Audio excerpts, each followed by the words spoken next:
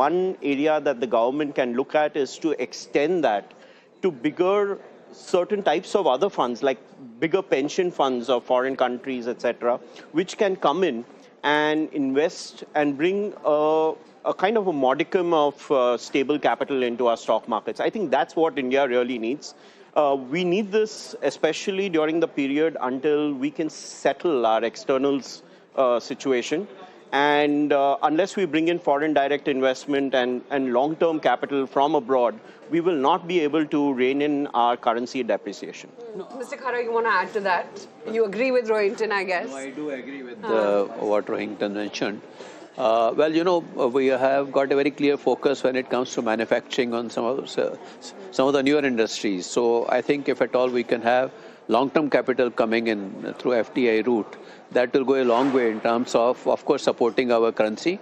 And as well as if at all currency gets supported, we'll have a situation where even FIIs will also be stable in the country. So I think that is one of the crying needs, if I may say so, of the economy, if at all we can get the long-term capital through FDI route. Before we go to Prateek, I just want to check with you the GST numbers which have come in, 1.93 lakh crores in January, and that's for the month of December, which gets reported in January there. I think the buoyancy of the tax which this government was looking at is coming back in terms of consumption, which is there. 1.93 is it's a 6% jump on a YOY basis, but we were looking at FY26 tax collection to be lower by, or total collections to be lower by around 1.5 lakh to 2 lakh crores. Now that the buoyancy is coming back, do you think the government would be a little bullish in terms of kind of tax projections in FY27? I would say that the relief which has already been granted, both in terms of the personal tax and the GST, I think that has really helped the consumption economy. Much of it will depend upon what is the space available for the government to really give any further reliefs. But nevertheless, I would say that maybe there could be some kind of tinkering in terms of when it comes to tax on the interest income of the banks, etc., because that is another area which is actually becoming a bit of a concern, because the deposit growth for the banking system is actually quite is not as strong as it should be. And eventually, for supporting the economic growth, it would be strong banking system will also go a long way. So I think maybe if at all there could be some tinkering in terms of interest on taxation on the interest income. That may be one of the areas which may be touched upon. Okay, very, very relevant points. We're going to take a very quick break on that note. We'll have R. Gopalan, former finance secretary, and of course, we'll bring on board Abhishek Parikh, group head finance and Warrior Energies as well into the conversation. But after this, a very quick break.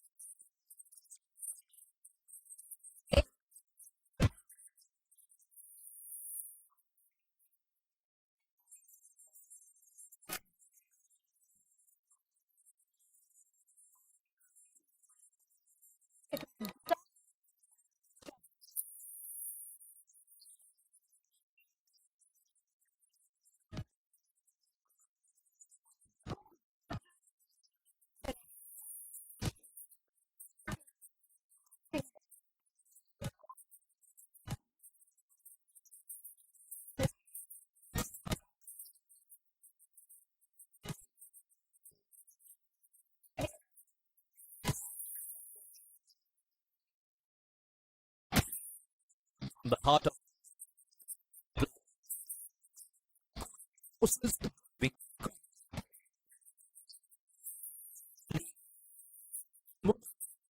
covered.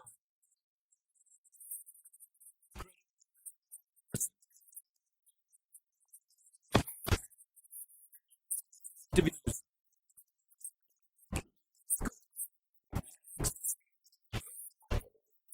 it. Because when the sky is high,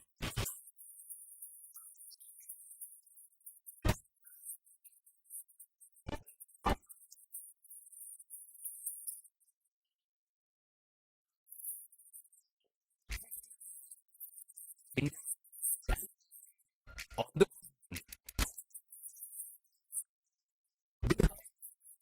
this is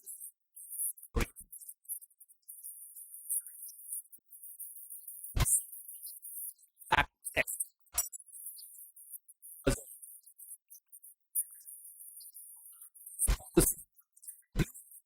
of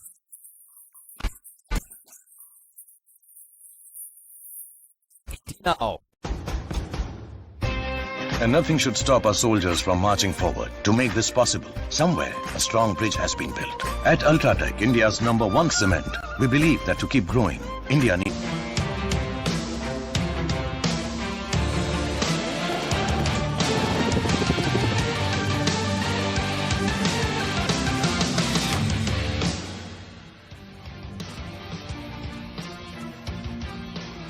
All right, welcome back. Packed panel, of course, and we're also going to be joined by R. Gopalan. But very quickly, let's look at what markets are up to. Nifty has inched back in the green, so that's the one positive that's playing out. IT down 1%, so some of the larger cap sector spaces continue to be under pressure. The Nifty Bank, though, holding on, absolutely flat. I wonder what the Nifty PSU Bank is also doing. Let's pull that one up and see the move with regard to the Nifty PSU Bank.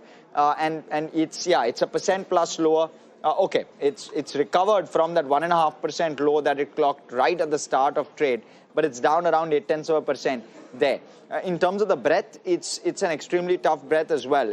Within the Nifty 500 universe, the breadth is over 300, declines to around 200 advances. So that breadth also not improving or not looking to improve. The Nifty 50 breadth also currently sitting in the negative.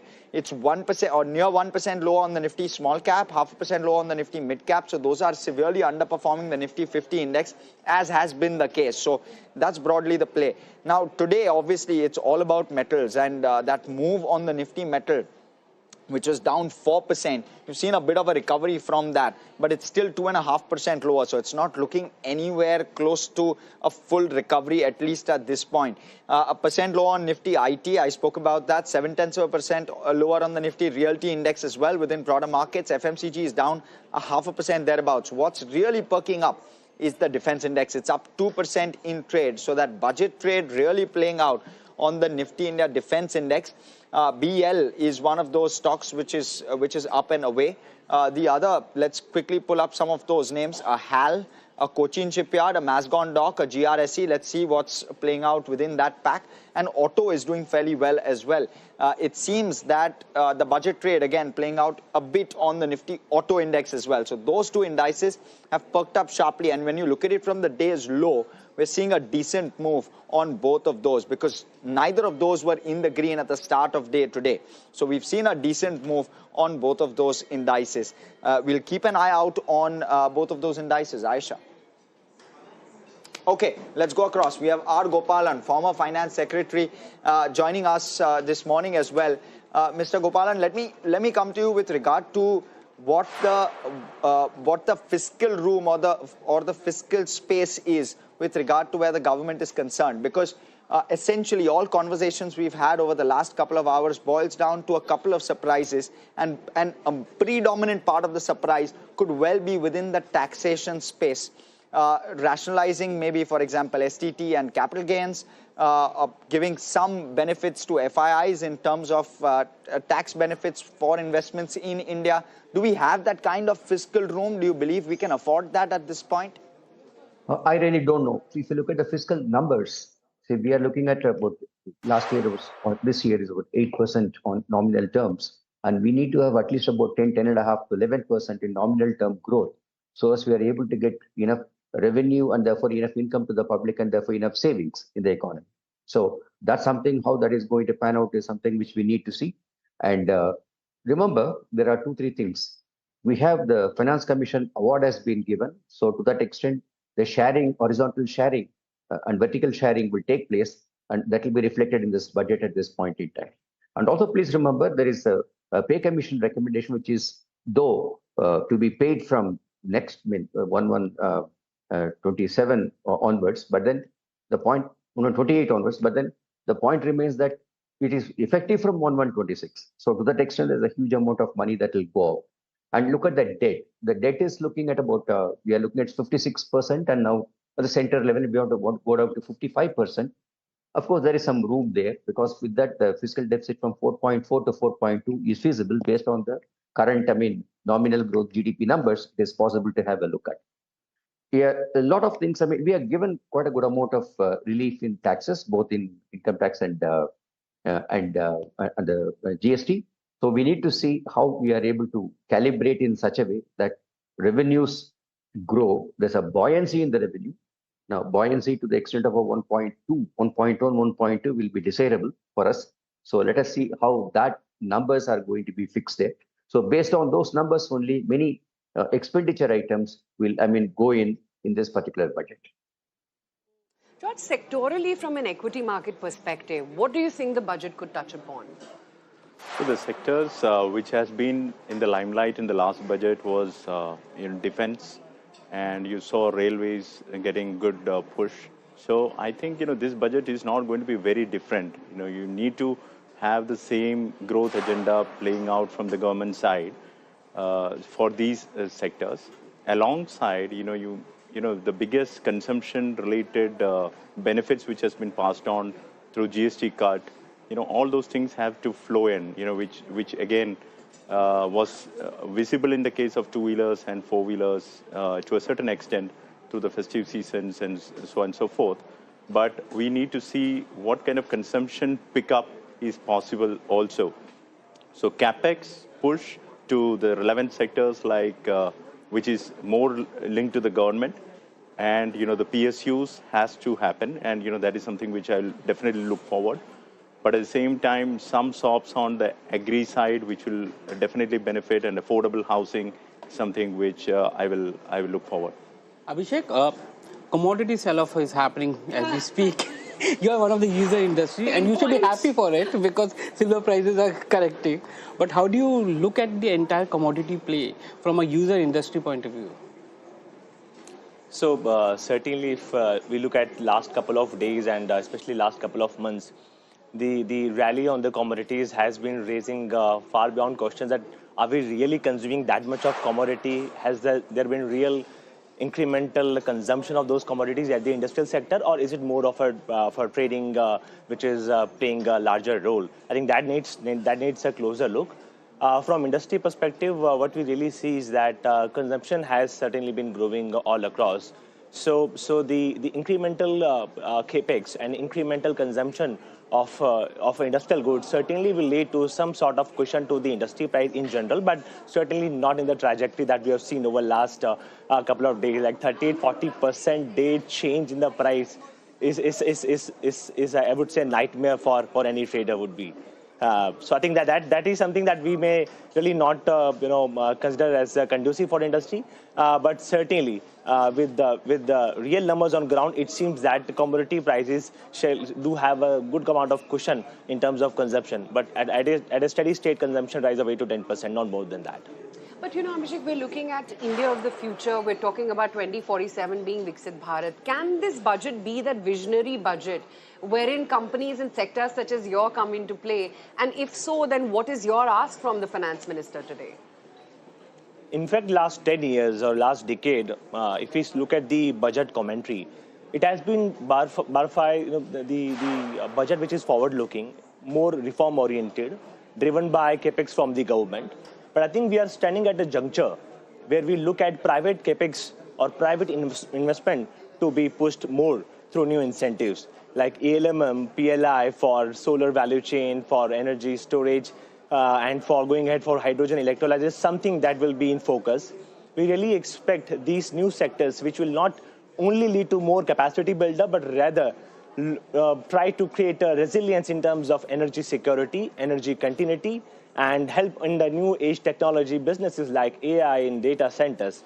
So we really expect more sort of a push on capex through private sectors, more conducive policy towards the manufacturing, upstream manufacturing, especially on the energy storage, on the hydrogen, as well as something on grid is something that is more expected. Even if you look at the economic survey, what interesting this time was the demand not for more capacities, rather for more integration and resilience of energy supplies through the grid network. And I think that is something that we are really keen to look at in today's commentary. Interesting. Mr. Khara, power sector. We have not been talking much about it, but if you are looking at data center capacities of nearly 10 gigawatt by 2030, the kind of power that we need and the kind of integration that Abhishek spoke about, that requires a high amount of capex coming in. Do you think budget will be able to focus on newer sectors for capex? No, I do agree, because when it comes to the kind of computing which is required and required to be done, if at all we are going for adoption of AI in a big way, then of course even data centers population will actually grow up even significantly. Apart from that, even GCCs also, which is another focus area for the services sector in the days to come, that will also lead to a significant upside as far as the power consumption is concerned. So, when we talk about the power consumption, we have done well in terms of the renewable in last couple of years. But at the same time, when it comes to base load, which is essentially either through thermal or it is through hydel, or now, of course, nuclear is another option. So I think my sense is that, of course, we have not invested so well in terms of thermal and the other options which were there. I think I expect that there could be some focus. Of course, there's a talk now in terms of the nuclear as an option, but of course it will take some time. So I think simultaneously thermal, which is very well there in the economy, maybe we'll have to selectively get into thermal, and we'll have to think in terms of how can we consume the green coal and how can we minimize the transmission, which is actually damaging the environment. So how can we really address to those concerns? To my mind, it is bound to be a focus, because in the days to come, we are going to have significant uptick as far as the electricity demand is concerned in the economy. Tax incentives for newer sectors like data centers and all, accelerated depreciation. Abhishek spoke about the battery and energy storage system, yes, which is there now with every renewable tender which is coming in. Do you think that could be one of the possibilities that you have accelerated depreciation coming in for some of these sectors? Yeah, we have seen in the past also, because a couple of years back also there was a tax holiday which was given for the wind power sector at a point of time. Maybe going by that, maybe that is, those are the areas which can actually be looked into from the taxation point of view. When it comes to tax relief per se, in terms of reduction, it may not happen, but tax holidays can perhaps be thought of to ensure that there is a capacity should come up fast, and it should not create a situation where the power is deficit in the economy. Rohinton, your take on this one? So I personally feel that the government has already signaled a change, a moving away from tax holidays to more direct benefit type of schemes. So schemes such as PLI are the ones which are prevailing just now, and where they specifically want to give certain benefits to a particular set of industries, then to my mind, the PLI scheme and the other state incentive schemes are the ones that are in play. Even now, if you see, for GIC benefits, where earlier we had Section 10A and 10AA type of benefits, those have been withdrawn, grandfathered, and now we actually have state governments coming out with incentives that if you set up a GIC in a particular area in my state, then these benefits accrue to you. So I see the kind of spectrum changing from a tax holiday to more a direct benefit type of scheme being rolled out. Okay, well, I guess that's the government's success. Look at Tata Motors passenger vehicle sales figures. It's a solid uptick on the total sales count itself. of almost 47%. The domestic PV sales, which includes EVs, by the way, that's also a staggering 46% jump up. Of course, these are year-on-year numbers. Month on month would be a better and a clearer picture. Tell you what, we'll take a very quick break, come right back. We'll continue our discussion with our ET Now budget think tank.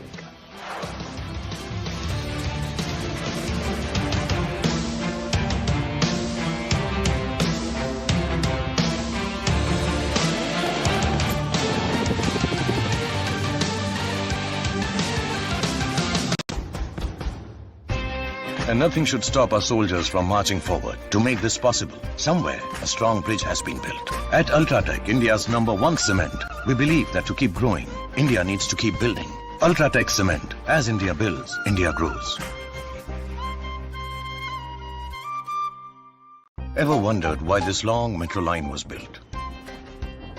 It's just so Papa can reach home early to have his kids jump into his arms with joy.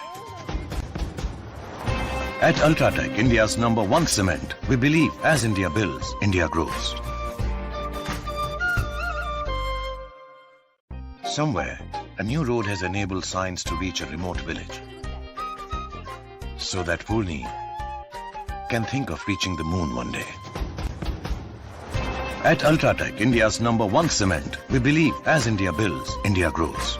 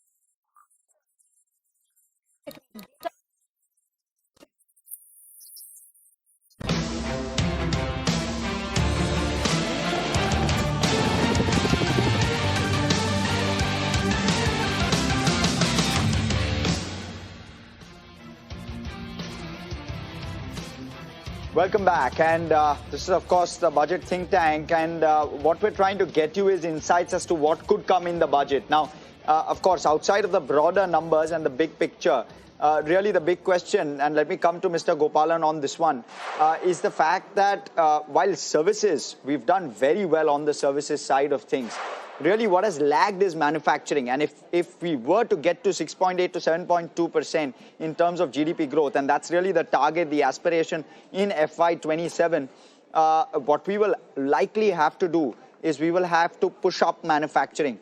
Mr. Gopalan, where is it that we are lacking where manufacturing is concerned, and what tweaks within the budget, if any, can be made as a step in that direction? Okay, let me look at it a little medium term. Today, the problem is the share of GDP in manufacturing is 18% in constant numbers and 12.8% in nominal, numbers. And the gross fixed capital formation in manufacturing has declined from 21% to 16%. So we have a problem. Now, the problem we need to overcome through a number of issues, both short-term and medium-term. R&D and innovation is an area where we need to focus on. Skilling is another area. I think in this budget, let us see what new measures are getting announced for skilling. The MSMEs is another big area where we need to look at, because MSMEs contribute quite a lot to the exports, the GDP, and to the employment in the country. So how do we ensure that the kind of measures already taken for MSMEs, how they are broadened to ensure that MSMEs are able to get even, capital without, any, collateral or some such thing guaranteed by the government, how that, goes forward. Then tariff reductions to ensure that, on the, global value chain, how are we able to get into that? And tariff reduction is very, very important for that purpose. Obviously, ease of doing business, which we are taking steps, but it needs to go a little further. And how do we, get, in the locations in which these things do happen, like clusters for production, clusters for export. So all these things, how we are able to get that into the budget is going to be some important issues facing manufacturing. Mr. Khara, that's the important point. Given the kind of global turmoil and flux that we're living in with regards to, the tariff situation and the changing geopolitical world order, do you think export will be a big focus in the budget? Well, if we look at the composition of our total GDP, it does not really figure out as a very significant component as far as export is concerned. But yes, having said that, I must also mention, when it comes to employment and the quality of employment, this is one of the very important sector. So I think having a focus on this sector will certainly help in terms of ensuring the quality of employment improves in the economy, and which will of course show up in terms of the consumption going up also. So I think the FTAs which have been entered into will certainly support. Having said that, we perhaps cannot ignore the fact that today when it comes to consumption, about 30% of the global consumption is there with US. 17% of the global consumption is there with China. So about 47% of the global consumption is into these two countries. So I think we actually need to really broad base our export markets so that we don't have the impact of this concentration of the potential export destinations. So that is something which we need to address. And I think there also in these markets also, if at all we can enter into, if at all we get into exports of the commodities, which can have the relief in terms of the taxation, this will be another step which perhaps can be thought of. And I think we are having a very clear focus in terms of innovation. We are having a clear focus in terms of coming up with the semiconductor cells, etc., solar cells. We need to capitalize on that. And once we do that, perhaps we'll have a situation where these are the specialized exports which will happen from the economy, which will go a long way in terms of supporting us in terms of employment, in terms of exchange rate stabilization also, and in terms of growth overall. George, large opportunities available within this manufacturing space for India. What are you seeing in terms of sectors, subsectors being at inflection points? Would aerospace likely feature? Are there any other sectors within manufacturing where India is likely looking at the cusp of possibly the cell phone type or the EMS type revolution within manufacturing? Yeah, to make a case of that. Yeah, so it's a very interesting time. When you look at the entire capex which is happening currently, and through the support of PLI, it's on EMS space and a few other sectors. But what is needed is the gross capital formation has always been around 35%. It has to be inching up, and when you look at from the success factors what we have seen in the past, which is mostly in defense, railways, mainly because of the government push. But, that definitely needs to continue because the environment is in such a way that, the export market, many of the players are not confident enough to take the bets to increase the manufacturing exports because the export market itself is looking volatile. So the bigger picture in my mind, rather than focusing on, there are a couple of key areas where government needs to focus on, in my mind, is, how we can increase the capital flows when the FDIs are going away or net FDIs are negative or FPIs are negative and the currency is not in a stabilized environment. That is where probably some big measure is required to stabilize all these aspects so that the environment becomes much more conducive for the businessmen to do the business. Whatever the manufacturing exports or service exports which is happening can be continued and can be made it better. So if you see the services exports is $330 billion exports, even if 10% correction, that means there is a big pressure on the flows towards almost $33 billion, so which needs to be definitely be looked into in a very, very different light. And that is something which is needed so that the exports, consumption, as well as the capex and related sectors benefits together. Abhishek, what is the kind of expectation you have from the export point of view? Because you guys also export a lot of panels to the US, and there we're facing a lot of challenges which is there. Is the new FTAs which is getting signed is going to help you diversify into those regions as well? Certainly, export is a very, I would say, important aspect of growth or trajectory going ahead as well. If you look at the global economies over the last 20 years, so which are the countries which have actually seen more than 7% growth for consistent 20 years are the ones who actually focused on exports. India today, as rightly said by fellow panelists, that has very smaller bet on the export right now. But what we look forward is a larger area to work at. Because if you look at the consumption in India, certainly a very, very conducive numbers we get. We get a lot of comfort from the demand in the domestic market that is increasing. But if we really want to build India as a manufacturing hub, if we really want India to compete at global scale, go out and compete with likes of China, likes of what Vietnam has done, right, likes of what the other smaller countries have been able to demonstrate, I think India is on the right set of point, and we really see hockey stick kind of a growth in exports market.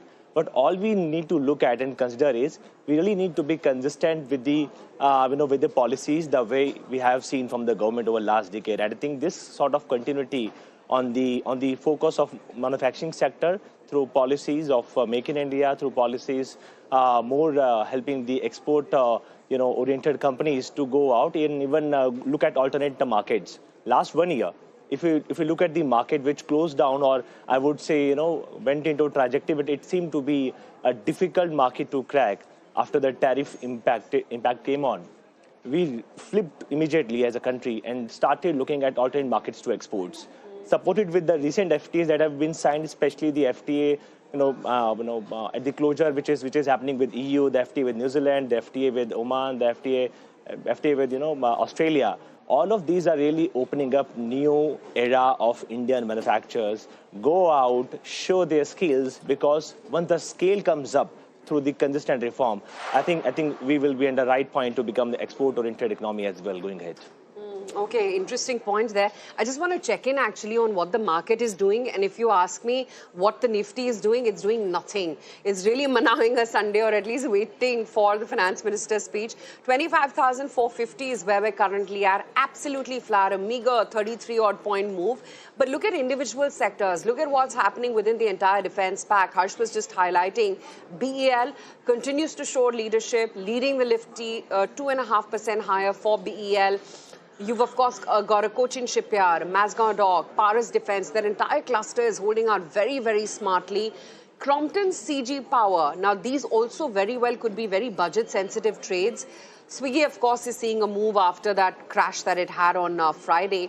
Keynes as well is holding up, and I wouldn't be surprised if Dixon, etc., or an RR Cable, etc., the entire EMS theme also could be propping up. These also tend to be very sensitive budget plays. But look at what's happening on the commodity end of the market. MCX, that's cracked now 11.5% almost in futures. The entire silver trade is unwinding. Hindustan Zinc is down 9%. Even Nalco is down about almost 7%. Sentimentally, look at what's happening to Muthoot. That's also down 5% because it also moved up with the rally in gold all through the year. You've got Angel One. I think they also have some commodity trading of a play. That stock also lower by about 3%. But largely it's metals, which is really dragging the markets lower today. And Hindalco, of course, is your top loser today, which is down about almost 3% as we speak right now. But George, purely from a market perspective, I know while the budget can't really do anything much to lift the market sentiment, but hoping against hope, forget what's going to happen on capital taxes as well as gains. But other than that, do you think mentions of tariffs, global uncertainty would at least give some clarity to the market on what the government thinking is and how they're planning to cope up with it all? Obviously, if you see the manufacturing exports to US is almost, $87 billion, which was under pressure now because most of the businessmen, whom I am talking to, a lot of our clients who are big businessmen, what we realize is that they're all finding it very difficult in the overseas market to understand how the market is shaping up, and daily the tariff related news flows and the currency movements are killing them. So there is a definite need to stabilize this whole situation in terms of one, the environment in terms of exports as well as the currency stabilization, and also the incentives with regard to the export-oriented businesses so that, the flows can continue and the exports can be much more in a saner version. So what I realize is that government revenues are, because of the cyclical slowdown what we have seen in earnings, revenue will be under slight pressure. But at the same time, they have to focus on the capex related push, which has been the case for the last 5 years. And especially in the environment like this, more push from the government and alongside the stabilization in the currency market and some color on the tariffs, which is given, definitely markets will take it very, very positively. I think that will stabilize the whole market environment. Today, what you see is that against US dollar, INR is depreciating, and US dollar is depreciating against all other basket of currencies. So in fact, against other basket of currencies, we are depreciating almost 20%, which is very, very scary situation. This needs to be addressed in some way or the other. It could be because of the clarity which government can provide in terms of how the tariff negotiations are going on. That can put lot of comfort to the export-oriented market, and also the currency will stabilize, which will make it more conducive. Okay, on that note, let me take a very quick break. But Abhishek, thank you so much for your time. We'll come to you right after this speech. We'll take a very quick break, and then, of course, after that, we'll have our Mukundan, President, Designate and CII, and Managing Director and CEO at Tata Chemicals as well, joining in very shortly.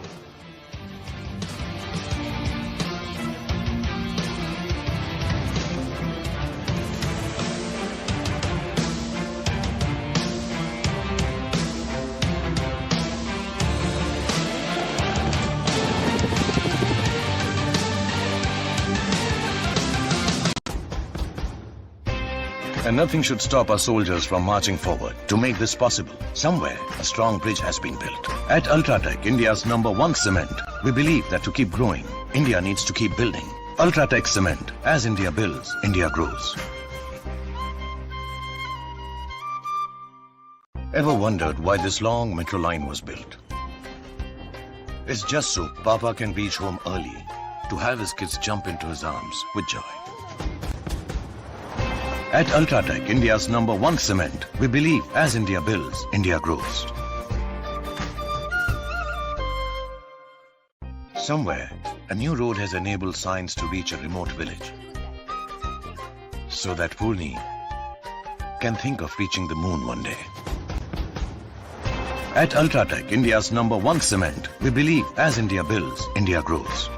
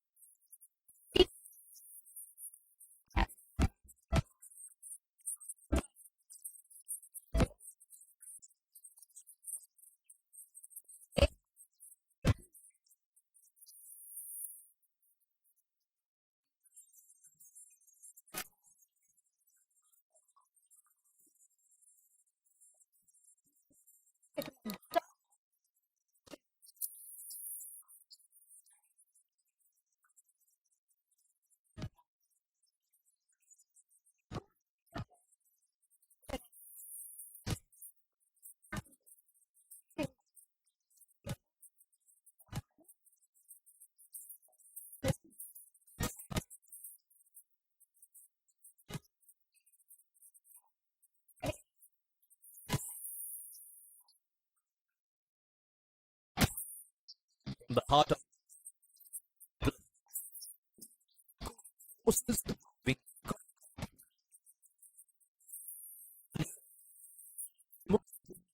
cover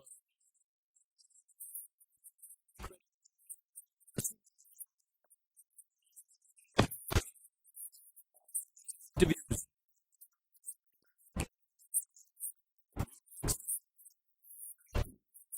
it because when the eye is high,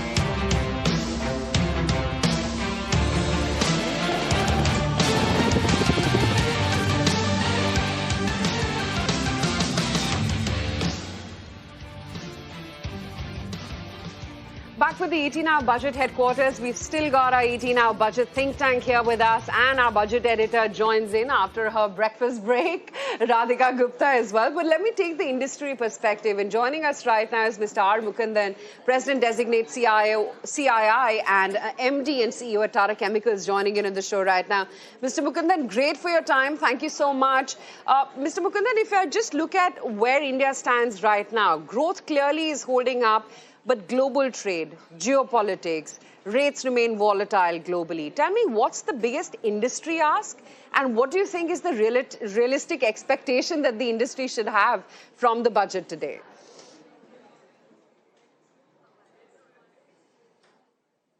So I think you make a very important point. I think while the domestic market is growing and growing well in a robust manner, I think the biggest challenge for us is coming from the external sector, mainly because of the volatility there. And I think what government has done is the right thing. Firstly, when external sector is under threat, I think you focus internally to bring in reforms and then reach out to parts of the market which are willing to work with you to sign FTAs and free trade agreement to boost market access and also give them market access to a very, very fast growing Indian market. And I think this is going to augur well for us. But internally, I think we have already unleashed the reform number 2. But I think in addition to that, to support the FTAs, I think we need to look at what improvements can we make on ease of trading, ease of logistics in and out of Indian ports, Indian airports, and also how to sort of rationalize all the custom duty issues so that that doesn't become a drag on an element which is already challenging for many people. In addition to this, I think we need to continue to focus on manufacturing through targeted PLI schemes. And on top of that, MSME sector should not be forgotten. I think we all know that the MSMEs are backbone of large companies and large investments. So a three-way issue, I think focus on internal reform while you engage with the external world to build stability. At the same time, manufacturing and MSME. Right. Mr. Mukundan, some of the FTAs are actually a double-edged sword as well, right? We're going to give away some amount of leeway of domestic industry as well. For example, to the EU, we've given them flexibility with regard to auto. How much of that is a concern for you?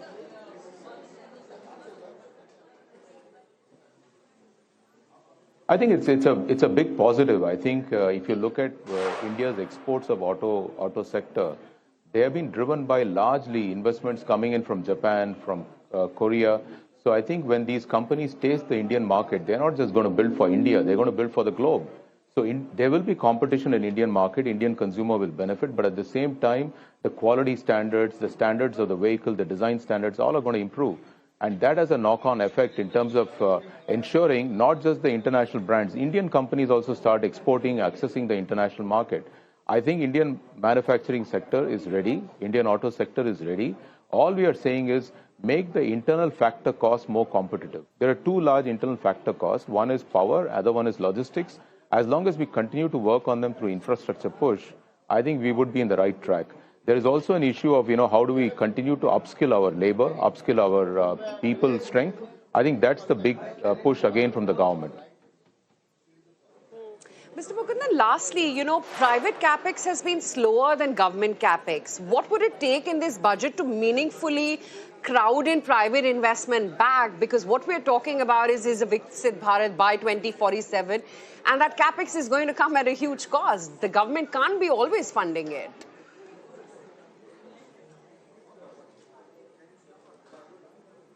So I think this commentary which is there, I think was valid 2 years ago. But if you look at 26, 27, I think a large proportion of the capex has happened from the private sector. There's a 8 and 18% growth. There is about 475,000 crores of capex in only 11 projects, which are more than 20,000 crore each, mainly in electronics, solar energy, and in steel and chemicals. We know that, for example, Chhattisgarh has got the maximum number of private sector capex, which is getting implemented, coming on stream, about 15 lakh crore. Then Gujarat and Tamil Nadu have 5 lakh crore each. So we've got state-wise numbers, we've got company-wise numbers. 2,600 companies are investing close to about 16 lakh crore from private sector. And these are specific projects we have tabulated. So it was a right comment maybe 2 years ago when the capacity utilization was not high, but as the capacity utilization reached about 75-80% figure, I think private sector capex has begun to kick in. What we need to do is to ensure that we make the ease of investing, ease of production, ease of manufacturing, ease of logistics continue to be the focus of the government.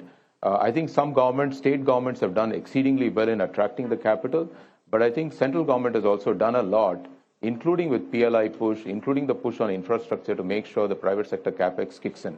Now, some of the private sector capex which will come going forward actually will not be just Indian capital. These will be foreign companies wanting to invest, especially with the EU FTA once it is signed. There's 6,000 odd companies in India. They're also going to come in and invest for the world. So I think we need to look at this in a very holistic manner. This is a build forward budget, and I think we should continue to build forward. And here's to that, counting down to the budget. Mr. Mukundan, thank you so much for your time, and we'll see you again post the budget speech as well. Let me also welcome on board now Mr. Anand Goenka, President FICCI and Vice Chairman RPG Group, joining in on the show. Anand, hi, good morning. Good to be speaking with you once again. Anand, I can tell you about the equity markets. The mood is very somber as we go into the equity, trading today. But tell me, how would you describe the mood in the industry right now from the perch that you are at FICCI? Would you say it's confident? Would you say it's cautious? Or would you say it's conflicted or maybe bullish also?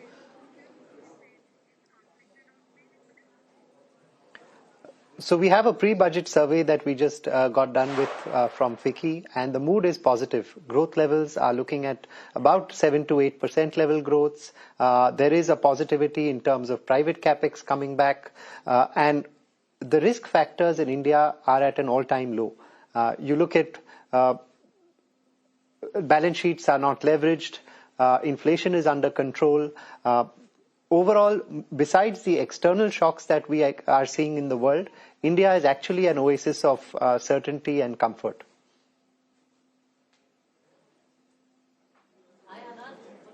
To you, I think, what is corporate India thinking, given that many businesses are, of course, facing geopolitical headwinds, hurt by tariffs? What is that segment of corporate India expecting from the budget? Right. So the tariffs that really have had an effect to a certain extent is US, but we are a largely consumption-based economy. The sectors that have got affected are again very specific, whether it is textile apparels, fisheries, leather goods, and so on. So to that extent, the impact on the Indian economy and Indian business has been fairly limited. Government has done a lot of other things to make sure that that impact is lessened, with 8 FTAs that have been signed, and the most recent, the mother of all deals, with EU. And that will have a very positive boost on the sectors that have got affected by the US tariffs. As these get ratified, I think there will be a lot of relief, and possibly or hopefully in the budget, maybe some focus on providing relief to these sectors, particularly, and MSMEs will help. Mr. Goenka, talk to us about where we are at this juncture where private capex is concerned. We're not yet seeing, we're seeing green shoots, but what is it going to take for animal spirits to start to come back? You know, a multi-year kind of cycle, or is that unrealistic to expect?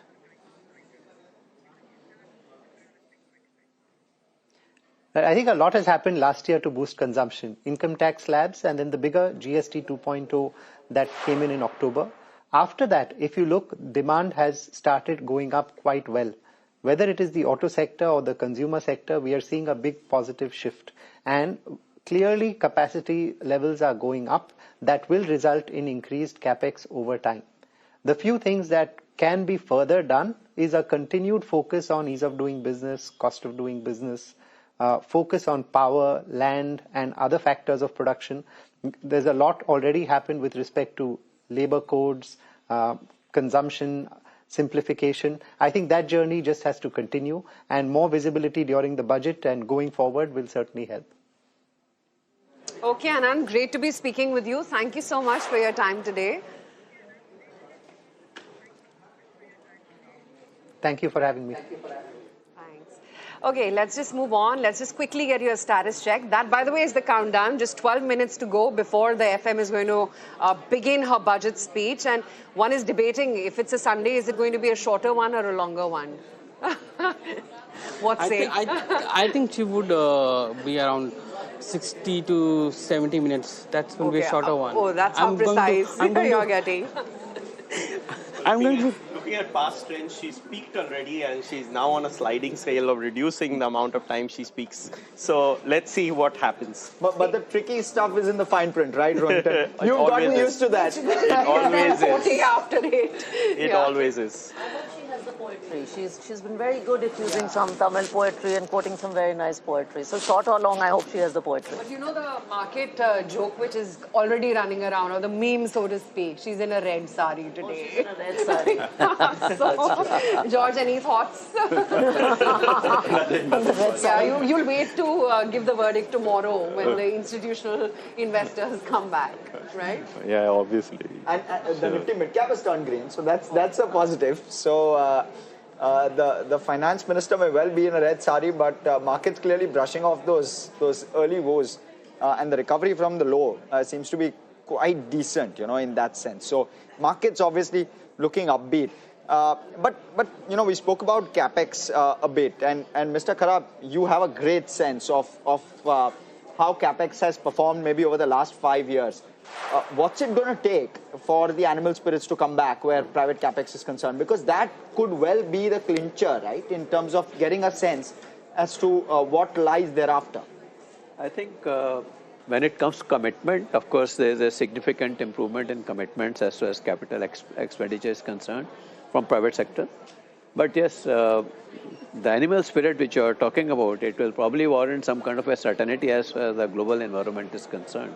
Yeah. Because unless and until there is a certainty on that, perhaps we may have challenge in terms of animal spirit coming back. But nevertheless, I must also mention that the capex which is happening in the newer industries, which is green, particularly battery and EVs, and also cell manufacturing, etc., that is actually quite encouraging. And apart from that, the defense sector is another one which is showing a very promising outcome. So I think these are some of the sectors which will probably now take the leap forward and probably generate the animal spirit also. Okay, an absolutely flat market. It's only a few odd sectors, select autos, wherein the monthly sales numbers have been good. Defense, of course, and the entire EMS play is what is keeping the market afloat. L&T, Eicher, M&M, they are back to the fore. Maruti as well has now inched up higher. But on the flip side, it's a bit of a tug of war because you've got IT, some of the select FMCG names, and metals are the ones. Anything to do with metals or precious metals, that's really down and out in trade. But the one voice that all of us have been waiting for, consulting editor ET Now, Swaminathan Iyer, joining in to tell us what he's expecting from the budget. Swami sir, good morning. And don't tell me casual leaves should be done away with. We're already having a working Sunday here. But your top three asks from the budget this time, what should the market look out for?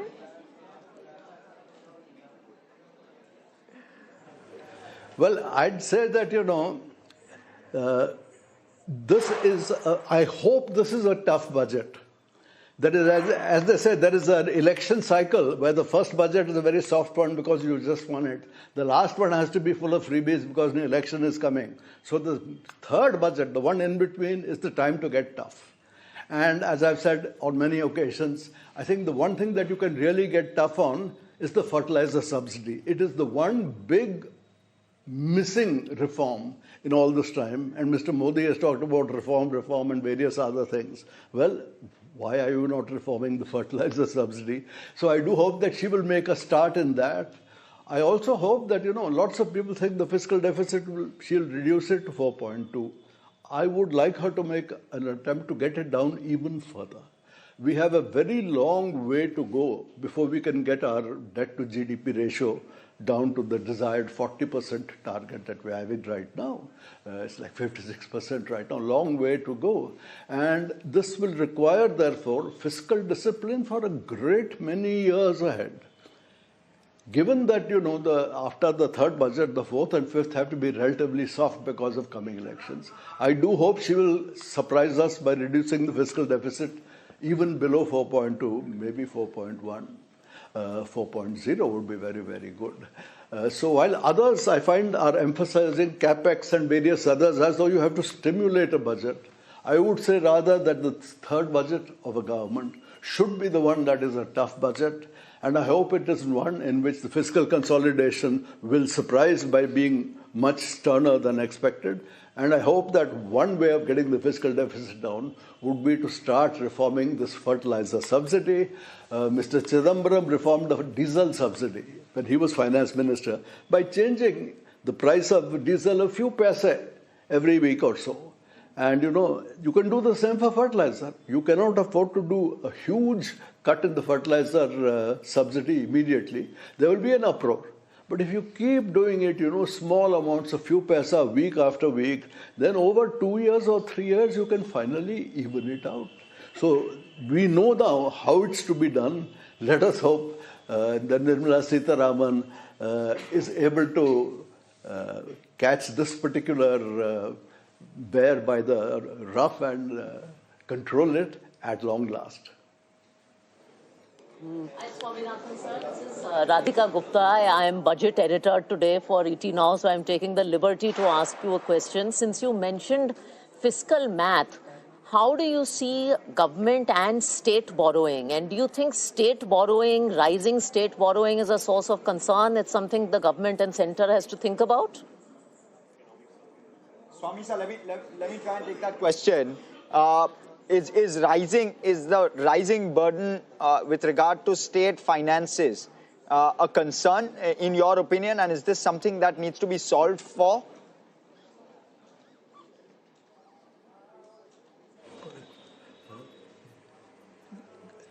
Reduce gradually. Okay, all right. We have him on a slightly difficult line, so we'll get that patched. Yeah. Check with Mr. Khara. Yes. Swaminathan Iyer was talking about tackling the fertilizer subsidies there. Do you think the government will go for direct benefit as far as fertilizer subsidies is concerned now? That could be an option which can perhaps be explored. To my mind, when it comes to ensuring that it goes to the right hands, and also the leakages in the subsidies could be avoided. Perhaps we have seen in the past also, DBT has proved to be a very successful option. Maybe it can be looked into. And that would be, George, it would be a good thing for fertilizer companies. They don't have to wait for the government grants coming back to them. It will be on the spot and good for the working capital as well. If you look at the agrochemical companies have been going through a tough time in the last few years. Last 3.5-4 years. So definitely any agri push, anything related to the state government easing of their finances, because the budget deficit from states have been going up, and which eases in any shape or form can be very positive for these sectors. Do we have Swami sir back with us, Swaminathan Iyer? Okay, not yet. We'll wait by for him. Just looking at the markets, nothing at all really. Not moving much. It's the usual suspects, your BEL, CG Power, Crompton, Keynes. Hudco has moved up about almost 3% or so. Tata Motors PV after those monthly sales numbers, that's tinched up about almost 2.25% as we speak. ONGC, of course, is holding out very well. Sajid, you were mentioning the rationale why. L&T, Reliance, etc. is looking good.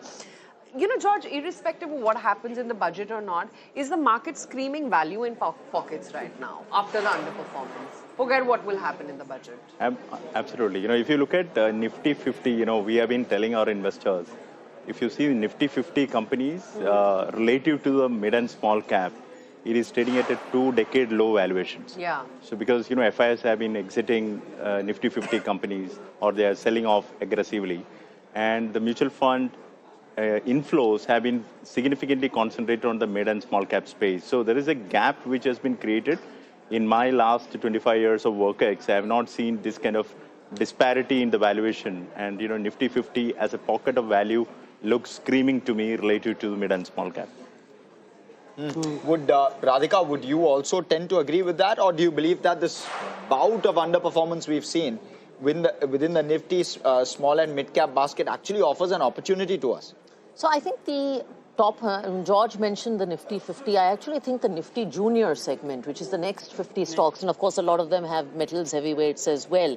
But it's been a laggard for a very, very long time. Yes. So that offers value. I also think the mid-cap segment tends to get a lot of hate, but now that's 33,000 crore to 1 lakh crore market cap companies. And if you look at earnings disappointments, mid-caps have been the least disappointing. They've actually done the best job on the earnings front. So I think the 50 to 200 company point actually is a very, very interesting point today.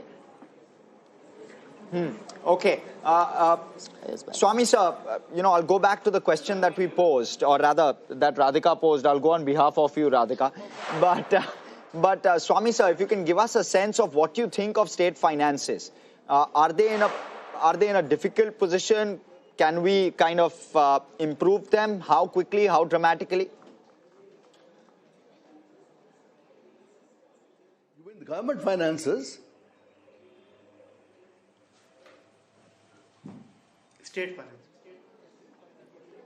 State finances are not in very good shape. The central government had allowed them to run deficits going up to 3.5% of GDP, and that has to gradually come down. I think they will have to make a significant effort. As I said, in the election cycle, the third year is a good time to go ahead with tough measures.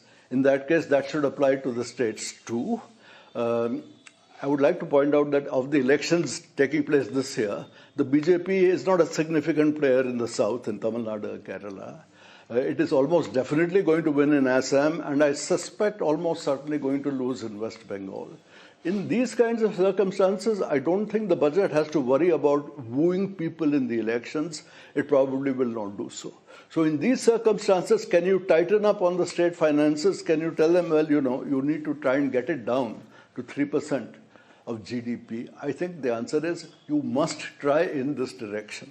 The political economy is just right for this. This is the correct year for tightening the screws, for reducing both the central fiscal deficit and making it clear to the states that they cannot continue at 3.5% forever, and they do need to come down to 3%.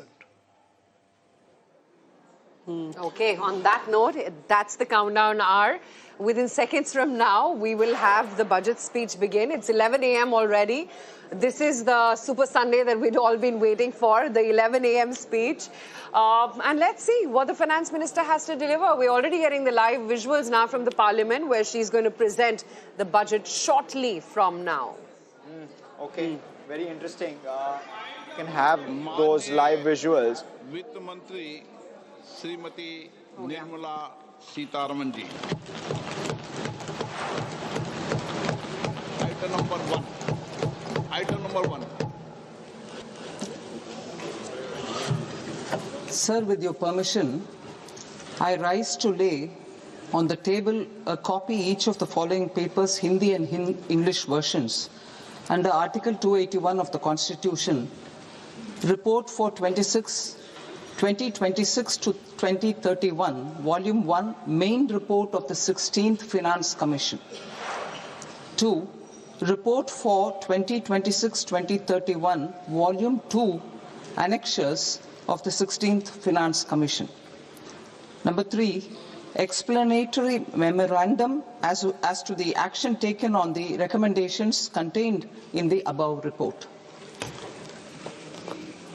Item number 2, माननीय वित्त मंत्री Nirmala Sitharaman ji.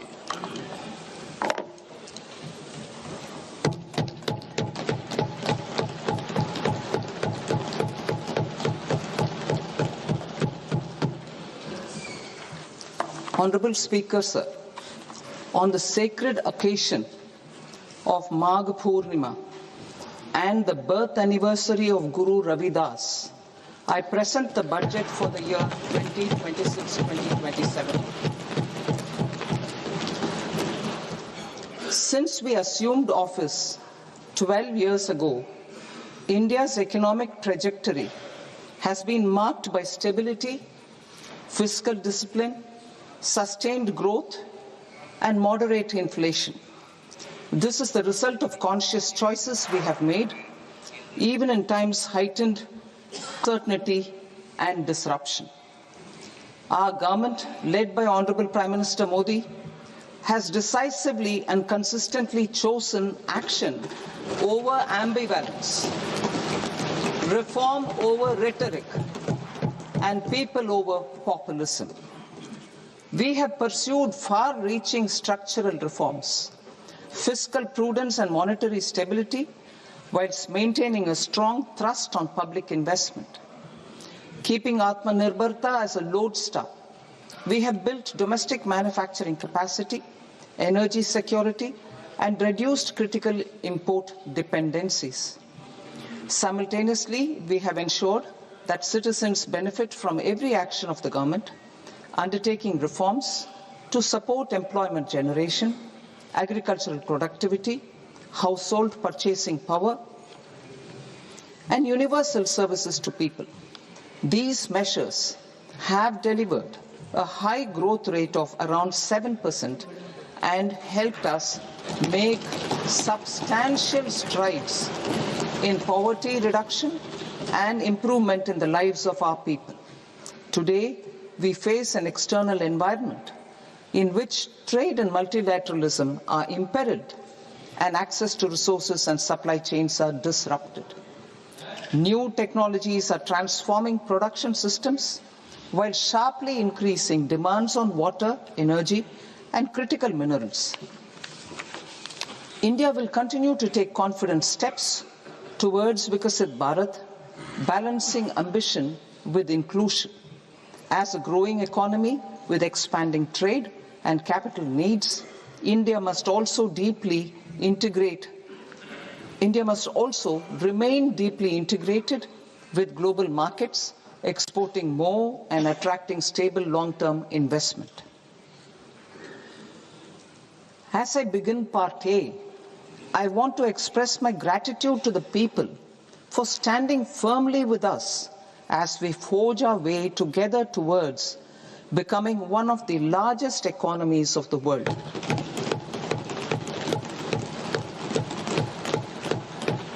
Our aim is to transform aspiration into achievement and potential into performance as we ensure that the dividends of growth reach every farmer, the scheduled caste, the scheduled tribes, the nomads, the youth, the poor, and the women.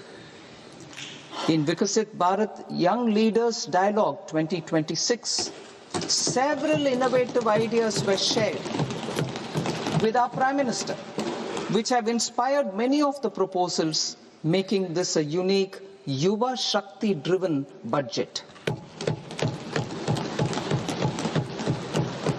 Our government's sankalp is to focus on our poor, underprivileged, and the disadvantaged. To deliver on this sankalp, and given that this is the first budget prepared in Kartavya Bhavan, we are inspired by three Kartavya. Our first Kartavya is to accelerate and sustain economic growth by enhancing productivity and competitiveness and building resilience to volatile global dynamics. Our kartavya is to fulfill aspirations of our people and build their capacity, making them strong partners in India's path to prosperity. Our third kartavya, aligned with our vision of Sabka Saath, Sabka Vikas, is to ensure that every family, community, region, and sector has access to resources, amenities, and opportunities for meaningful participation. This threefold approach requires a supportive ecosystem. The first requirement is to sustain the momentum of structural reforms, continuous, adaptive, and forward-looking. Second, a robust and resilient financial sector is central to mobilizing savings, allocating capital efficiently, and managing risks. Third, cutting-edge technologies, including AI applications, can serve us as force multipliers for better governance. Reform Express. Our government has undertaken comprehensive reforms towards creating employment, boosting productivity, and accelerating growth.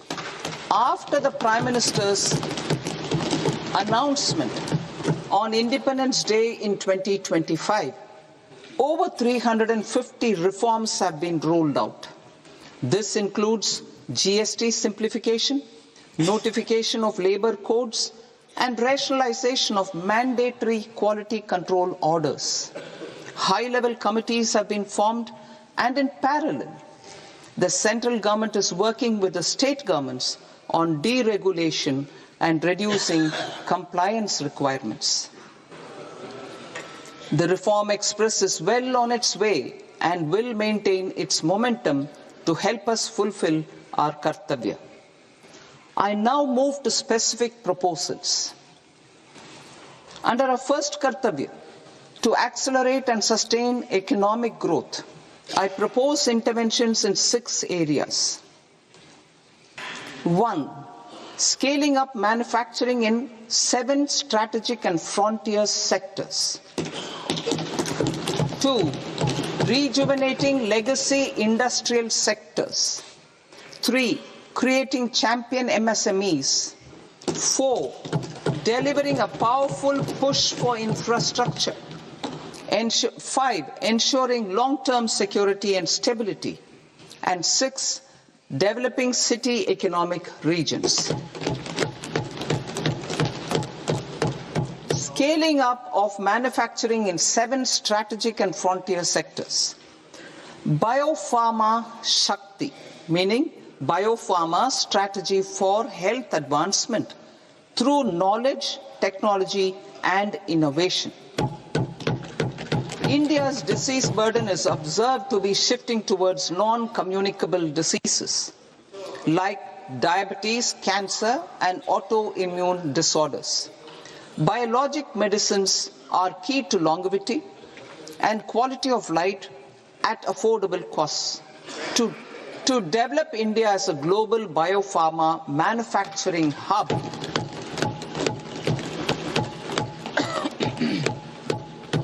I propose the Biopharma Shakti with an outlay of 10,000 crores over the next 5 years. This will build the ecosystem for domestic production of biologics and biosimilars. The strategy will include a biopharma-focused network with 3 new national institutes of pharmaceutical education and research, popularly known as NIPERs, and upgrading 7 existing ones. It will also create a network of 1,000 accredited India clinical trials sites. We propose to strengthen the Central Drug Standard Control Organization to meet global standards and approve timeframes through approval timeframes through a dedicated scientific review cadre and specialists. India's semiconductor mission 1.0 expanded India's semiconductor capabilities. Building on this, we will launch ISM 2.0 to produce equipment and materials, design full-stack Indian IP, and fortify supply chains. We will also focus on industry-led research and training centers to develop technology and skilled workforce.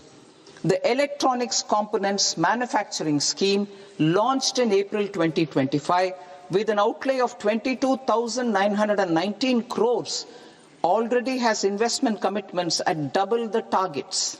We propose to increase the outlay to 40,000 crores to capitalize on this momentum.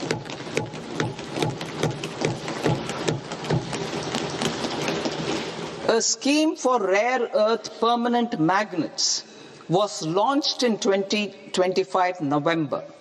We now propose to support the mineral-rich states of Odisha, Kerala, Andhra Pradesh and Tamil Nadu to establish dedicated rare earth corridors to promote mining, processing, research and manufacturing. To enhance domestic chemical production and reduce import dependency, we will launch a scheme to support states in establishing 3 dedicated chemical parks through challenge route on a cluster-based plug-and-play model. Strong capital goods.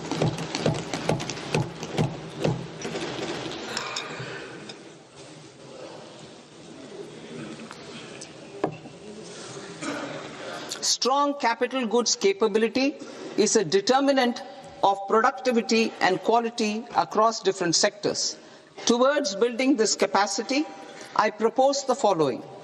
High-tech tool rooms will be established by central public sector enterprises at 2 locations as digitally enabled automated service bureaus that locally design, test and manufacture high-precision components at scale and at lower cost. 2. A scheme for enhancement of construction and infrastructure equipments will be introduced to strengthen domestic manufacturing of high value and technologically advanced CIE. This can range from lifts in a multi-storied apartment or firefighting equipment in multiplexes, large or small, and to tunnel boring equipments for building metros and high-altitude roads. I also propose a scheme for container manufacturing to create a globally competitive container manufacturing ecosystem with a budgetary allocation of 10,000 crores over a 5-year period. For the labor-intensive textile sector, I propose an integrated program with 5 subparts. 1. The National Fiber Scheme for self-reliance in natural fibers, such as silk, wool and jute, man-made fibers and new-age fibers. Textile expansion and employment scheme to modernize traditional clusters with capital support for machinery, technology upgradation and common testing and certification centers. 3. The National Handloom and Handicraft Program to integrate and strengthen existing schemes and ensure targeted support for weavers and artisans.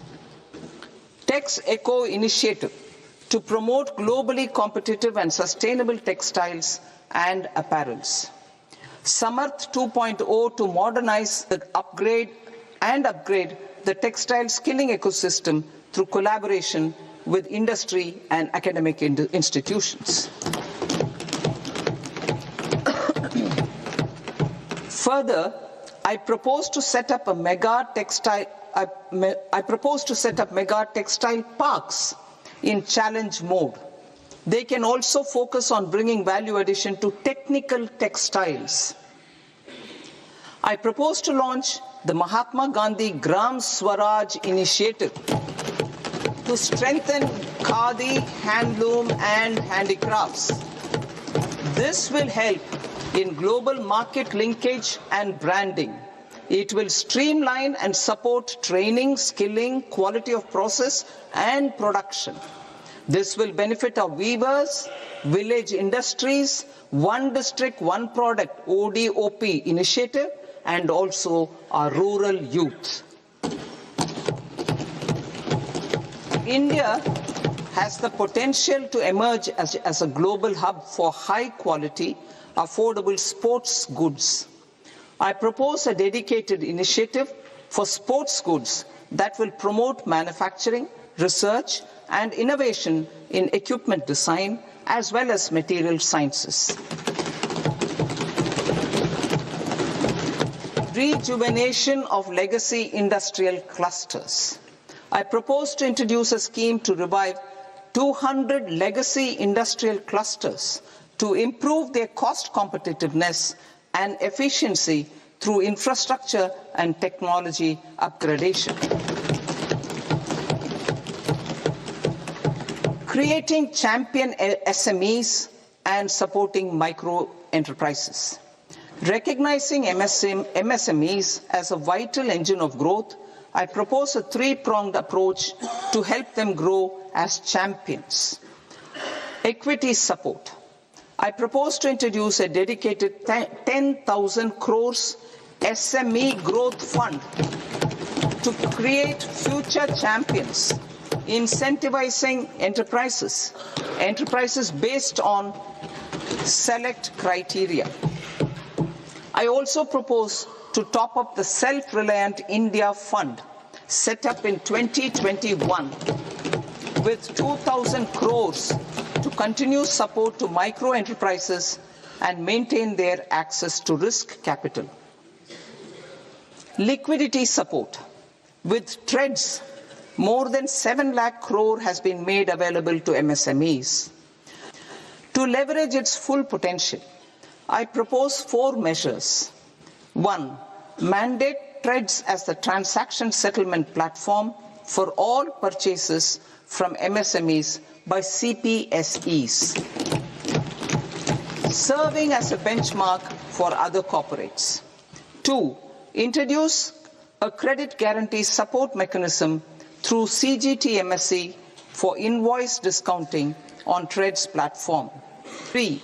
Link GEM with TREDS for sharing information with financiers about government purchases from MSMEs, encouraging cheaper and quicker financing. 4. Introduce TREDS receivables as asset-backed securities, helping develop a secondary market, enhancing liquidity and settlement of transactions. Professional support. Government will facilitate professional institutions such as the ICAI, ICSI, ICMAI to design short-term modular courses and practical tools to develop a cadre of corporate mitras, especially in Tier 2 and Tier 3 towns. These accredited para-professionals will help MSMEs meet compliance requirements at affordable costs. Infrastructure. During this past decade, our government has undertaken several initiatives for large-scale enhancement of public infrastructure, including through new financing instruments such as Infrastructure Investment Trust (InvITs) and Real Estate Investment Trust (REITs), and institutions like NIIF and NABFID. We shall continue to focus on developing infrastructure in cities with over 5 lakh population, that is Tier 2, Tier 3 cities, which have expanded to become growth centers. Public capital expenditure has increased manifold from 2 lakh crore in 2014-15 to an allocation of 11.2 lakh crore in BE 25-26. In this coming year, that is financial year 2026-27, I propose to increase it to 12.2 lakh crores to continue the momentum. To strengthen the confidence of private developers, regarding risks during infrastructure development and construction phase, I propose to set up an infrastructure risk guarantee fund to provide prudentially calibrated partial credit guarantee to lenders. Over the years, REITs have emerged as a successful instrument for asset monetization.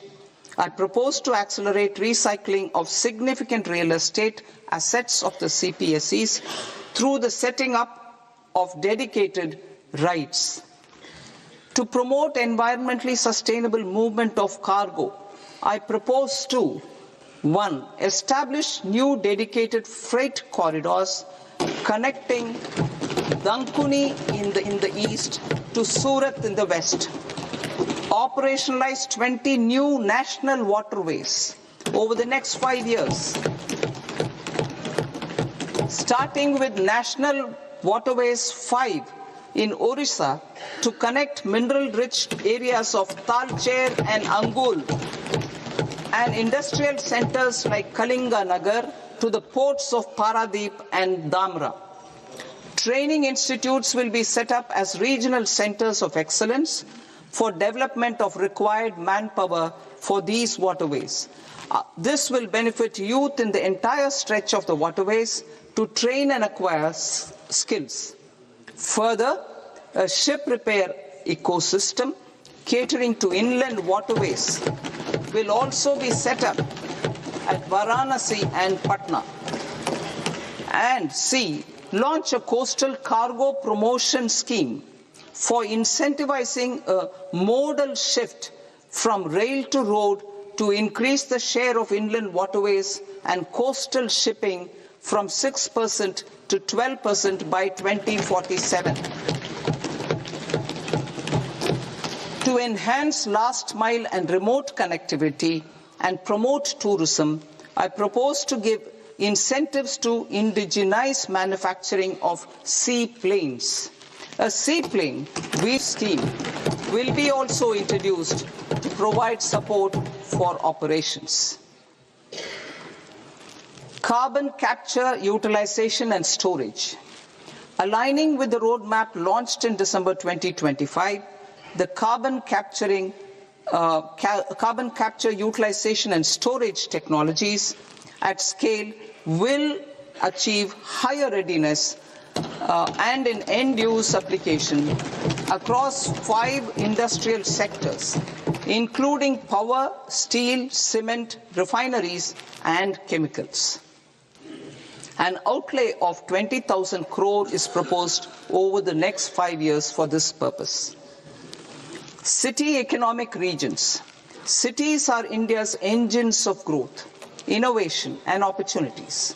We shall now focus on Tier 2, Tier 3 cities, and even temple towns, which need modern infrastructure and basic amenities. This budget aims to further amplify the potential of cities to deliver the economic power of agglomerations by mapping city economic regions based on their specific growth drivers.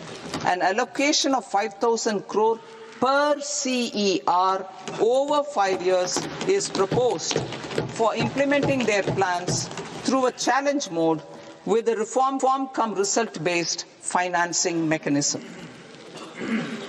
In order to promote environmentally sustainable passenger systems, we will develop 7 high-speed rail corridors between cities as growth connectors, namely Mumbai to Pune, Pune to Hyderabad, Hyderabad to Bengaluru, Hyderabad to Chennai, Chennai to Bengaluru, Delhi to Varanasi, Varanasi to Siliguri.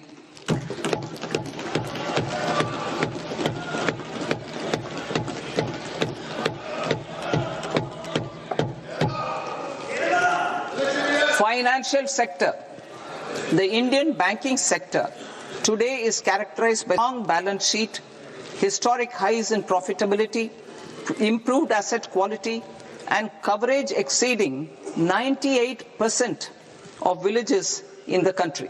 At this juncture, we are well placed to futuristically evaluate the measures needed to continue on the path of reform-led growth of this sector. I propose setting up a high-level committee on banking for Vikasit Bharat.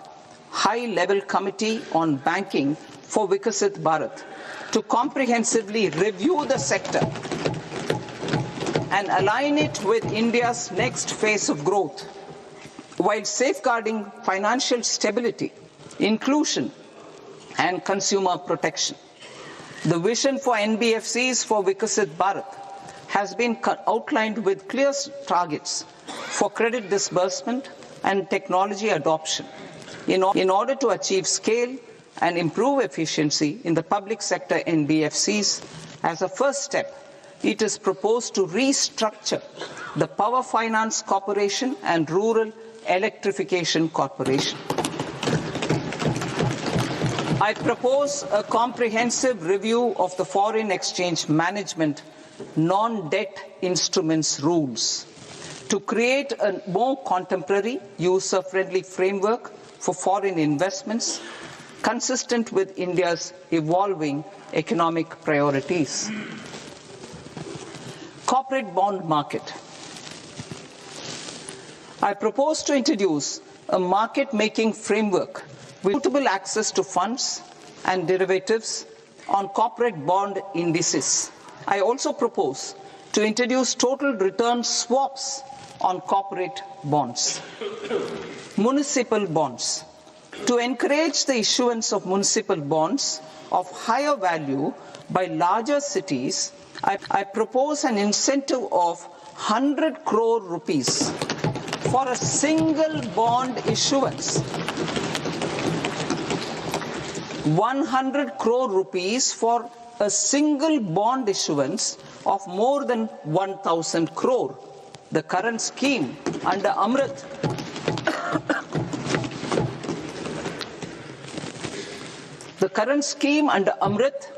which incentivizes issuances up to 200 crores only, will also continue to support smaller and medium towns. That will also continue to support the smaller and medium towns. Ease of doing business. Individual persons resident outside India, PROI, will be permitted to invest in equity instruments of listed Indian companies through the Portfolio Investment Scheme. It is also proposed to increase the investment limit for an individual PROI under the scheme from 5% to 10%, with an overall investment limit for all individual PROIs to 24% from the current 10%. Emerging technologies including AI. 21st century is technology driven. Adoption of technology is for the benefit of all people. Farmers in the field, women in STEM, youth keen to upskill, and Divyangjan to access newer opportunities. The government has taken several steps to support new technologies through AI Mission, National Quantum Mission, Anusandhan National Research Fund, and Research and Development and Innovation Fund. Our second kartavya is to fulfill aspirations and build capacities. Close to 25 crore individuals have come out of multi-dimensional poverty through a decade of our government's sustained and reform-oriented efforts.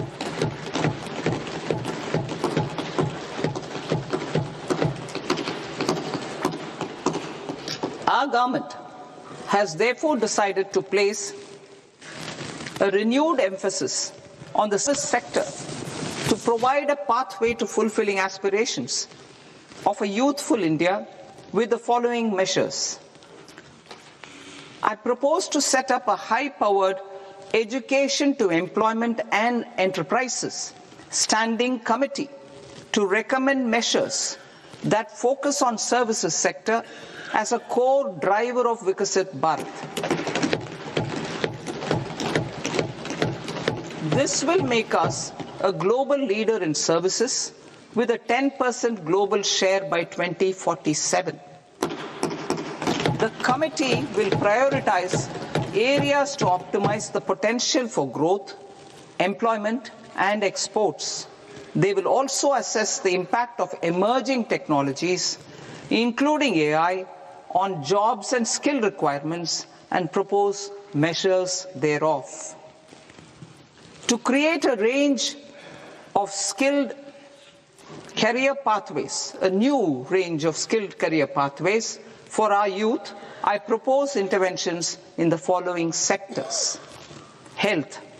Existing institutions for allied health professionals will be upgraded and new AHP institutions established in private and government sectors. This will cover 10 selected disciplines, including optometry, radiology, anesthesia, OT technology, applied psychology and behavioral health, and add 1 lakh AHPs over the next 5 years. A strong care system covering geriatric and allied care services will be built.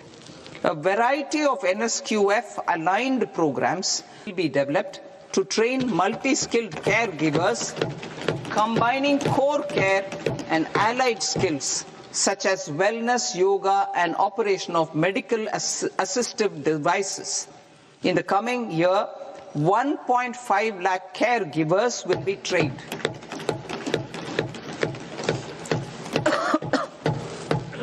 Hubs for medical value tourism.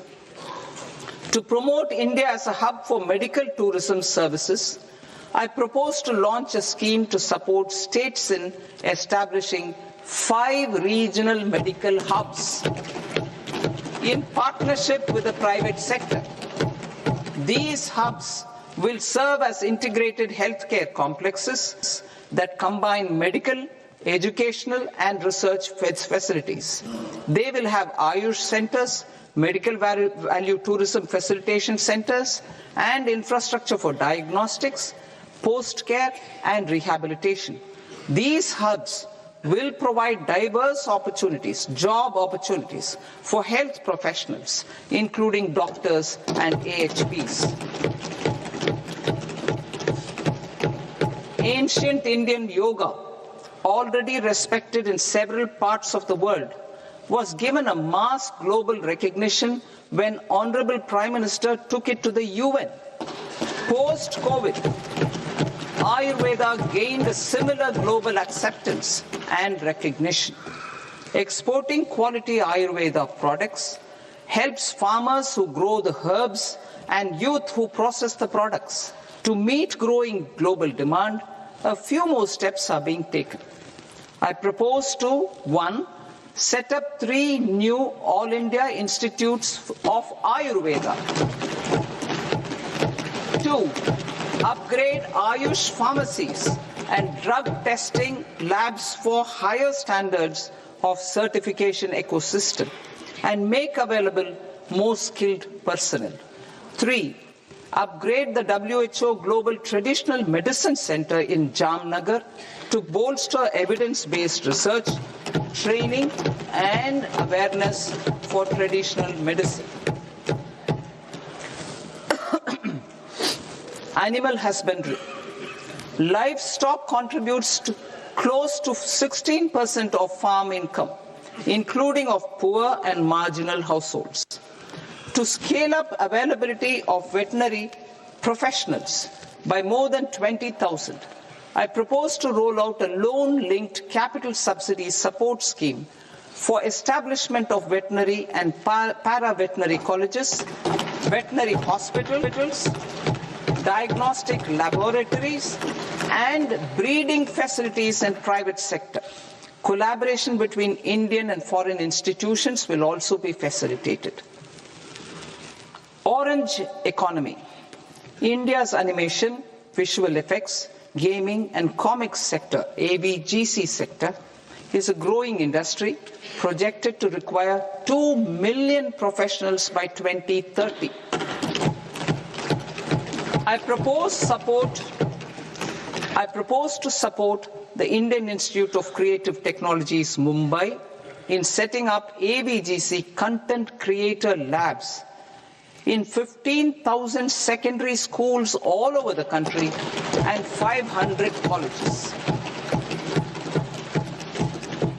The Indian design industry is expanding rapidly, and yet there is a shortage of Indian designers.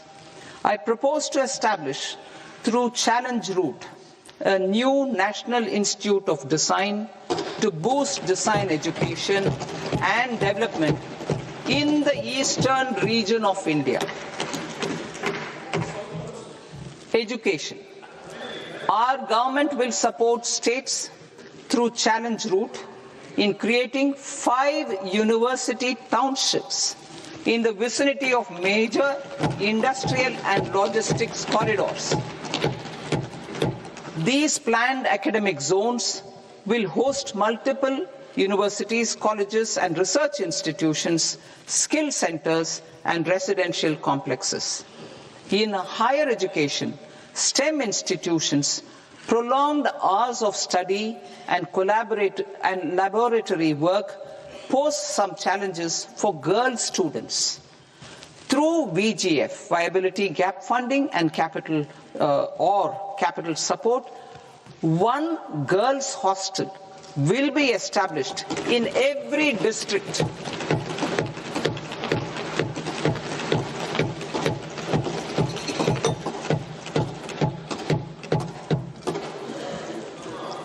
To promote astrophysics and astronomy via immersive experiences, 4 telescope infrastructure facilities will be set up or upgraded.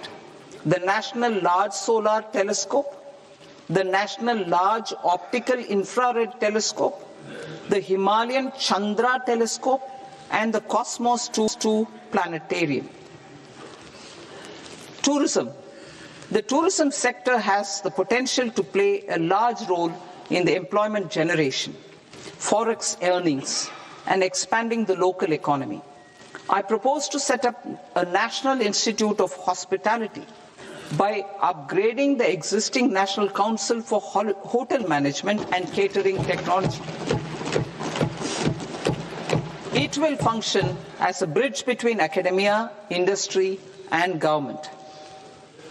I also propose a pilot scheme for upskilling 10,000 guides in 20 iconic tourist sites through a standardized, high-quality, 12-week training course in hybrid mode in collaboration with the Indian Institute of Management. A national destination digital knowledge grid will be established to digitally document all places of significance, cultural, spiritual, and heritage. This initiative will create a new ecosystem of jobs for local researchers, historians, content creators, and technology partners. India has the potential and opportunity to offer world-class trekking and hiking experience. We will develop ecologically sustainable mountain trails in Himachal Pradesh, Uttarakhand, and Jammu Kashmir.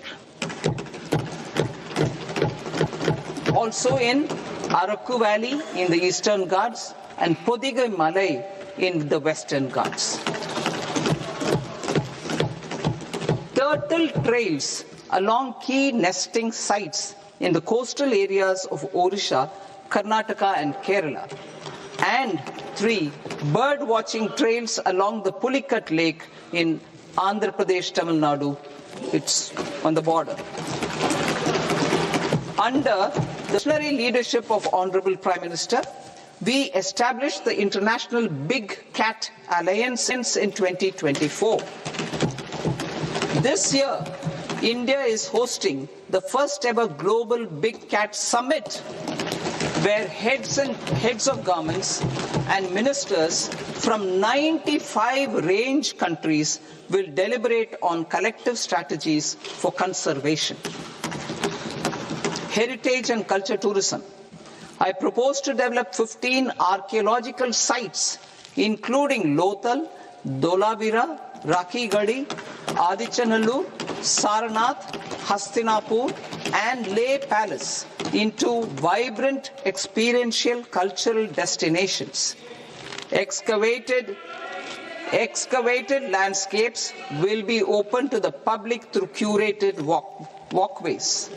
Immersive storytelling skills and technologies will be introduced to help conservation labs, interpretation centers, and guides. The sports sector provides multiple means of employment, skilling, and job opportunities. Taking forward the systematic nurturing of sports talent, which is set in motion through the Khelo India program earlier, I propose to launch a Khelo India mission to transform the sports sector over the next decade. The mission will facilitate an integrated talent development pathway supported by training centers, which are foundational, intermediate, and elite levels. B, systematic development of coaches and support staff. C, integration of sports science and technology. D, competitions and leagues to promote sports culture and provide platforms. And E, development of sports infrastructure for training and competition. Our third Kartavya aligns with our vision of Sabka Saath, Sabka Vikas towards Vikasit Bharat. This requires targeted efforts for 1. Increasing farmer incomes through productivity enhancement and entrepreneurship, with special attention to small and marginal farmers. B. Empowering Divyangjan through access to livelihood opportunities, training, and high-quality assistive devices. C. Empowering the vulnerable to access mental health and trauma care. D. Focus on the Purvodaya states and the Northeast region to accelerate development and employment opportunities. Fisheries. We will undertake initiatives for integrated development of 500 reservoirs and Amrit Sarovars. 2. Strengthen the fisheries value chain in coastal areas and enable market linkages involving startups and women-led groups together with fish farmer producer organizations. Animal husbandry. To provide quality employment opportunities in rural and peri-urban areas, we will support the animal husbandry sector in entrepreneurship development through A. A credit-linked subsidy program.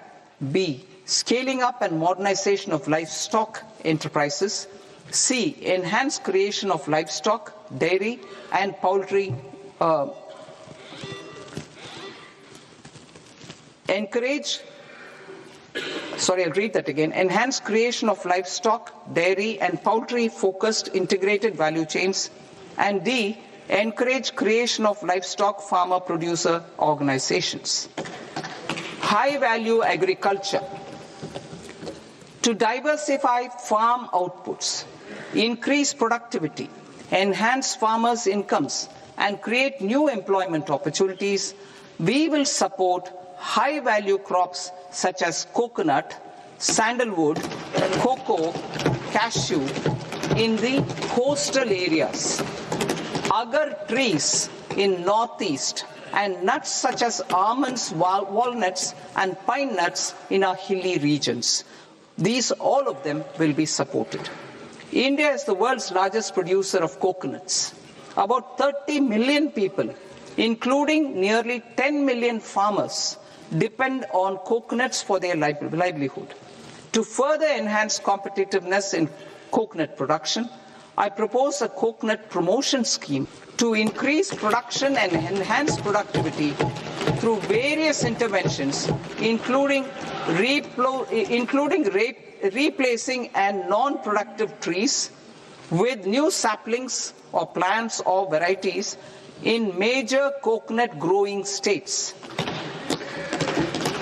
A dedicated program is proposed for Indian cashew and cocoa to make India self-reliant in raw cashew and coconut production and processing, enhance export competitiveness, and transform Indian cashew and Indian cocoa into premium global brands by 2030. Sandalwood. Sandalwood is closely linked to India's social and cultural heritage. Our government will partner with state governments to promote focused cultivation and post-harvest processing to restore the glory of the Indian sandalwood ecosystem, to rejuvenate old, low-yielding orchards, and expand high-density cultivation of walnuts, almonds, and pine nuts. We will support a dedicated program to enhance farmer incomes and in bringing value addition by engaging youth. Bharat Vistar, that is virtually integrated system to access agricultural resources. I propose to launch Bharat Vistar, a multilingual AI tool that shall integrate the AgriStack portals and the ICAR package on agricultural practices with AI systems. This will enhance farm productivity, enable better decisions for farmers, and reduce risk by providing customized advisory support. She Marts for rural women-led enterprises. Building on the success of Lakpati Didi program, I propose to help women take the next step from credit-linked livelihoods to being owners of enterprises.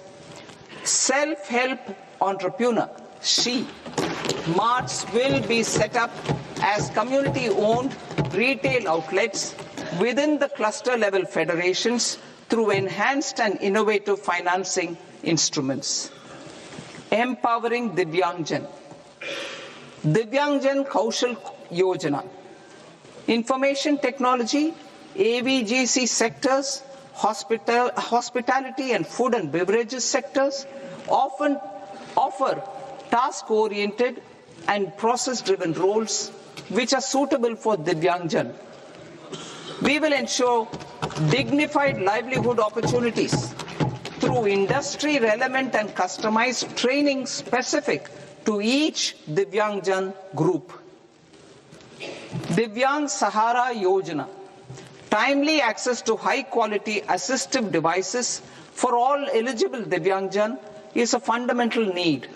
I propose to 1. Support the Artificial Limbs Manufacturing Corporation of India, ALIMCO, to set up and to scale up production of assistive devices, invest in R&D and AI integration, strengthen PM Divyasha Kendras, and support setting up of assistive technology marts as modern retail style centers where Divyangjan and senior citizens can see, try and purchase assistive products. Reaffirming our commitment to mental health and trauma care. There are no national institutes for mental health care in North India. We will therefore set up a NIMHANS 2 and also upgrade national mental health institutes in Ranchi and in Tezpur as regional apex institutions. Emergencies expose families, particularly the poor and vulnerable, to unexpected expenditure. We will strengthen and increase these capacities by 50% in district hospitals by establishing emergency and trauma care centers. Focus on Purvodaya states and northeastern regions.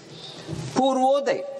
I propose the development of an integrated East Coast industrial corridor with a well-connected node at Durgapur, creation of 5 tourism destinations in 5 Purvodaya states, and the provision of 4,000 e-buses.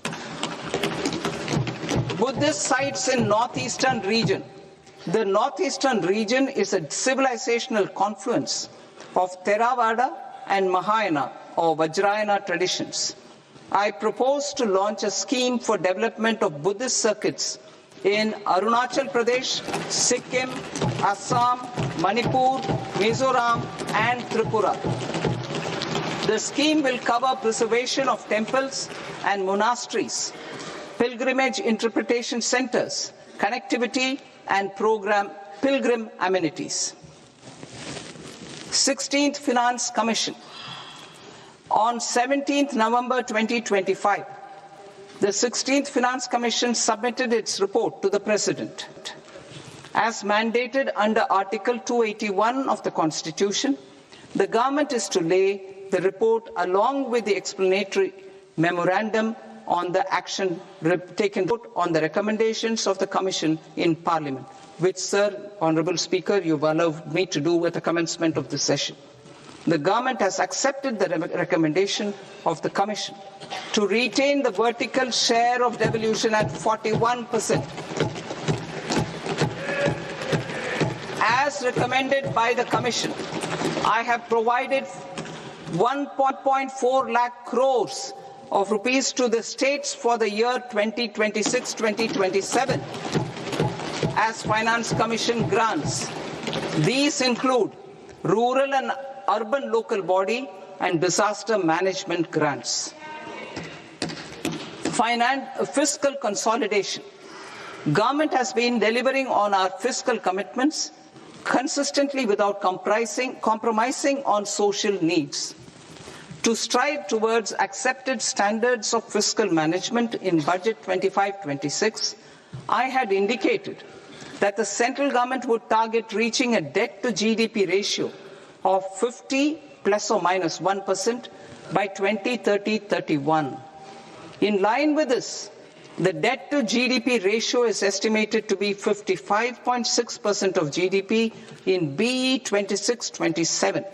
compared to 56.1% of GDP in RE 25-26. Declining debt-to-GDP ratio will gradually free up resources for priority sector lending and expenditure by reducing the outgo on interest payments. One of the main operational instruments for debt targeting is the fiscal deficit. I am happy to inform this august House that I fulfilled my commitment made in 2021-2022 to reduce fiscal deficit below 4.5% of GDP by 25-26. In RE 25-26, the fiscal deficit has been estimated at par with BE of 2025-26 at 4.4% of GDP. In line with the new fiscal prudence path of debt consolidation, the fiscal deficit in BE 26-27 is estimated to be 4.3% of the GDP.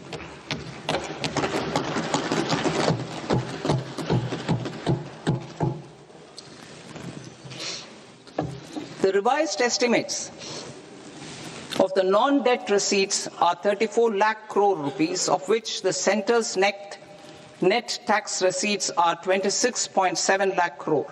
The revised estimate of the total expenditure is 49.6 lakh crore rupees, of which the capital expenditure is about 11 lakh crores. Budget estimates 2026 to 2027. Coming to 26-27, the non-debt receipts and the total expenditure are estimated as 36.5 lakh crore and 53.5 lakh crore respectively.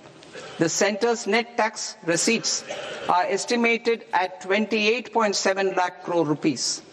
To finance the fiscal deficit, the net market borrowings from dated securities are estimated at 11.7 lakh crore rupees. The balance financing is expected to come from small savings and other sources. The gross market borrowings are estimated at 17.2 lakh crore rupees. I'll now move to Part B.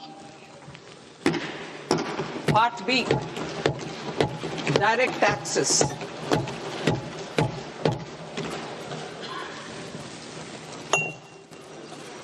Honorable Speaker, sir, I now present my proposals on direct taxes.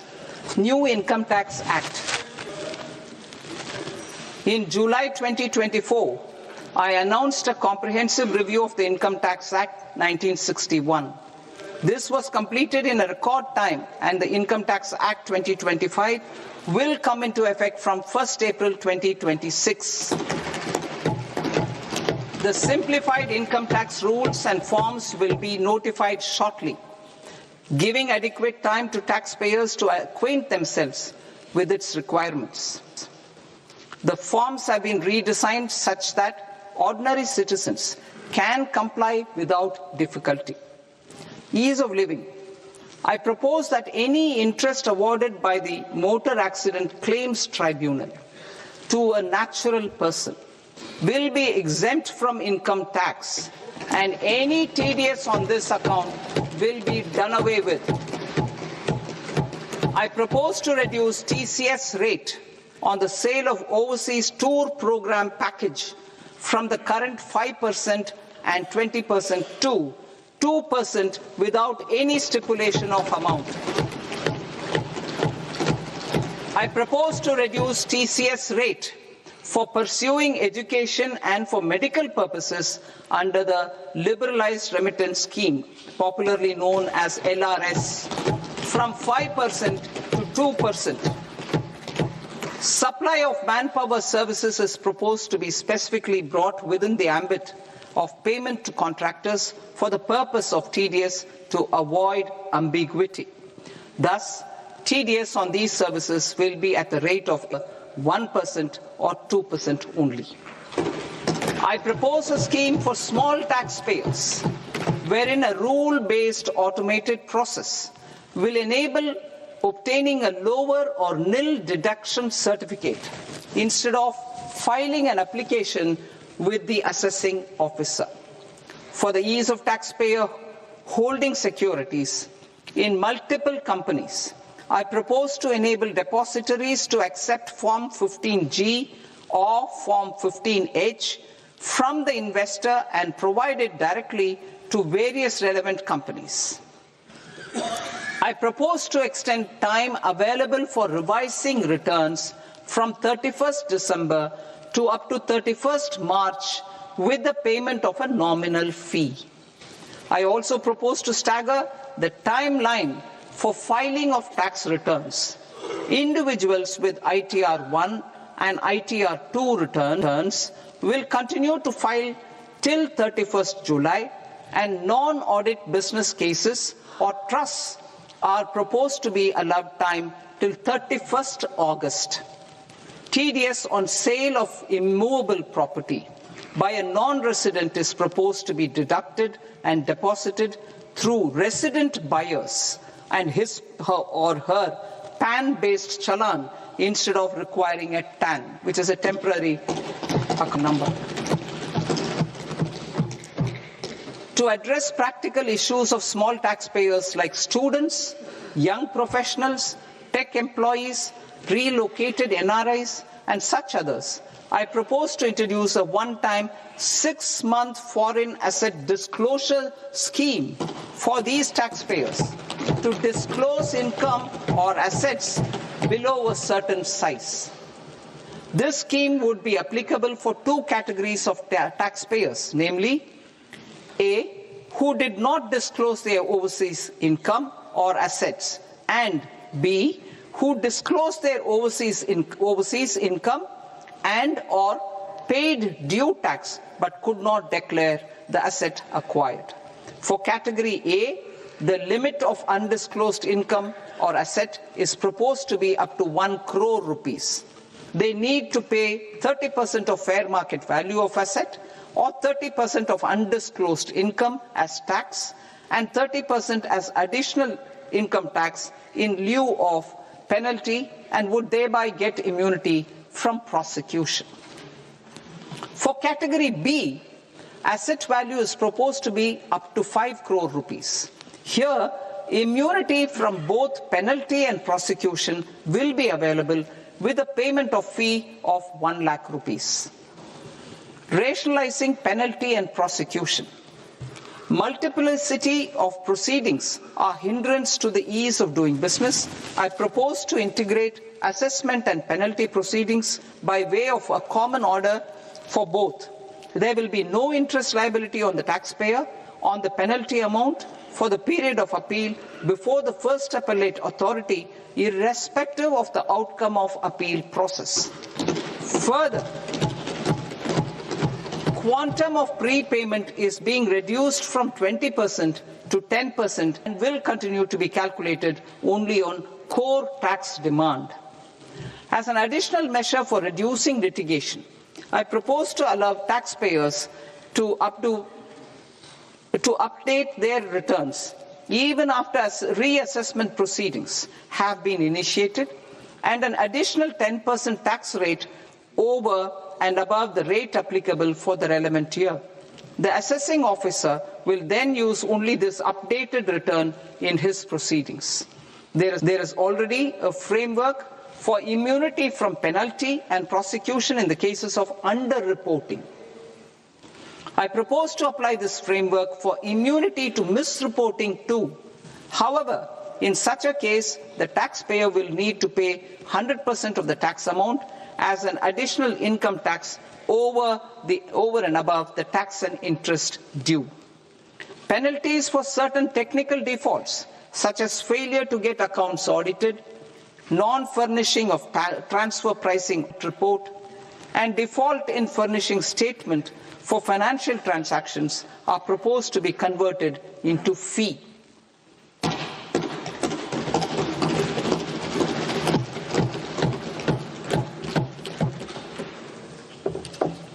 I propose to rationalize prosecution framework under Income Tax Act while maintaining a careful balance for deterrence in some serious offence.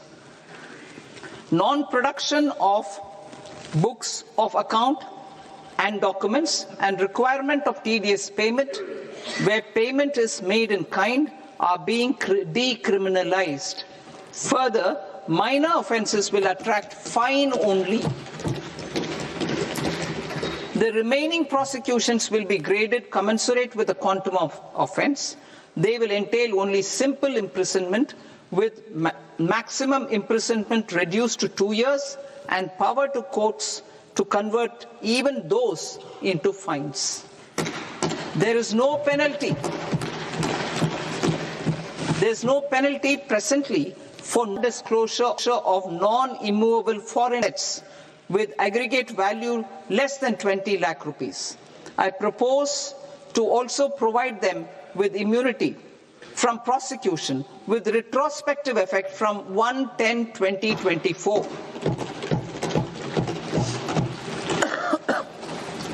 Cooperatives. Deduction is already allowed to a primary cooperative society engaged in supplying milk, oilseeds, fruits or vegetables raised or grown by its members.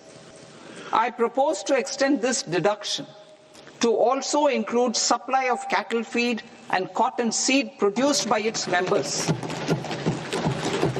I propose to allow inter-cooperative society dividend income as deduction under the new tax regime to the extent it is further distributed to its members. I further propose to allow exemption for a period of 3 years to dividend income received by a notified national cooperative federation on their investments made in companies up to 31/1/2026. This exemption would be allowed only for dividends further distributed to its member cooperatives.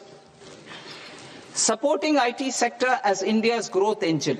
India is a global leader in software development services, IT-enabled services, knowledge process outsourcing services, and contract R&D services relating to software development. These businesses and their segments are quite interconnected with each other. All these services are proposed to be clubbed under a single category of information technology services with a common safe harbor margin of 15.5% applicable to all. The threshold for availing safe harbor for IT services is being enhanced substantially from 300 crore rupees to 2,000 crore rupees. Safe harbor for IT services shall be approved by an automated rule-driven process without any need for tax officer to examine and accept the application. Once applied by an IT services company, the same safe harbor can be continued for a period of 5 years at a stretch at its choice. For IT services companies who want to conclude advanced pricing agreement, APA, I propose to fast-track unilateral APA process for IT services and endeavor to conclude it within a period of 2 years. The period of 2 years can be extended by a further period of 6 months on taxpayers' request. I propose to extend the facility of modified returns available to the entity entering APA to its associated entities also. Acting global business and investment. Recognizing the need to enable critical infrastructure and boost investment in data centers, I propose to provide tax holiday till 2047 to any foreign company that provides cloud services to customers globally by using data center services from India. It will, however, need to provide services to Indian customers through an Indian reseller entity. I also propose to provide a safe harbor of 15% on cost in case the company providing data center services from India is a related entity. To harness the efficiency of just-in-time logistics for electronic manufacturing, I propose to provide safe harbor to non-residents for component warehousing in a bonded warehouse at a profit margin of 2% of the invoice value. The resultant tax of about 0.7% will be much lower than in competing jurisdictions. To provide fillip to toll manufacturing in India, I propose to provide exemption from income tax for 5 years to any non-resident who provides capital goods, equipment, or tooling to any toll manufacturer in a bonded zone. To encourage vast pool of global talent to work in India for a longer period of time, I propose to provide exemption to global, non-India sourced income of a non-resident expert for a stay period of 5 years under notified schemes. I propose to provide exemption from minimum alternate tax, the MAT, to all non-residents who pay tax on presumptive basis. Tax administration. I propose to constitute a joint committee of Ministry of Corporate Affairs and Central Board of Direct Taxes for incorporating the requirements of income computation and disclosure standards, the ICDS, in the Indian Accounting Standards, IND AS itself. Separate accounting requirement based on ICDS will be done away with from the tax year 27-28. To support Prime Minister Modi's vision of homegrown accounting and advisory firms to become global leaders, I propose to rationalize the definition of accountant for the purposes of safe harbor rules. Other proposals. Change in taxation of buyback was brought in to address the improper use of buyback route by promoters. In the interest of minority shareholders, I propose to tax buyback for all types of shareholders as capital gains. However,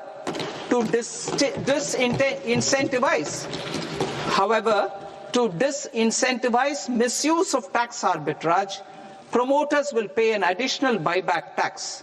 This will make effective tax 22% for corporate promoters. For non-corporate promoters, the effective tax will be 30%. TCS rate for sellers of specific goods, namely alcoholic liquor, scrap, and minerals, will be rationalized to 2%, and that on tendu leaves will be reduced from 5% to 2%. I propose to raise the STT on futures to 0.05% from the present 0.02%. STT on options premium and exercise of options are both proposed to be raised to 0.15% from the present rate of 0.1% and 0.125% respectively. We reformed the taxation landscape for corporates in 2019 by providing them a simplified regime with lower tax rate so that they could productively focus on business rather than on claim of deductions and exemptions. To encourage companies to shift to the new regime, set-off of brought forward MAT credit, minimum alternate tax credit, is proposed to be allowed to companies only in the new regime. Set-off using available MAT credit is proposed to be allowed to an extent of 1/4 of the tax liability in the new regime. MAT is proposed to be made final tax, so there will be no further credit accumulation from 1st April 2026. In line with this change, the rate of final tax is being reduced to 14% from the current MAT rate of 15%. The brought forward MAT credit of taxpayers accumulated till 30th March 2026 will continue to be available to them for set-off as above. Indirect taxes. I shall now take up proposals related to indirect taxes. My proposals for customs and central excise aim to further simplify the tariff structure, support domestic manufacturing, promote export competitiveness, and correct inversion in duty. To continue weeding out long-continuing customs duty exemptions, I propose to remove certain exemptions on items which are being manufactured in India or where the imports are negligible. Similarly, to further simplify the process of ascertaining the rate of duty applicable on a particular item, I propose to incorporate certain effective rates in various customs notifications to the tariff schedule itself. I shall now take up sector-specific proposals. Promotion of exports of marine, leather, and textile products. I propose to increase the limit for duty-free imports of specified inputs used for processing seafoods for export from the current 1% to 3% of FOB value of the previous year's export turnover. I also propose to allow duty-free imports of specified inputs, which is currently available for exports of leather or synthetic footwear, to exports of shoe uppers as well. I propose to extend the time period for export of final product from the existing 6 months to 1 year for exporters of leather or textile garments, leather or synthetic footwear, and other leather products. Energy transition and security. I propose to extend the basic customs duty exemption given to capital goods used for manufacturing lithium-ion cells for batteries to those used for manufacturing lithium-ion cells for battery energy storage systems also. I propose to exempt basic customs duty on import of sodium antimonate for use in manufacture of solar glass. Nuclear power. I propose to extend the existing basic customs duty exemption on imports of goods required for nuclear power projects till the year 2035 and expand it for all nuclear plants irrespective of their capacity. Critical minerals. It is proposed to provide basic customs duty exemption to the import of capital goods required for the processing of critical minerals in India. Biogas blended CNG. I propose to exclude the entire value of biogas while calculating the central excise duty payable on biogas blended CNG. Civil and defense aviation. I propose to exempt basic customs duty on components and parts required for the manufacture of civilian training and other aircrafts. It is proposed to exempt basic customs duty on raw materials imported for the manufacture of parts of aircraft to be used in maintenance, repair, or overall requirements by units in the defense sector. Electronics. To deepen value addition in the consumer electronics sector, I propose to exempt basic customs duty on specified parts used in the manufacture of microwave ovens. Special economic zone. To address the concerns arising about utilization of capacity by manufacturing units in the special economic zones due to global trade disruptions, I propose as a special one-time measure to facilitate sales by eligible manufacturing units in SEZs to the domestic tariff area at concessional rates of duty. The quantity of such sales will be limited to a prescribed proportion of their exports. Necessary regulatory changes will be undertaken to operationalize the measures while ensuring level playing field for the units working in the DTA. Ease of living. To rationalize the customs duty structure for goods imported for personal use, I propose to reduce the tariff rate on all dutiable goods imported for personal use from 20% to 10%. To provide relief to patients, particularly those suffering from cancer, I propose to exempt basic customs duty on 17 drugs or medicines. I propose also to add 7 more rare diseases for the purposes of exempting import duties on personal imports of drugs, medicines, and food for special medical purposes used in their treatment. Customs process. India's role and share in the global trade is poised for a major leap in line with our ambition and journey towards Vikasit Bharat. In this regard, I propose many measures for custom processes to have minimal intervention for smoother and faster movement of goods and greater certainty to the trade. Trust-based systems. I propose to enhance duty deferral period for Tier 2 and Tier 3 authorized economic operators, known as AEOs, from 15 days to 30 days. I propose to provide eligible manufacturer importers the same duty deferral facility. This should encourage them to get themselves accredited as a full-fledged Tier 3 AEO in due course. To provide greater certainty and for better business planning, I propose to extend validity period of advance ruling binding on customs from the present 3 years to 5 years. In the spirit of the whole of government approach,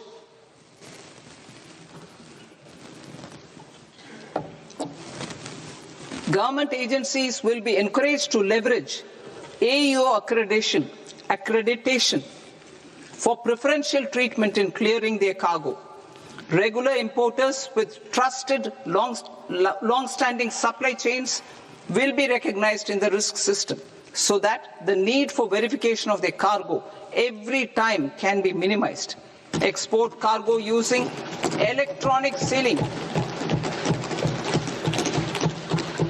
Export cargo using electronic sealing will be provided through clearance from the factory premises to the ship. For import of goods not needing any compliance, filing of bill of entry by a trusted importer and arrival of goods will automatically notify customs for completing their clearance formalities. This will enable goods to be released immediately on arrival. The customs warehouse framework will be transformed into a warehouse operator-centric system with a self-declarations, electronic tracking, and risk-based audit. These reforms will move away from the current system of officer-dependent approvals and reduce transaction delays and compliance costs. Ease of doing business.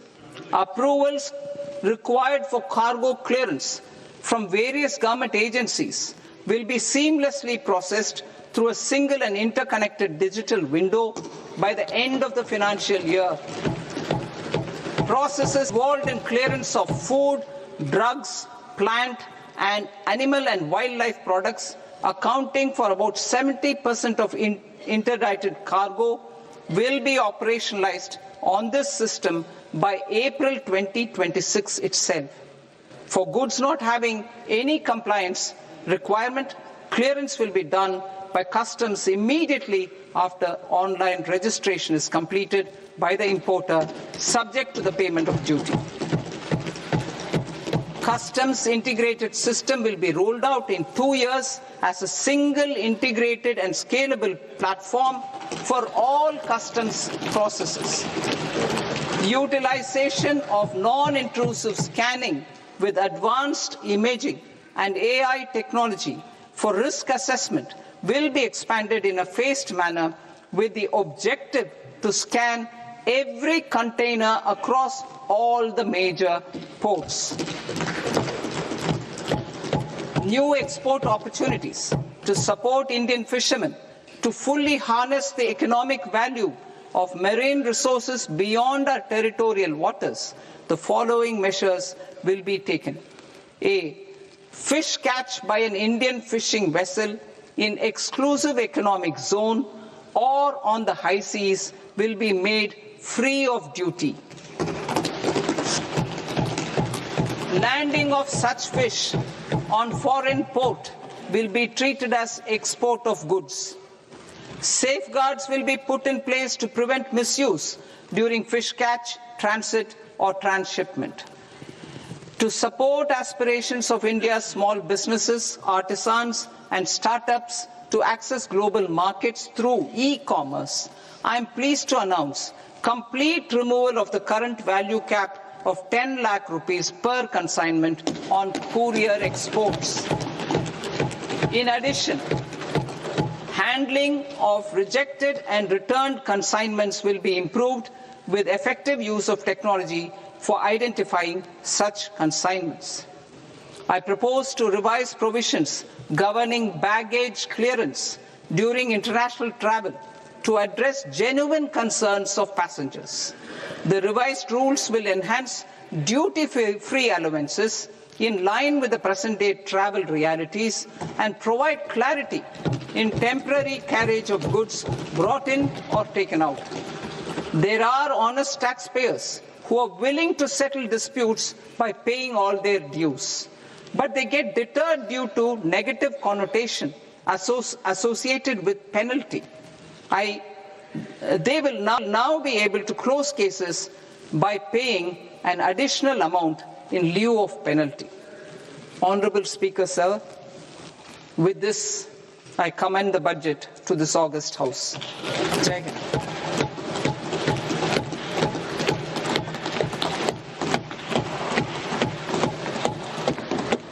One and a half hours. Item number 3, माननीय वित्त मंत्री जी.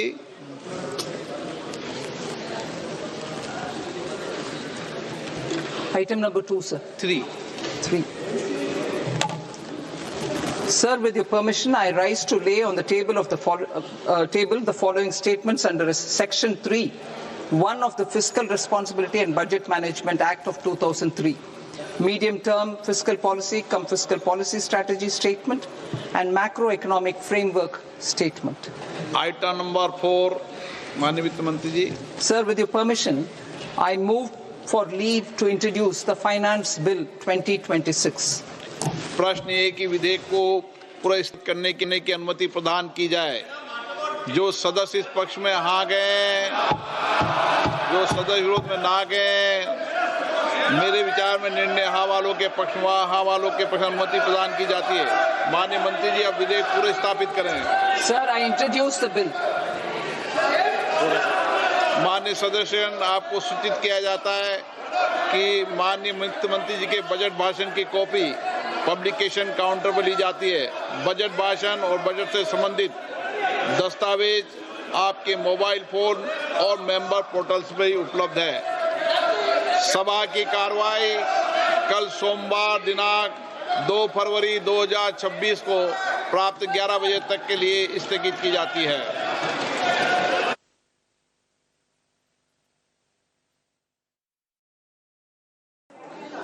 That was the finance minister giving her budget speech. For the markets, it's a big disappointing budget. SCT being increased for futures and options. Of course, we have to go through the fine print of the budget before we are able to give you much more on various sectors, especially housing or any other allocation which has come in. But if I look at the top 10 for now, the capex for FY27 is at 12.2 lakh crores versus 11 lakh crores for FY26. There is a special vehicle which has been looked at, which is the PSU real estate special REITs are expected. So many of the PSUs which are sitting on a lot of real estate asset can now monetize those assets through REITs there. There is a restructuring for PFC and REC which is expected, and it could be in form of a merger or any other structure which will come in. The finance minister has very clearly articulated the debt to GDP framework which she's looking at by 2021, which basically means that debt to GDP would be 50% plus or minus 1 by 2021, and for FY27 it's pegged at 55.6%. It's slightly higher than the street expectation of 55.2% there, but the fiscal deficit is pretty much in line at 4.3% versus 4.4% last year. There is also the 16th Finance Commission recommendation which has been accepted by the Finance Ministry. The centre will be sharing nearly 41% of the tax revenues with the states, which is in line with the 15th Finance Commission numbers there. There's an important thing for the data centers incentive, especially hyperscalers. There's a tax holiday coming up to 2047 for them, for any company which is providing cloud services to the Googles and the Microsofts of the world will be happy with that, as long as it is provided through a data center in India and to the Indian companies there. So that's coming in. Relaxation in buyback. There's a stringent buyback norm which was there, which was taking buyback as a deemed dividend. That's been relaxed. Now the taxation will be as per capital gains. There is some taxation rules for promoters who are participating in the buybacks, which has been capped for corporate and non-corporate ones there. SCT, as I said, has been increased by 150% for futures, 50% for options trade, and you're going to see that major impact coming in on many of the capital markets players there, because the revenues are going to see a sharp hit there. And final, we're talking about capital markets. It's very important to highlight the capital market reaction. Yes, it's a Sunday. Yes, the volumes are low and dried up. But look at the reversal that you've seen in the equity markets. It's a 300-point fall that you're seeing on the Nifty alone. And to think of it, we were going absolutely flat at 11 a.m. into the budget speech. Other than Select Pharma, there is nothing that one can point out. And of course, PFC and a few EMS plays. There's nothing which is in the green right now. While metals, of course, was the weak link from the word go. The disappointment that there was no separate defense allocation coming in. That entire defense rally that we started off so beautifully into the budget has completely unwound it. BEL is now down 5%, and remember, up until 11 a.m., it was one of the top gainers on the Nifty, leading the Nifty up. SBI down 4%. Couple of the technology plays as well are lower. Shriram Finance down 3.5%. Bajaj Auto down 3%. Coal India down nearly 3%. Jio Finance down 2.5%. Tata Steel down 2.5%. Bajaj Finance down 1.5%. Eternal, Titan, Reliance is down 1%. L&T, and remember, L&T, Reliance were going strong into the budget, but completely turned tide. Even Tata Motors passenger vehicle, which reacted very positively to its monthly sales, that stock as well has seen some profit taking, and it's now lying in the red as we speak. Flatten that for HDFC Bank. M&M is down 1% right now. Cipla, ICICI Bank as well, muted. It's only TCS which is barely holding its head above water. Max Healthcare, DRL, Sun Pharma and Kotak, which are the ones which are holding out. But let me take it across to Swaminathan Iyer, consulting editor, ET Now, the one voice we want to hear after every budget and hear his take. Swami sir, your take on the budget. It is an unremarkable budget. That perhaps you may say is not putting it strongly enough. But there were people who were expecting different kinds of things. Mind you, in terms of the election cycle, the third budget that a government presents out of 5 is usually the one for taking tough decisions, because you don't want to have tough budgets in the last or second last thing. So that there are going to be tough decisions and major changes. This is a very cautious budget with very little major change and thousands of niggling small little changes, which, if you ask me, go against the mantra of simplification. Instead of the simplification, we have a lot of complication. The fiscal deficit is down from 4.4 to 4.3. Just about treading water. Again, very marginal, cautious, not doing anything dramatic. It would appear that there is a discouragement of buybacks of shares. Okay, that will be applicable to some of them. MAT down from 15% to 14%, a small little benefit to some people. But on the big picture, fundamentally, there is very little change in an unremarkable budget. It is one of very cautious continuity. They are continuing, on the big picture, we are continuing with whatever we have. They seem to say, look, we are already doing 7% growth, and there are a large number of headwinds globally. So let us not try anything exciting, and let us slowly and cautiously consolidate and have a budget that does not see any dramatic changes. I am always disappointed. I would say that since this is in the terms of the election cycle, this was a good year in order to do stiff things like steps towards abolishing the fertilizer subsidy, especially on urea. I mean, this is one really big area still crying out for reform, and nobody seems to have the guts to collar this particular one. But let us hope it will come in the future. I would say it's a wasted year, as far as my feelings are concerned, and I suspect the market will have a similar thing. That, you know, in the big picture, we really don't see any change. The big picture remains one of kind of continuity. The difference between a 4.4% fiscal deficit, 4.3, the direction may be right, but the amount that you are actually doing in terms of consolidation, extremely small, not what I would have expected. So I would say that this is a cautious budget, an unremarkable budget, a budget focusing on continuity rather than significant change, lots of complication rather than simplification, and overall you might call it a budget, you could call it a budget from a government that believes that it's doing such a good job that it really does not need to do very much more. You know, Swami, just to pick up on the point that you're, saying right now, what is leading to so much caution? Or is it more the sort of do nothing to damage it, do more of the same, keep the balance steady? Yes, and I think there is a case for it. You may say, look, if already we are doing 7% growth, we already have a situation where Mr. Duveri Subbarao and Ananta Nageshwaran, yes, the chief economic advisor, both of them, and this is a point that I have been making in the past too, that for the last 25 years we have been averaging 6.5% GDP growth. There are signs that we may have now lifted to a higher level of 7%. So there's a case for saying, look, if the course we are on is already taking us to such a good level, why rock the boat? If it ain't broke, don't fix it. So there would be a case for saying, let us proceed cautiously. There are a lot of headwinds. When you are doing so well, don't attempt anything dramatic. Let us have more of the same. I understand that, but still I would have liked to see somewhat more aggressive fiscal consolidation, and I definitely would have liked to see some attempt to reduce this one big anomaly that stands out, the one unreformed part, which is the fertilizer subsidy.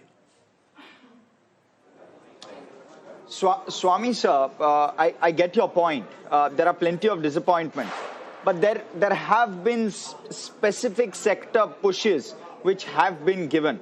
For example, MSME. For example, biotechnology. There have been these pushes which have been given. How do you evaluate some of the positives that have come out in terms of specific sector stops that have been given? Look, I have always been of the view that while from a point of view of political economy, it is very necessary, finance minister, to be seen giving something to 100 different sectors. But let us not pretend that small little pushes in this 100 little sectors is going to make a very significant or long-term change in their conditions. So 100 crores here, 10,000 crore over 3 years, 10,000 crore over 5 years. These are very modest increases given the scale of our economy. Now, I understand that there is also Mr. Modi who says you shouldn't just be throwing money around. He's against freebies. So to that extent, we can say a good thing is that the budget doesn't have any freebies. It has a large number of small attempts, this is there for marine, this is there for leather, this is a little there for textiles, we are going to do this for data sector, attract more investors. So there are small little things for a large number of different sectors, but nothing I would say that will dramatically push any one sector. Data centers are already coming in such a big way that giving that tax holiday, I do not think will make it that much more, because that is one area where I think we have STEM graduates and we have the ability to handle data centers for international use. So, okay, you have done this little push, as they say. Every finance minister says, in my budget, no sector will be left behind. I will give something to every sector. To that extent, yes, this budget too, something has been given to it. But in terms of the bold, big picture, I would not say the sectoral allocations have changed very much. You could also say there is no reason for them to increase very much. We go back to the thesis of don't rock the boat. If already you are more or less doing what is to be done, any changes, either you need to have something dramatic like you do on the fertilizer front, but on the other side, I mean, modest amounts supporting different sectors, this is the job of government and it will go.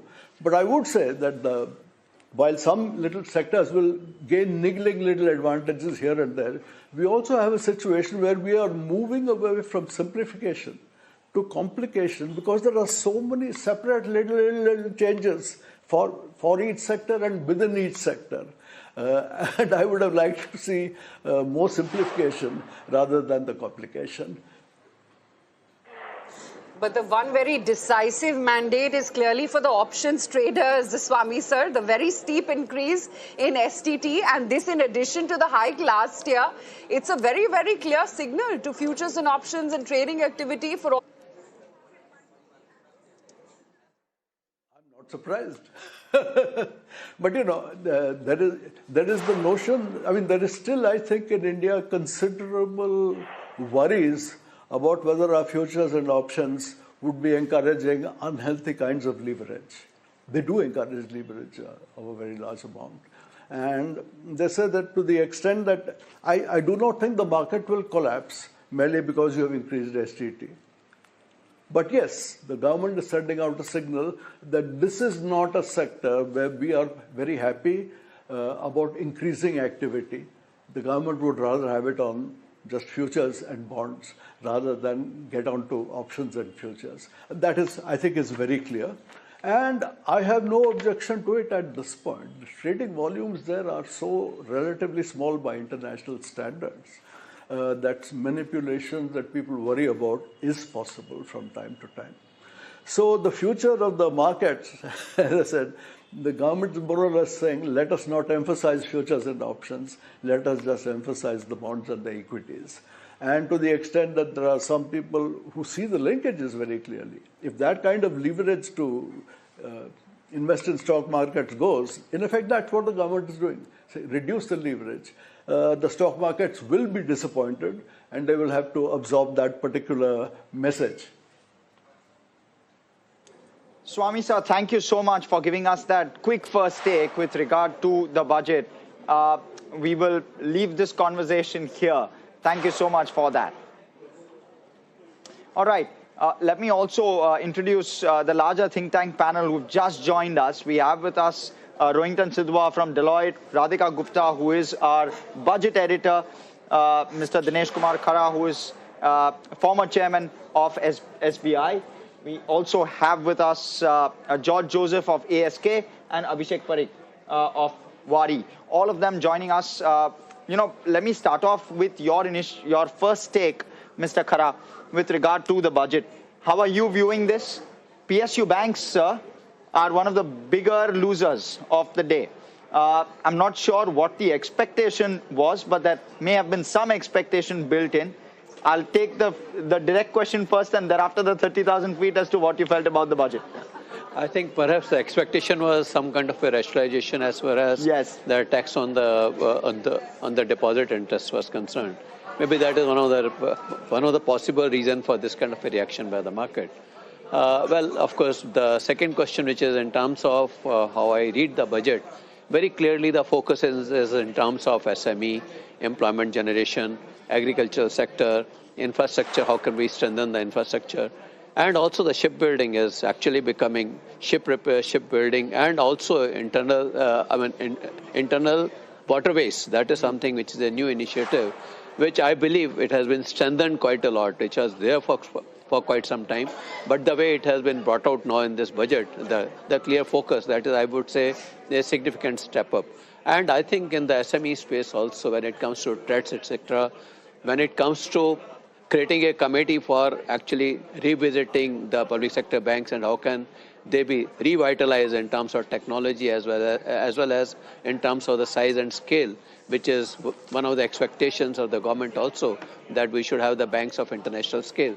That is something, these are some of the positives which I would say, which is very clearly evident from this budget. Radhika, your take and market reaction, Radhika. It's been a tough day already. It has been a tough day. I would divide the budget outcome into two parts. I think one part is as expected. So capex push, very good, maybe a little bit of missing color on defense. Fiscal deficit, you could debate 4.2, 4.3. I think the push in new sectors on manufacturing was very, very good. And I think the push on employment and creative ways to think about employment in different sectors, whether it's medical, whether it's content creation, whether it's handloom, I think all of that is very good. I think the thing that is the other side and came out as a surprise is STT on FNO. I know you're all smiling. Of course, the government has been very clear about discouraging FNO participation, but I think it's worth hearing the larger impact on futures and options market liquidity, because it does become very expensive even for institutions, and we are one of them, to participate in FNO and FNO strategies. So I think that's going to have to be played out, and you're seeing how capital market stocks are reacting. So one part exactly as expected, one part a little bit of a surprise. George, markets obviously are not happy, but that's the first reaction. But in the larger scheme of things, considering that the already existing hike was hiked upon now this budget, it's going to lead to drying up of volumes. And like Radhika was pointing out, this will, further perhaps strain capital flows. The volumes have been drying for the last 1.5 months. If you see, the cash volumes already have been drying up. But when I look at from this budget perspective, it is very clear that the gross market borrowing is going to be higher, and which is going to put pressure on the bond yields. And also, if you see it is not very good for the NBFC or other sectors, especially rate sensitive sectors. And when you look at from the clear expectation basis, there was a big expectation on the boost in defense and other infrastructure projects. In some shape or form, job creation was a focus in this budget, in my view. Orange economy and on so and so forth. The biotechnology, rare earth, some of the areas which it has to be focused on has been focused in the budget. But given the stance of the external environment, probably this budget has done its show and maybe missed in few sections which we all were expecting. Rohington, the fine print in taxation, there's been so many changes this time around, which is very unlike the last few years or the kind of reputation we've come to get of this government. What's the sense like? A lot of small tweaks and twists. Give us the top 2-3 which you've been able to go through. Sure.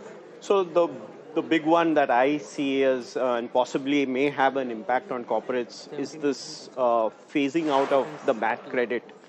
As you know, under the old regime, if you paid tax under the MAT regime, you automatically got a carry forward credit which you could offset when you paid tax under the normal regime.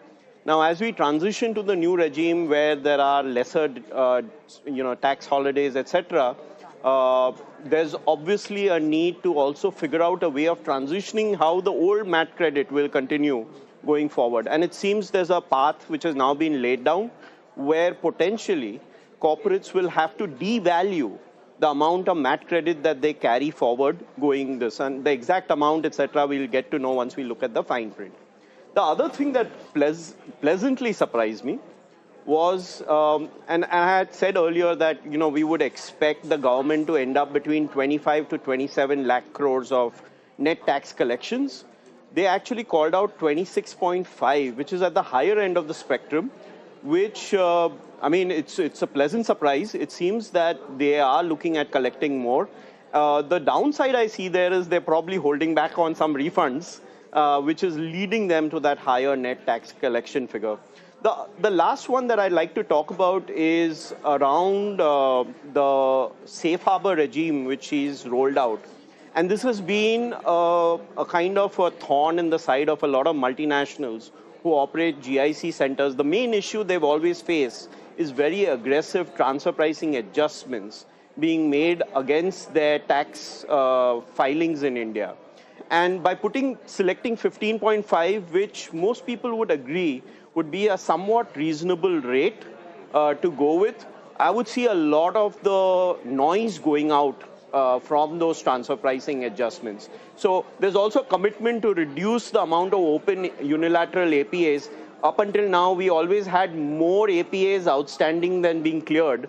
With this, it probably will correct the balance.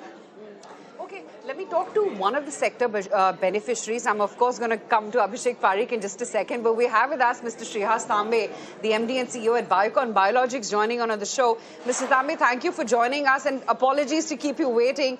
But Mr. Tambe, let me try and understand, how is it that you at Biocon Biologics plan to leverage on the Biopharma Shakti program, this 10,000 crore rupees initiative which has been announced? How do you plan to access this kind of funding to try and accelerate your own domestic manufacturing? Yeah, I've been listening to the panel quite intently, and thank you for having me on your show. Clearly, there are mixed reactions to the budget. It's hard for making sure that everyone is happy with what's been provided for. But for the biopharma industry, clearly there are lots of positives, I would say, that we can take away. Coming on the back of the RDI announcements of 1 lakh crore that were made just before the budget, the Project Shakti comes in as a shot in the arm, I would say. It is a very thoughtful program. Even the acronym is very thought out in terms of how Shakti is spelled out, which is Biopharma Strategy for Healthcare. through knowledge, technology, and innovation. So there's a lot of thought that's gone in even in putting the acronym together. Apart from the fact that the government's acknowledgement that the communicable diseases are of the past and non-communicable diseases like oncology, diabetes,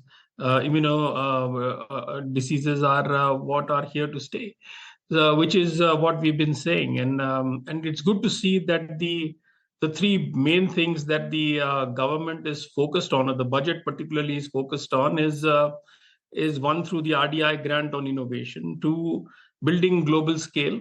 There could be a modest layout to begin with, but there is focus on building global scale. And then to look at how regulatory structures can be tightened so we can come up to speed with global expectations. So all in all, I would say balanced at a broad level, and very positive for the biopharma industry, with the acknowledgement of biologics and biosimilars as the new standard of care. Okay. What does this do for you in particular, Mr. Tambe? Give us a sense of that. What's the opportunity size like for you, and what will you do differently going forward? Well, we've been saying for a very long time that if India wants to be successful, and we've been very successful in the generic space as a country, being called as the pharmacy of the world, standard of care has shifted to biologics and biosimilars over the last couple of decades. And to view this opportunity, there is over $270 billion of patented drugs that are losing exclusivity. But you can't really partake in that opportunity if you do not have the impetus to fuel innovation and to build global scale to address it. And what the budget has aspired to do is to create that capability. Specifically for Biocon, we see this as a validation of what we've been saying, and we believe that it will build global scale companies out of India, playing to that Atmanirbhar Bharat narrative, but more importantly, a Viksit Bharat narrative. All right. Thank you so much, Mr. Tambe, for coming in and speaking with us. This is, of course, plenty of moving parts within the budget, but this is part of, that part of the budget which is a very small thrust with regard to pharma. Now, let me switch focus, though. Amitabh Chaudhary from AssoCham joining us live at this hour. Amitabh, great having you here. This is Harsh. Let me first start off, Amitabh, by trying to get your sense on what you made of the budget, because it's a bit of a mixed bag of sorts, if I can call it that. But your take right off the bat.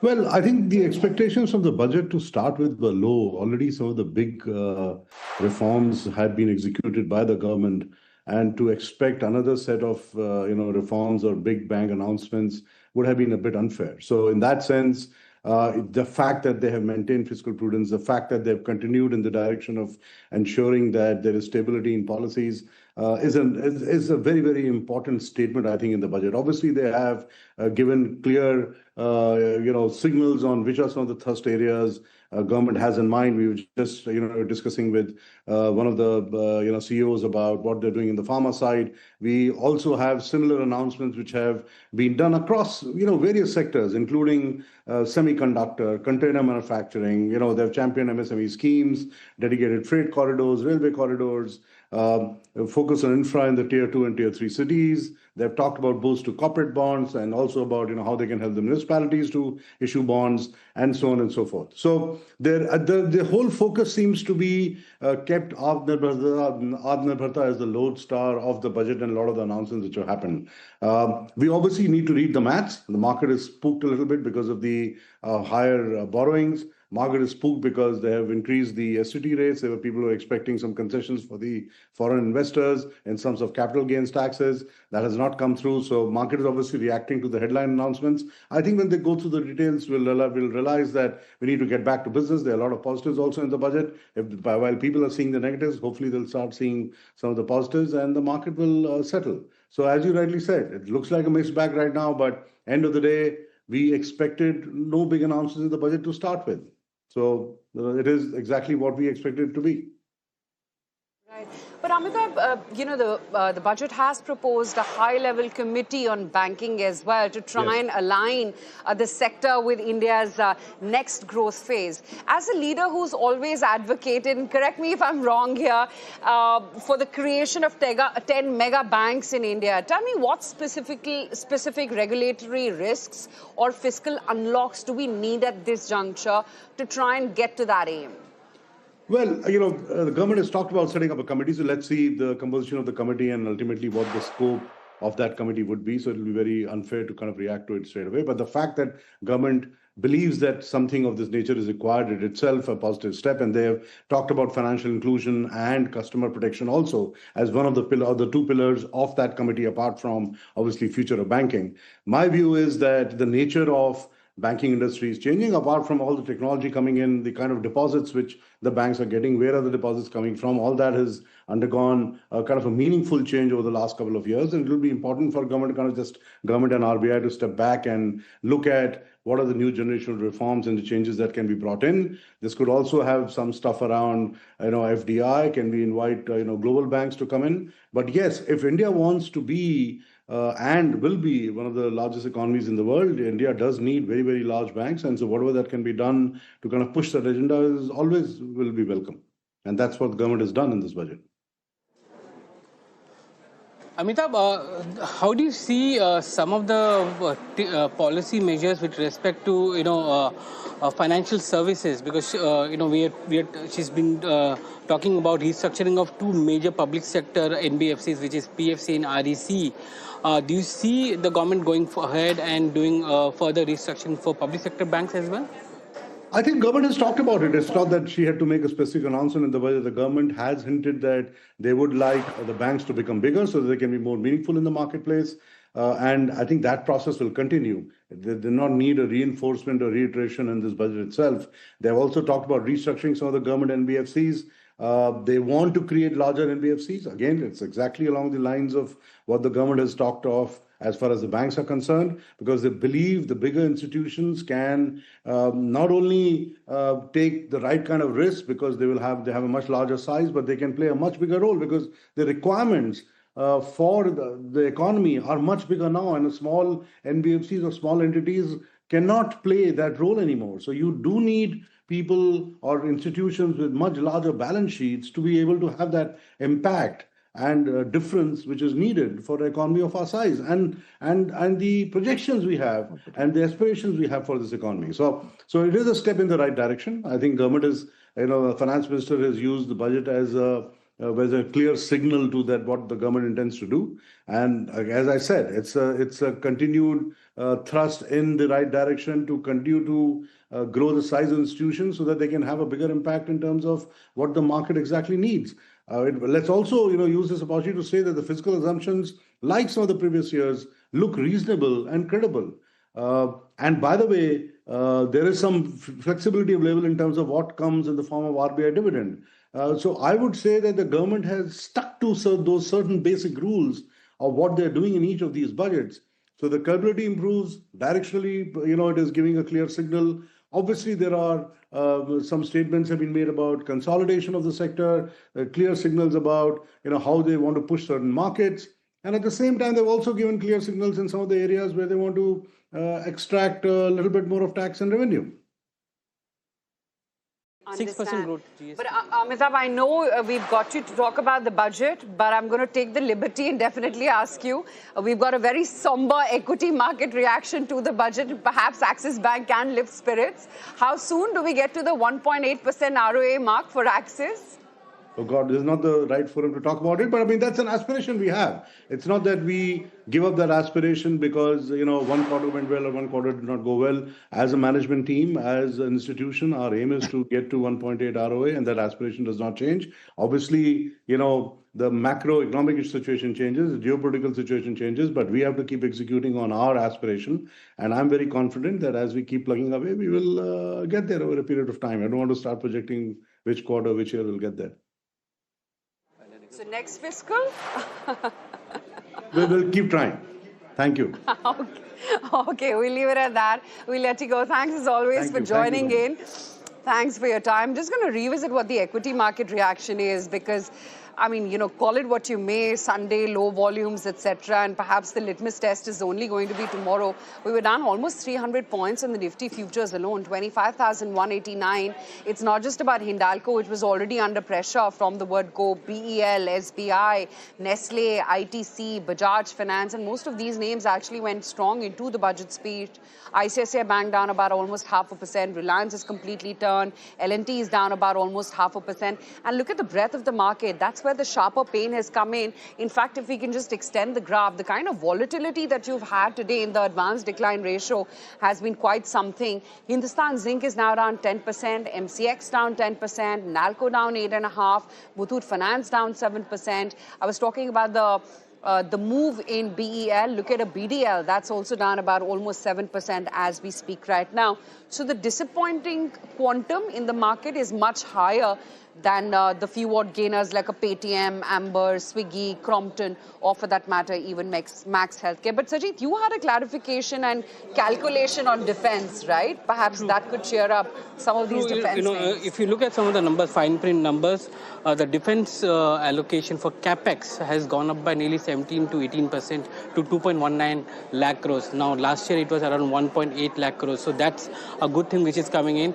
The market was expecting between 15 to 20%, and that's what it is. But what is disappointing is the GST growth which is coming in at 6.4% at 10.19 lakh crores, and that's a central portion of the GST. I'm not sure how that's going to be there, because that means that there will be more borrowings which will come in. And Mr. Khara, more borrowing means the onus is now on PSU banks to soak up all the government bonds. Because they are normally the largest subscribers when it comes to the government bonds. That is, but we'll have to wait and watch how really it works out, because otherwise the SLRs have been reduced in the past. So that is the reason why perhaps the stock would have come down. But nevertheless, when it comes to the depreciation of the existing stock also, which will be a function of if at all yields will go up, then it will have an impact on their profitability as well. But Mr. Khara, extension to that question, when I was looking at the consensus estimates with regard to the gross borrowing number, as was being pointed out by George as well, the number was in around the 16.5 lakh crore number. It's coming above the 17 lakh crore mark. That's true. Does this bode negatively even for our NBFCs? Because what this will mean is that you will have to likely raise money at slightly higher rates, very likely, if it pressures the 10-year bond yield. No, actually speaking, when it comes to the interest rate structure, so the government bonds actually decides the floor. Correct. So from that point of view, I mean, this is one of the factors, one of the very important factors. But how will it really pan out will depend upon the demand and supply both. So Sure. I think, and if at all it is staggered over the period of time, then perhaps for a good part of the year, it may not really impact. So I think borrowing program, in terms of calendar, will also make a difference. Sure, yes. But it will impact. That would on the typically face of be the it, yes, case. it will actually, when it comes to the issue relating to interest rate structure, it will certainly have an impact. Yeah, that makes a lot of sense. Radhika, your take with regard to the defense spend, because that was the big number which the street was already penciling in at the start of this week. We saw that very good rally in defense, 7% plus all through this week in terms of the Nifty India Defense Index, very strong rally. A material negative you would call this, or not really? I think not a material negative, but expectations were high and there was no positive call out. There was a lot of positive call out for policies around manufacturing, for instance. But if I look at the number of times defense was mentioned in the speech, it really was very, very bleak. And, I just looked at the number that Sajid gave me. So I think a muted reaction after over expectations. I just add one thing. There were some positive announcements on the corporate bond market that have been missed in this that I think are very meaningful. I think the whole idea of creating this municipal bond, total return swaps, corporate bond market making, at least they've recognized that liquidity in corporate bond market is a problem, and they need to do something to address it. So I would just add to Mr. Khara's point, there's a lot of market borrowing. We need to find demand, but at least there's an acknowledgement of doing something to the corporate bond market. Mr. Khara, such a pleasure having you on the show today. Thank you for your time. George, we'll let you go as well. Thanks for joining in. Let me now welcome on board Dr. Anish Shah, Group CEO and MD at Mahindra Group, joining in for his first reaction on the budget. Mr. Shah, great to have you on ET Now. Thank you for your time. What did you make of the budget while we're still scratching with the nitty-gritties and the finer print? Look at the medium to longer term because that's important for India. And in that context, this is really an excellent budget. It does a lot to sustain the economic growth momentum that we've got and recognize that with the world around us being so crazy, we've still been able to maintain that momentum.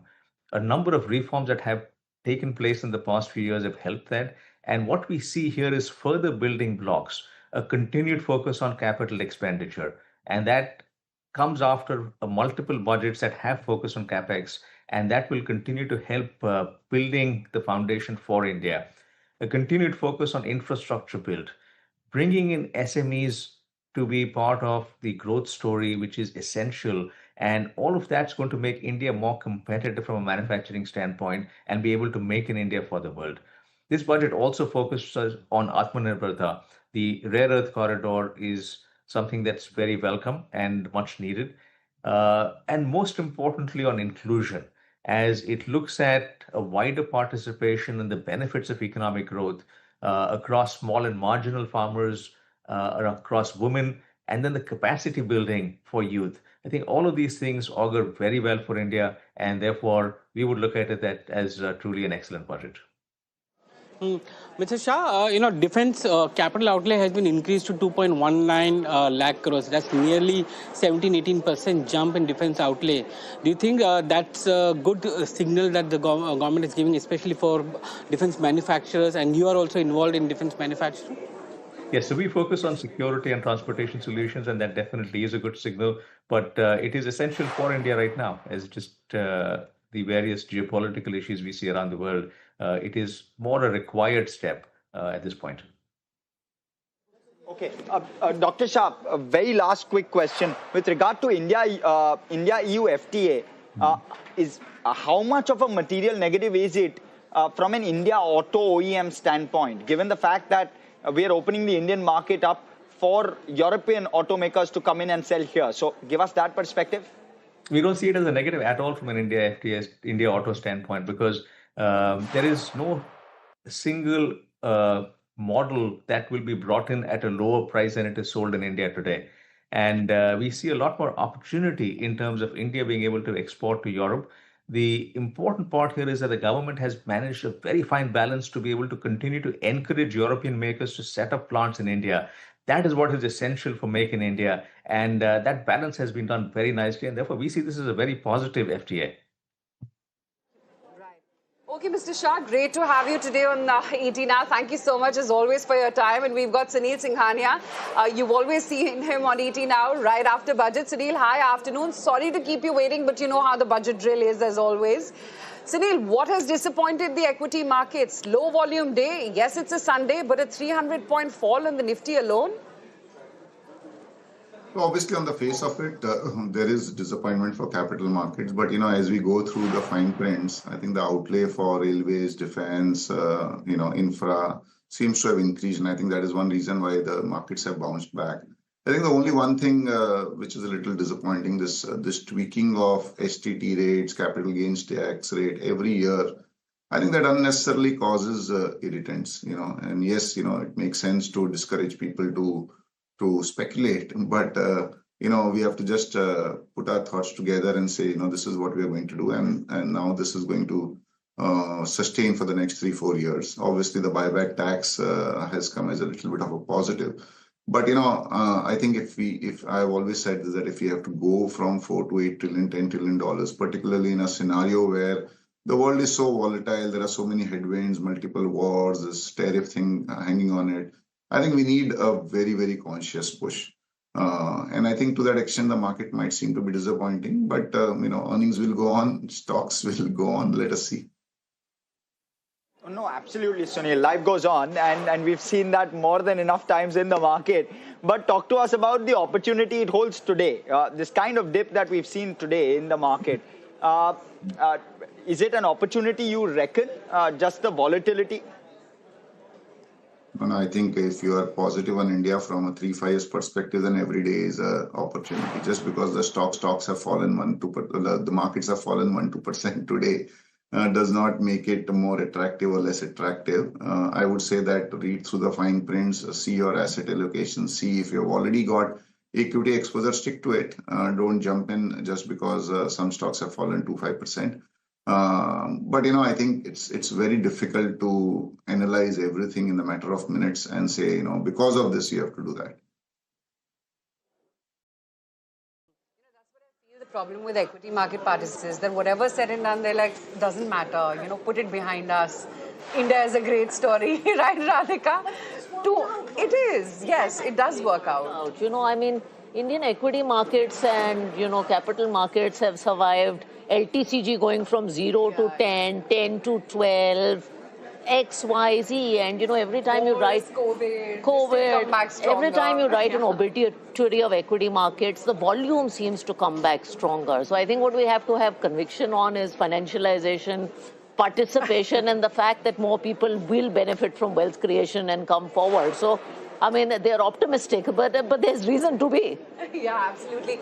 But right now, as we see it, Sunil, the fact that you've had those $22 billion worth of outflows, has the budget done enough to get those FPI, FII flows back into equity markets? We need that right now. Of course, part of the reason is relative global strength in other markets, the rupee weakness, all of that coupled into. But can those flows after this budget find their way back? Or are they just waiting for the India-US trade deal? No, Aisha, I was just adding to what Radhika said that, 10 to 12, 0 to 10 and all. But there's always a last straw on the camel's back. I think we can't bear more burden as far as capital markets are concerned. It is very, very clear. We can say all the good things on TV, but we have to be realistic. And, to say that capital markets are not very important for taking the economy to 4 to 8 to 10 trillion, I don't think that will be right. I think we have grown so much. We have seen the emergence of private sector. We have seen the emergence of so many sectors and companies who are investing billions and billions of dollars, all because the support of capital markets, be it equity as well as fixed income.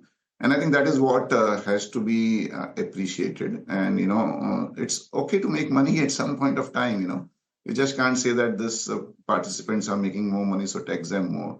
So I think whatever has been done so far, yes, we accept it. But I think going forward, I think there has to be, as I said, you announce that for the next 3 years, we will not tweak anything. And I think then life can be more predictable. Sunil. The pain, Sunil. We can hear it. If I can take a question to you, Sunil, since you asked about bond markets, I'll take the liberty to ask a question. I think banking has been a part of financial services that hasn't done well. I think the FM outlined how banks are in good shape. You've seen large market borrowings. How do you see banking going forward post this budget? I think banking as a sector has come, I would say, much ahead. NPAs are in control. I think the systems, processes, efficiency has gone up tremendously. Even if you see PSU banks, most of them have net NPAs of 0.5% or lower, which is like music to the ears. So, and I would say a lot of credit goes to the government because they've not interfered in the working of the banks as was the case earlier. And going forward, it's very clear that, yes, we need a more vibrant bond market, but we will reach there. The only thing I'm trying to highlight is that if participants are clear about the taxation from a 3-5 years perspective, then the planning becomes all that more easier. This wild swings, whether it's the bond market or particularly the equity markets, don't infuse confidence. And particularly in a year where Aisha mentioned that, $20-25 billion has gone out by way of foreign outflows, I think you need a little bit more effort to ensure that, one, they stop this. And second is, how do you bring them back? Because ultimately, if foreign flows comes, rupee will be stable. I'm very sure this yield, which has gone down to 6.7%, will inch back to 6.3, 6.4%. And it would help all the constituents, including the bond markets, the banks, and the capital formation, which is the need of the hour for us to take the economy to $8 to $10 trillion. Absolutely. Sunil, stay with us. Perhaps we've got someone joining in who shares the same thoughts. Sandeep Sikka, ED and CEO at Nippon Life India Asset Management as well. Sandeep, hi, afternoon. Good to be speaking with you. Share the same pain as Sunil. There is only that much that you can take, and you need at least clarity on, what kind of thought process the government has on taxation when it comes to capital markets and F&O in particular.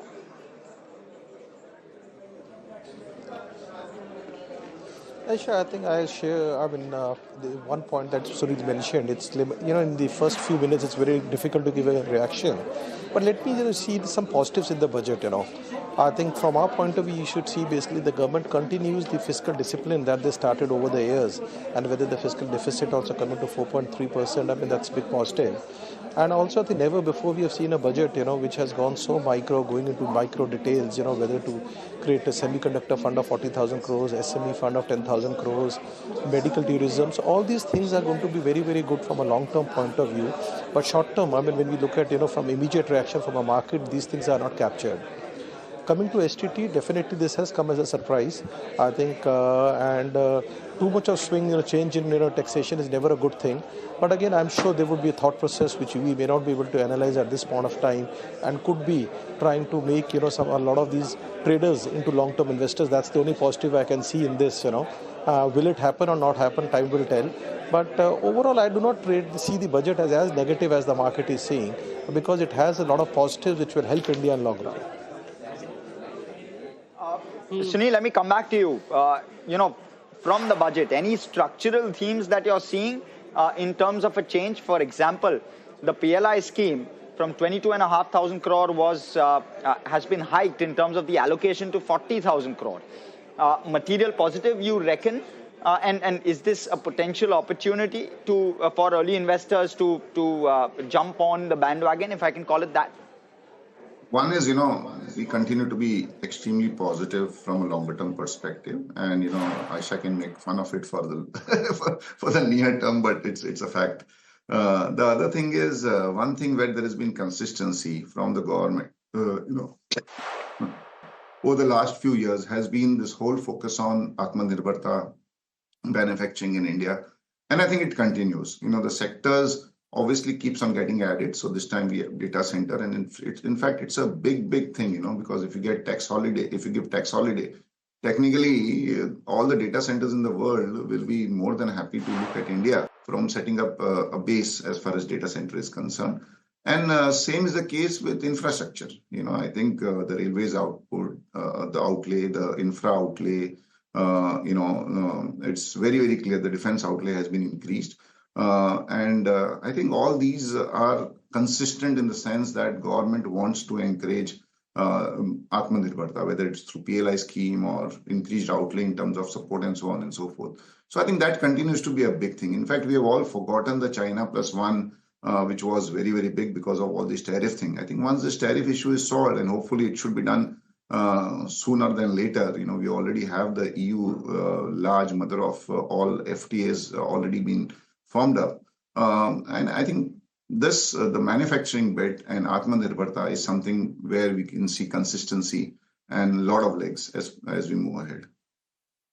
Well, Sunil, I was sympathizing with you because I do understand that, of course, this is going to impact volumes. We need all the sympathy at this point of time, Aisha. We need all the sympathy. But I do want to ask you right now, Sunil, what sectors, if at all, does the budget throw up in terms of long-term opportunities?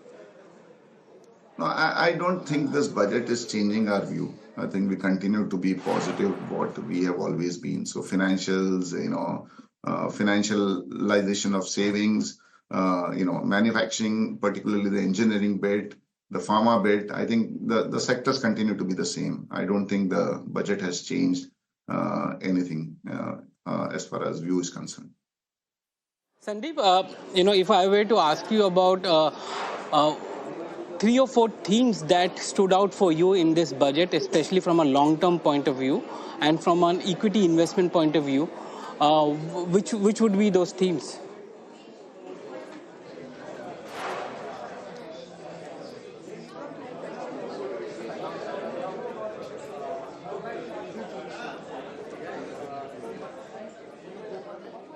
Sandeep? Sandeep, Sandeep, you can hear me.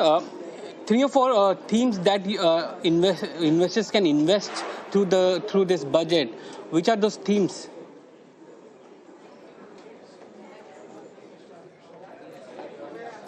Yeah, I think from the investors' point of view, especially from a mutual fund industry point of view, I don't think so. There are any themes which have new themes that have emerged out of it. But I think the overall, I think we, like I mentioned earlier, we remain positive. I think from a long-term point of view, I think for the investors, I think one thing is very clear. I think that one of the speakers mentioned earlier today also that I think this fall in the market, should somebody jump into it because the market has fallen, answer is I think you need to systematically keep investing. And I mean, you should not be trying to see the markets have fallen or any particular theme. But not for the investors, but as a country, one of the themes that has come out for the, has been basically specifically two things which stand out in this budget. A has been the semiconductor thing that I talked earlier, and also basically the data centers, the long-term tax holiday that has been given. I mean, these are very, very big positives. I think you'll see a lot more foreign investments coming into India, and also I think we're working towards India being Atmanirbhar Bharat. So I think overall the story does not change. I think we remain equally positive on the India story. For the investors, rather our advice will be not to get carried away with the short-term correction, keep human biases away, and I think keep seeing it from a long-term point of view. And we have seen these kind of corrections and reactions enough in past. Okay, Sandeep, we'll let you go on that note. Thanks for your time. Sunil, if I could just come to you for a last question, since it's going to be... Okay, we'll get to him in just a second from now. But that's pretty much it. Just want to revisit what the market as well is holding up at. While we were, sitting on a 300-point decline, things have only just very minuscule changed from there. Wipro has put on more weight. It's up about 3.6% as we speak. Titan has actually jumped up. In fact, we should bring up the intraday graph. I don't know whether the fine print entailed anything for Titan or not, but it's a massive 3.2% spike that you're seeing on Titan right now. There you go, holding up very smartly. Max Healthcare, TCS, Infosys, these are names which are holding out quite okay. HDFC Bank, status quo, M&M flat right now, L&T down about almost 0.5%, Kotak, Eternal, ICICI Bank, they continue to be lower as we speak right now. And then, of course, the entire metals, that PSU bank trade, that continues to look very, very challenged for us. Well, yes, the EMS basket also will be in focus. We have Ramesh Kunhikanan, who is the Executive Vice Chairman at Kaynes Technologies, joining us. Ramesh, the PLI scheme itself, we've seen a huge increase in terms of the allocation, but I also understand that it is very, very sector-centric. For example, mobile phones in terms of PLI was at 9,000 crore in terms of allocations last year. This time around, it's 1,500 crore. What's the fine print reflecting for your products, which is auto as well as some of the other products you do, because you clearly don't do phones. So give us the sense on how you're reading the fine print. As far as Keynes is concerned, we are happy about this budget because semiconductor ISM2 is coming out and it is focusing on the entire ecosystem. So that will help India to put in the global map for the semiconductor manufacturing. As far as ECS is concerned, we have components sector, we have PCB. All these sectors are focusing on PLI and we are very happy about it. Okay. How large is the allocation, sir?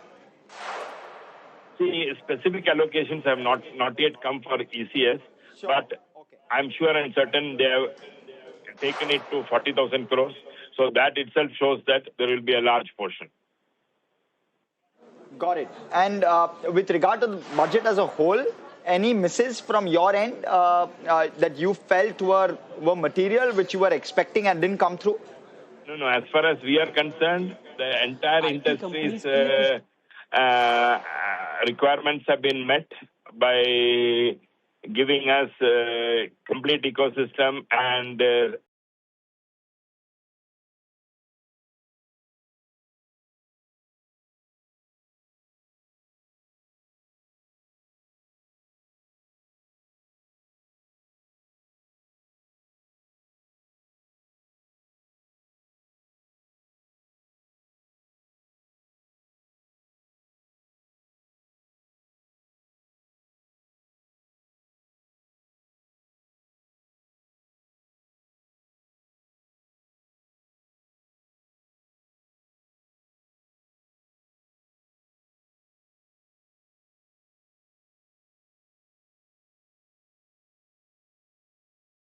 big thing for IT services company? So it basically impacts foreign IT companies who provide services to their principals back outside India.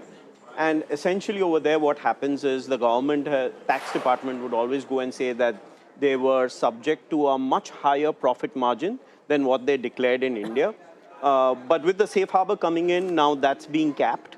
And that's an overall good development. In fact, there was a lot of noise about the number of advanced pricing agreements which had to be put in place in order to counter the strategy of the tax department trying to increase the markup for these services.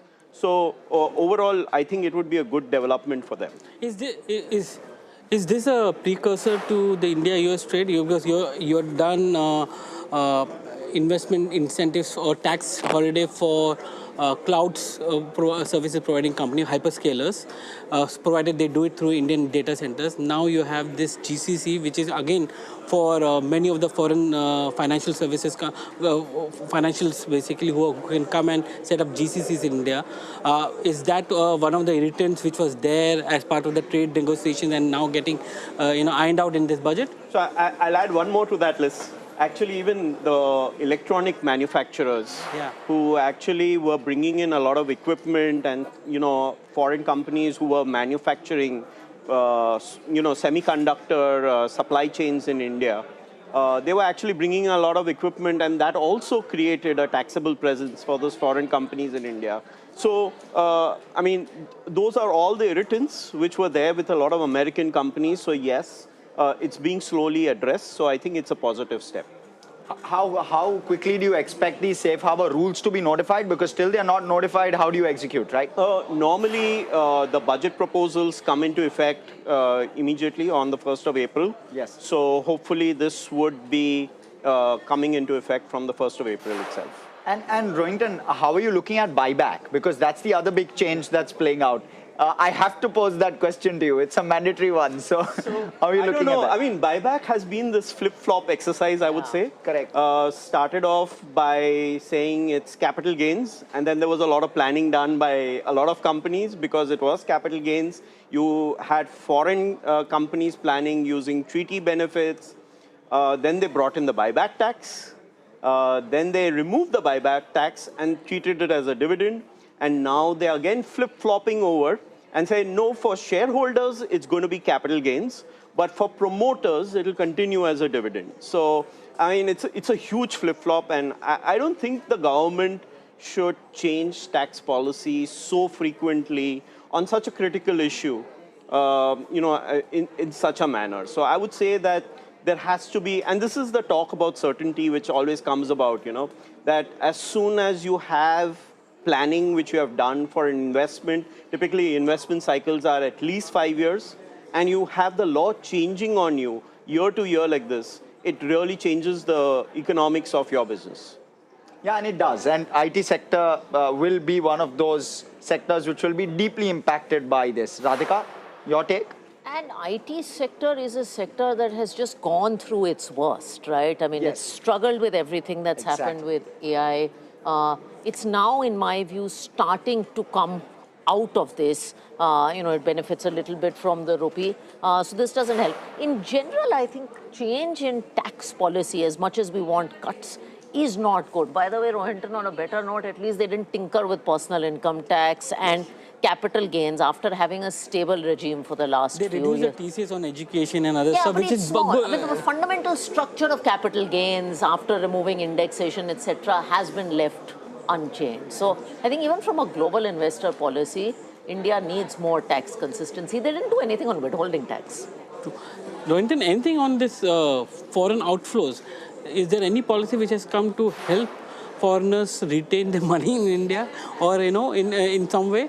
So the way I'm seeing it is there was a innocuous announcement by the finance minister about her looking at revamping or revisiting FEMA.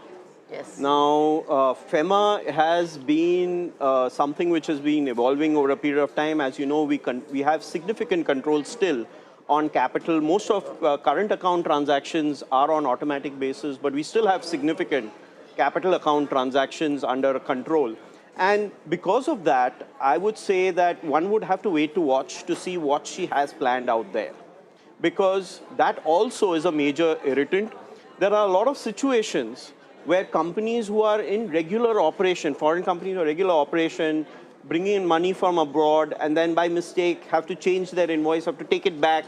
There are major irritants in procedural issues with regard to that. And simplifying some of that can really help. Sorry, quick clarification. So 22% is the tax rate on buyback now, treated as capital gains, but that's only for corporate promoters.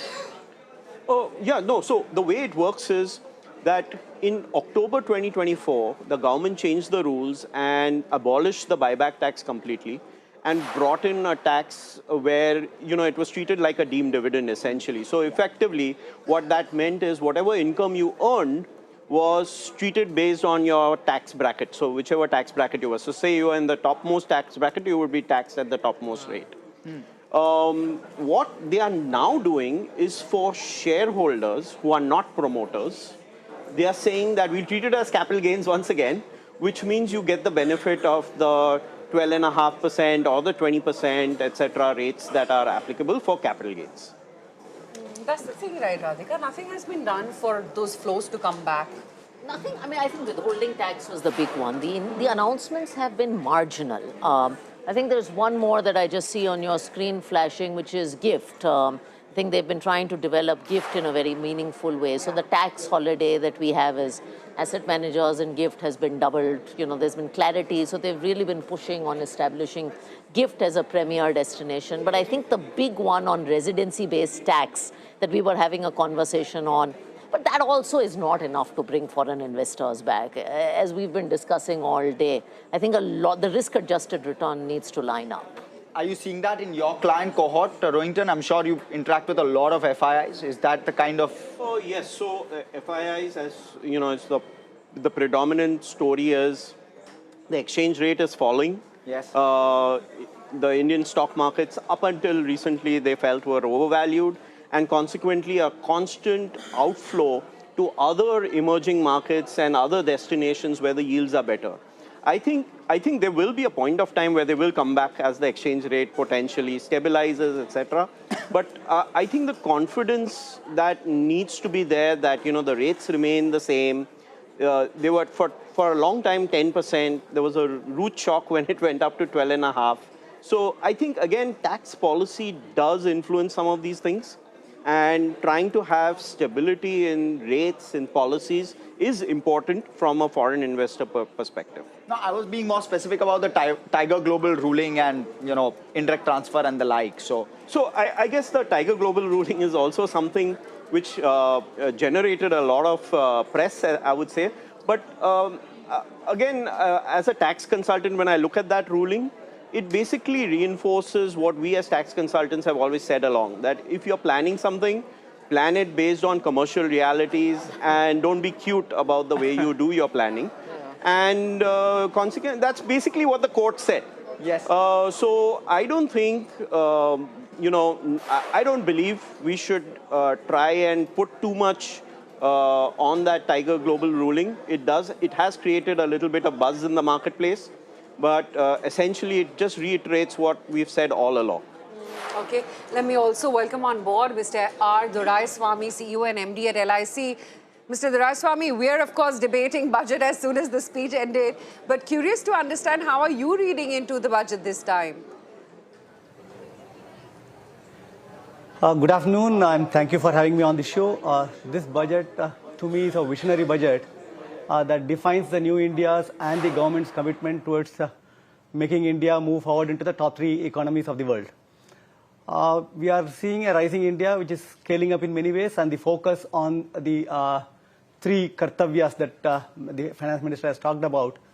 The focus on 7 strategic industries, strengthening of MSMEs, as well as, more importantly, the focus on improving the income of Bharat or the rural population of India is something which is really making it look sound and a very visionary budget to me.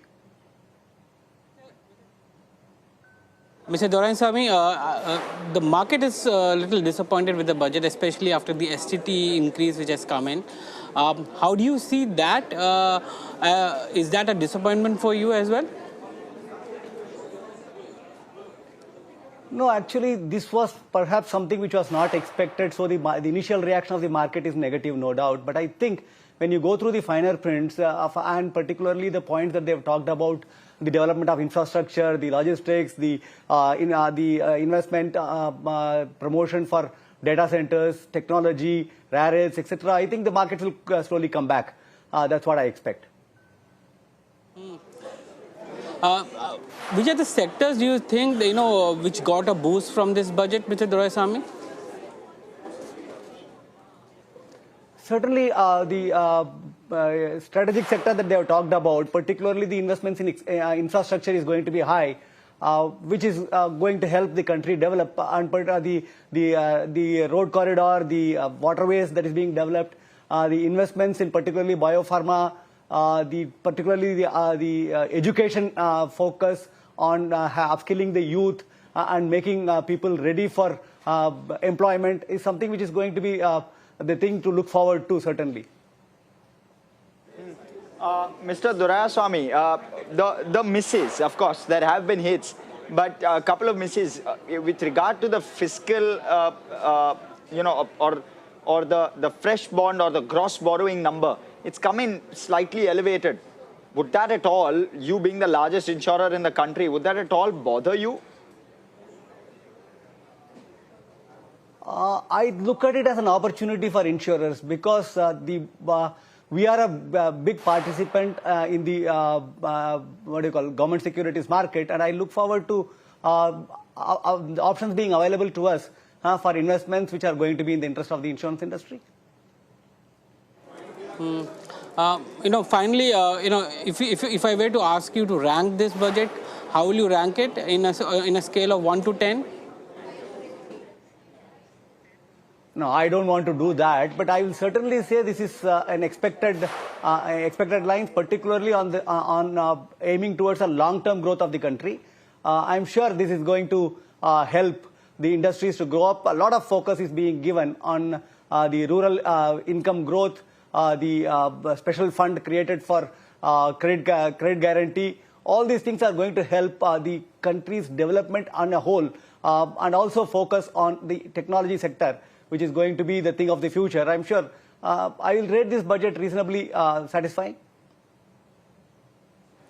Right. Okay, Mr. Doraiswamy, thank you so much for your time. Great to be speaking with you. Let me also welcome on board Umesh Chaudhary, Vice Chairman and Managing Director at Titagarh Rail Systems, joining in on the show right now. Umesh, hi, great to have you on the show. The budget is greenlit 7 new high-speed corridors, right? With Titagarh already holding that 7,000 crore rupee Vande Bharat order, tell me how quickly can you now sort of, pivot production lines to try and capture this massive new demand?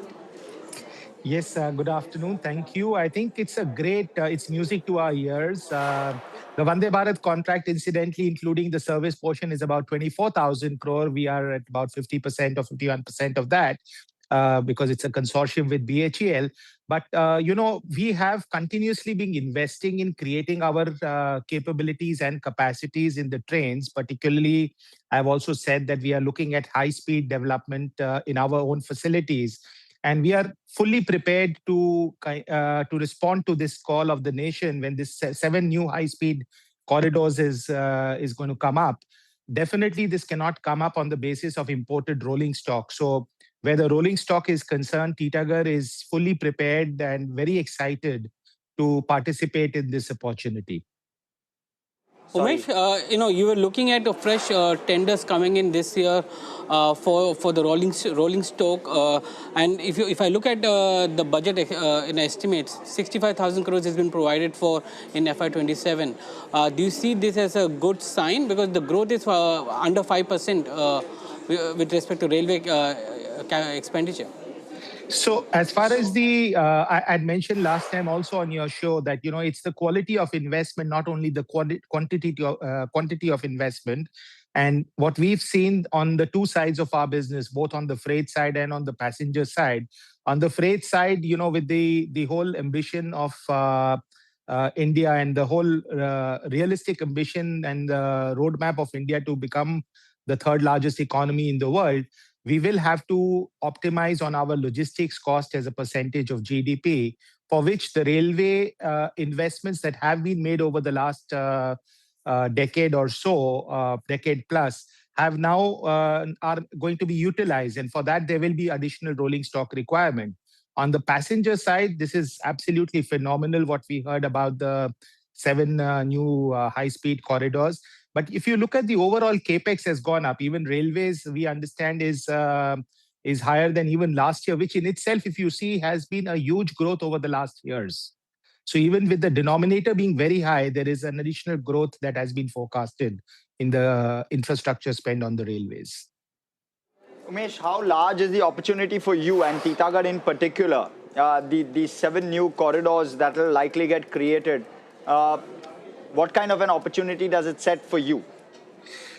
I think it's not quantifiable at this point of time, but all I can say is that once this comes up, our existing facility is not going to be enough to cater to this demand.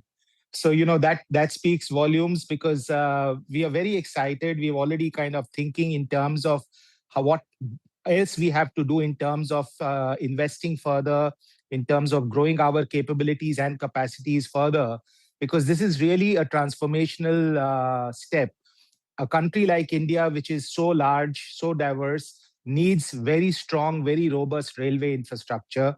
And with this kind of an announcement coming up, this is not an incremental growth. This is a quantum leap, which we are seeing in the railway infrastructure. And Umesh, given this and given the opportunity size available, do you believe that India needs to invest far more than this 2.8 lakh crore? Is the opportunity size far larger? Can we continue to grow at maybe 10% next 10 years within this railway budget? I believe so, because you see, with the kind of plans that the government is unfolding, you see, let's look at ourselves maybe 3 years or 4 years ago. We could have never thought about India having one high-speed rail corridor. When Mumbai-Ahmedabad was announced, there were many critiques to this project as well, that India does not need high speed. But just consider the amount of transformation, economic transformation that it will make to the country. And if you see anywhere in the world, wherever rail connectivity has been invested into, the overall economic growth has really followed in a very significant way. So with the only thing limiting India today in terms of growth is the vision. And that vision is something that our Honorable Prime Minister is providing in abundance. So I see that 10% or even more growth is very much feasible. Right, Umesh, great to have you on the show. Thanks for joining in with that quick take, and congratulations. You're one of the very few people who are actually smiling post the budget. Very quickly then, let's just check in on where the equity markets are settling in for the day. Some amount of recovery definitely in place, but you can't really say that we're out of the woods. We're still down about 286 points. You've got a Kalyan Jewellers, which has shot up about 4.5%. Amber, Delivery, Tata Elxsi, Titan, Wipro, Max Healthcare, TCS. Those are your gainers in trade, but a large faction of the market continues to struggle, and that can be seen with the way the market breadth is panning out. Within the F&O pool itself, you've got a 170 count to the declines, with just about 41 names standing to the green as we speak right now. Radhika, all of this dust will settle down, but what should investors tomorrow morning be bracing themselves for? Actually, not very much. I think the budget doesn't change status quo. Outside for a few capital markets and broking stocks which have to see the impact, I think investors should realize that they need to build multi-asset portfolios, and that includes equity, bonds and fixed income, because I think January has taught us that each asset class is extremely volatile. No gold and silver? No, multi-asset with gold and silver, but in the right quantum. So I think equity continues to be a growth asset class. I think that doesn't change. The GDP numbers remain intact. And I think as long as earnings growth continues to surprise us positively, equity markets will deliver. And I don't see anything in this budget that hurts earnings growth of most sectors. So I think investors should wake up after a Sunday and move forward with their portfolios. Wake up after a Sunday. Okay. And you guys should get some rest. Yes. It's going to be a long day for us, actually. Next Sunday, absolutely. Rohinton, final thoughts with regard to taxation and the changes that have played out. Your take, of course. So kind of to sum this up to a certain extent, you said that there's a greater need for tax stability, tax policy stability, but anything else that's standing out for you in the fine print? So I think there is this one trend which has started 2 years ago, which is where direct taxes have now significantly been the major contributor of all taxes.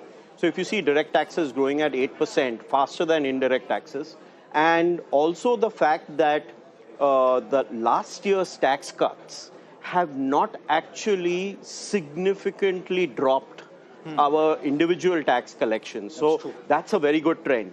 So what I foresee is, again next year, we will see a pickup in individual tax as the GDP grows, as revenues grows. So I see that as a very positive sign. I also see a few procedural adjustments which have been made this year, which are positive for taxpayers overall. One of the things that I like to specifically call out is the reduction in the prepayment amount of tax that needs to be paid before appealing a tax order. So earlier, when you got a tax assessment, you had to actually pay 20% of whatever was demanded before you could even appeal the order. That's been reduced to 10%, and that's a positive sign given the fact that we have almost more than 5.5 lakh cases stuck at the Commissioner of Appeals. So unless the tax department really quickens some of this resolution, I think we see a little bit of tension going on still over there. Okay, Rohinton, Radhika, thank you both of you. You've been great today. Thanks for taking time out on a Sunday and joining in. Thank you both so much. We'll take a very quick break, come right back. We'll continue tracking markets on the other side.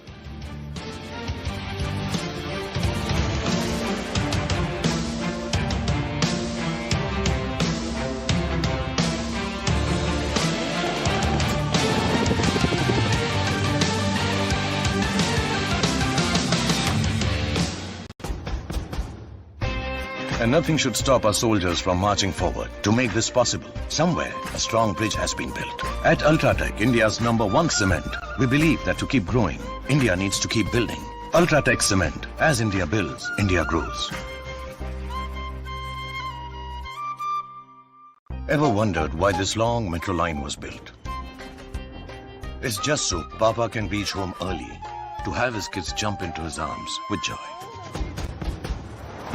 At Ultratech, India's #1 cement, we believe as India builds, India grows. Somewhere, a new road has enabled science to reach a remote village, so that Purni can think of reaching the moon one day. At Ultratech, India's #1 cement, we believe as India builds, India grows.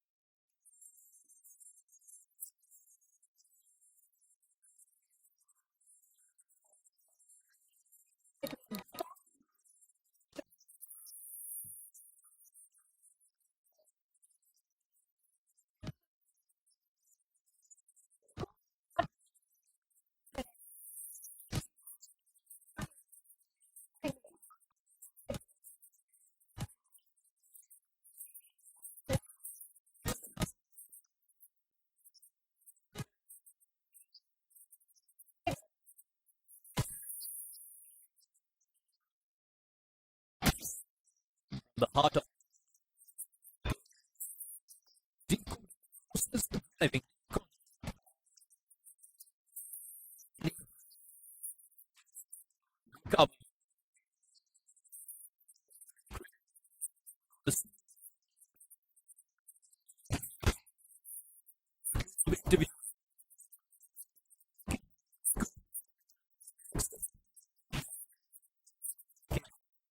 because the power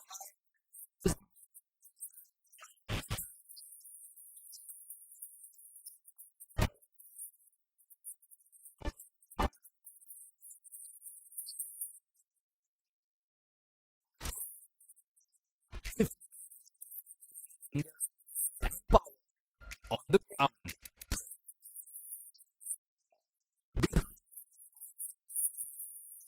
Is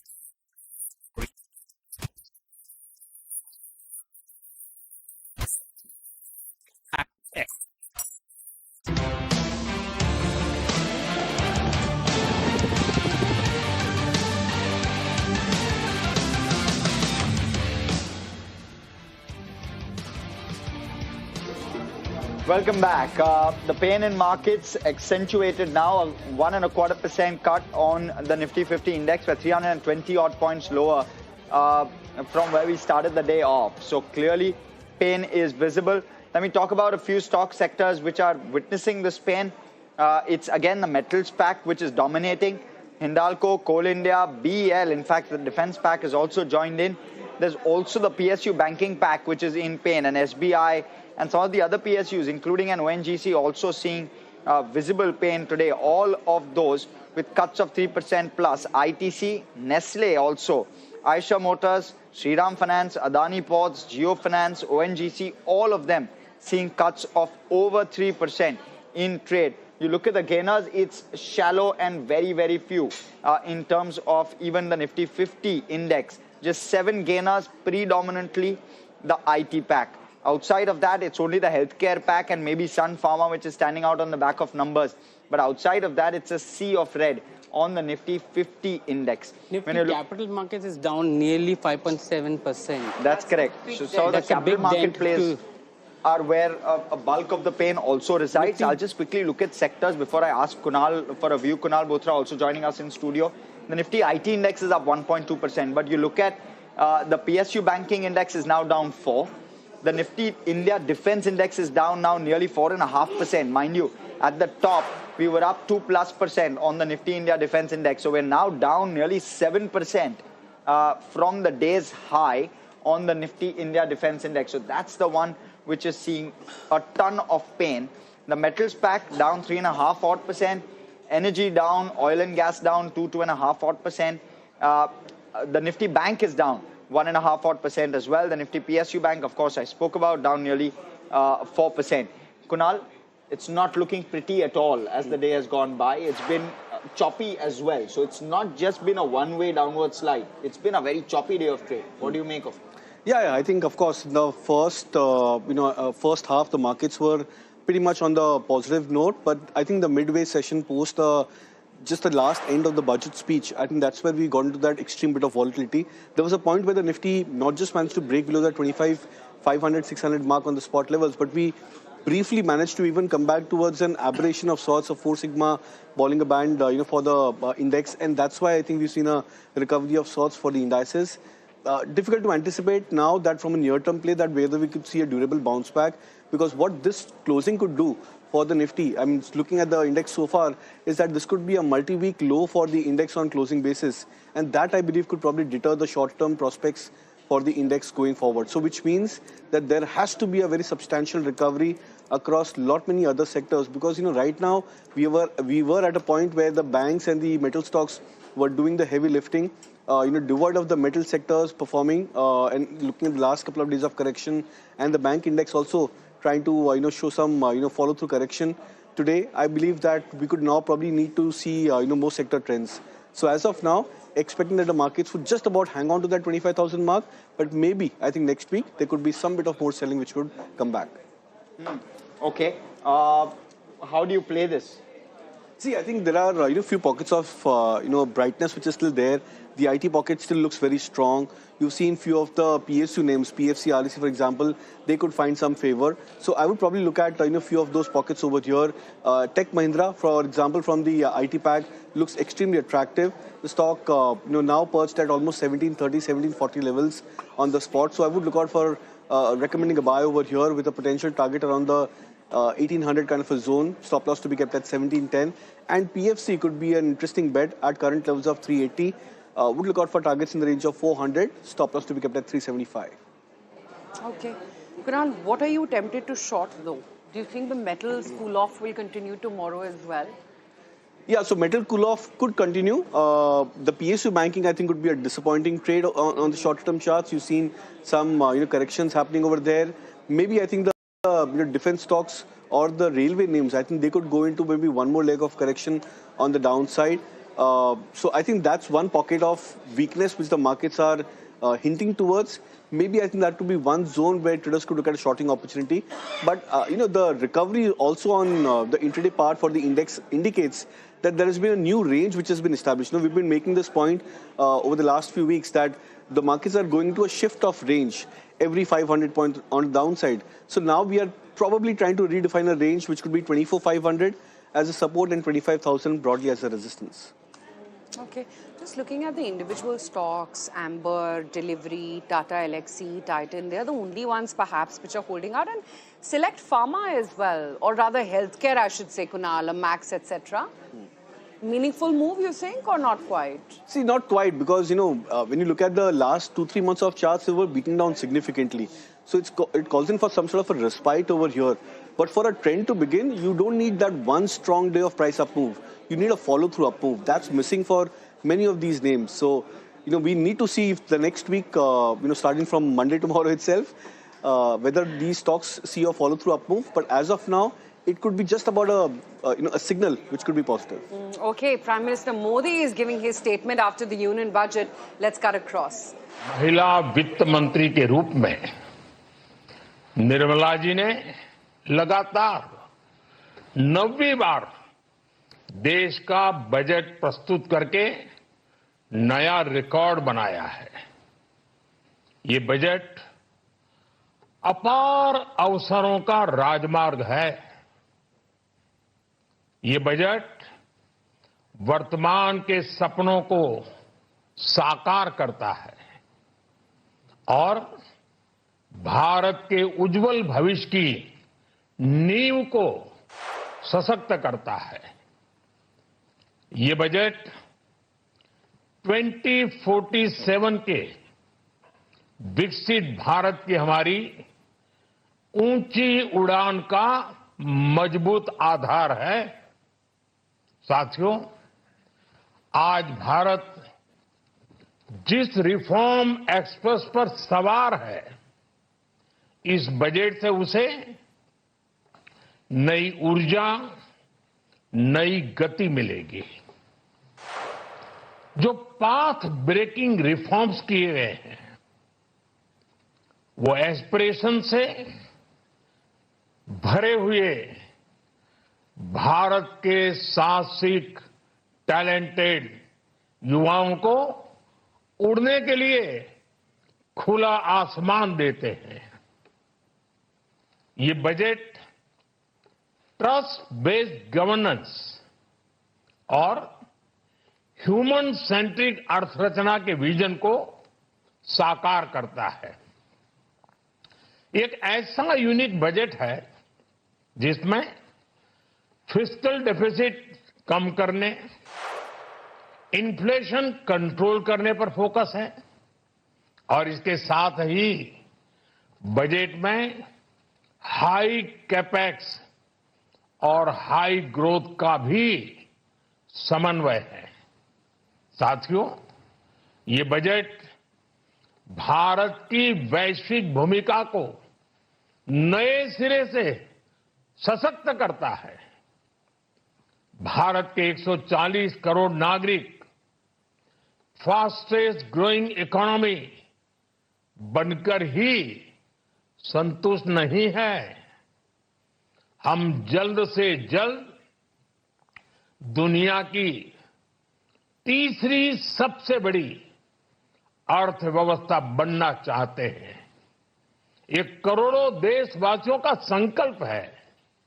दुनिया के एक trusted democratic partner और trusted quality supplier के रूप में भारत की भूमिका लगातार बढ़ रही है। हाल में जो बड़ी बड़ी ट्रेड डील्स भारत ने की है, मदर ऑफ ऑल डील्स, उसका मैक्सिमम बेनिफिट भारत के युवाओं को मिले, भारत के लघु और मध्यम उद्योग वालों को मिले। इस दिशा में बजट में बड़े बड़े कदम उठाए गए हैं।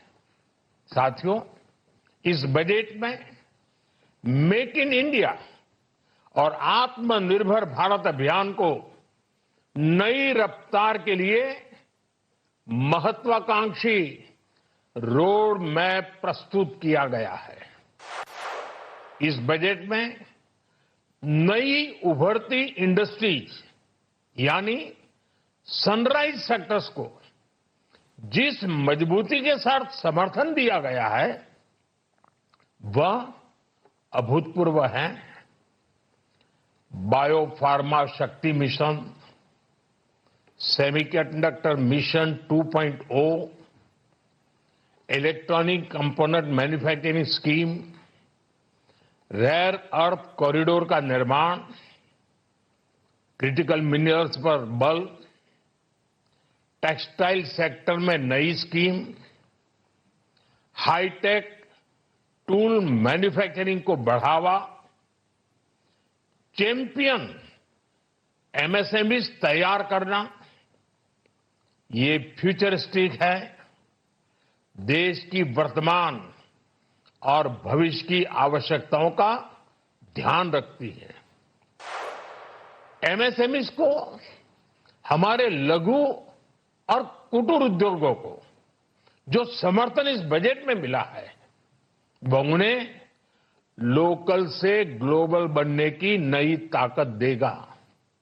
साथियों, बजट में इंफ्रास्ट्रक्चर को मजबूत करने के लिए कई बड़े कदम उठाए गए हैं। डेडिकेटेड फ्रेट कॉरिडोर, देश भर में वाटरवेज का विस्तार, high speed rail corridor, tier 2 और टियर 3 शहरों के विकास पर विशेष ध्यान और शहरों को मजबूत आर्थिक आधार देने के लिए म्युनिसिपल बॉन्ड्स को बढ़ावा।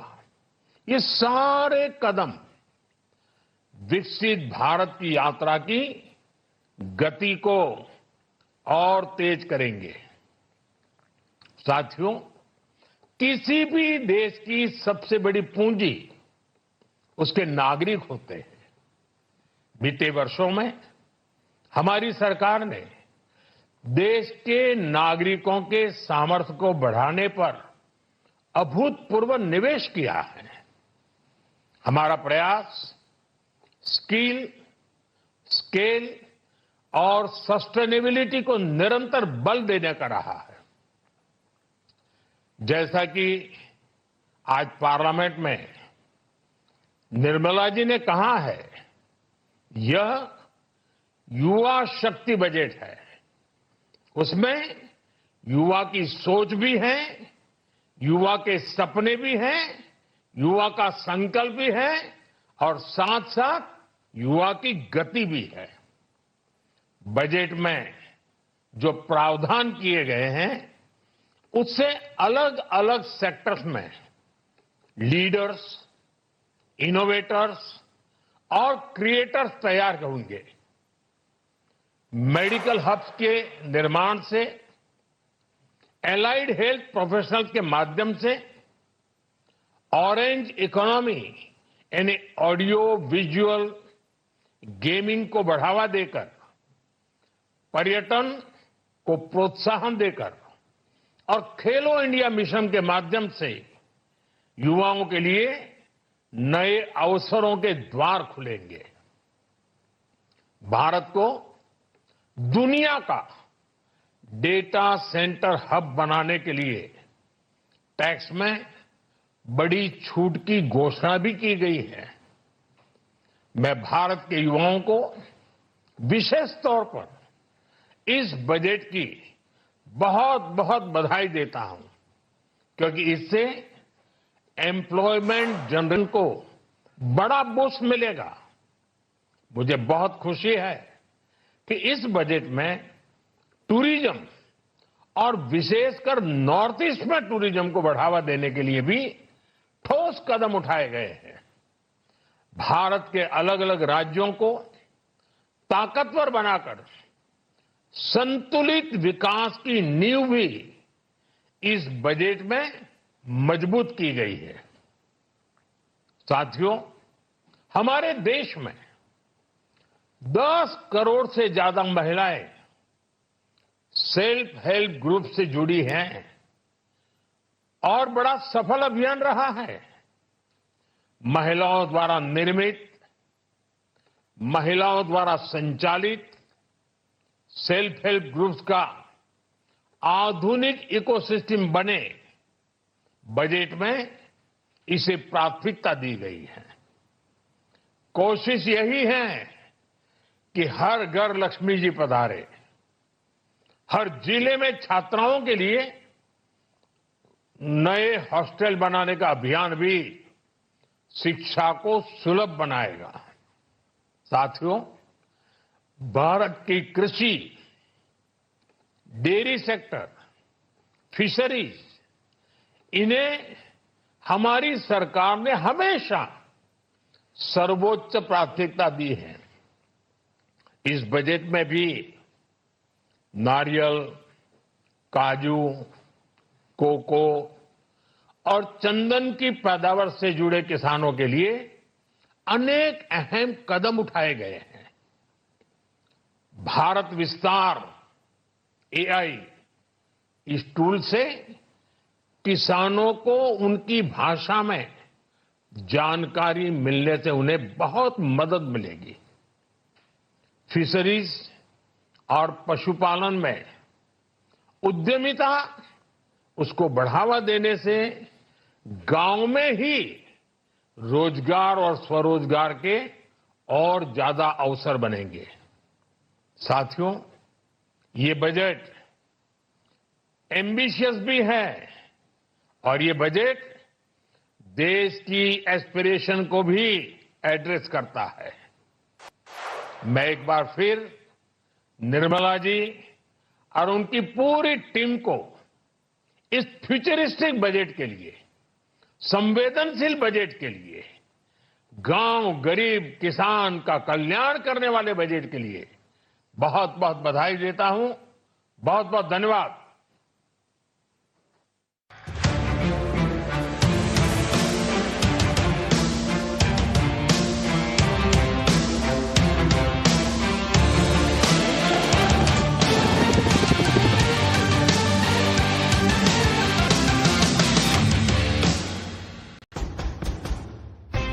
And nothing should stop our soldiers from marching forward. To make this possible, somewhere a strong bridge has been built. At Ultratech, India's #1 cement, we believe that to keep growing, India needs to keep building. Ultratech Cement. As India builds, India grows.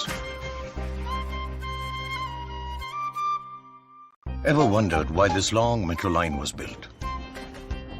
It's just so Papa can reach home early to have his kids jump into his arms with joy.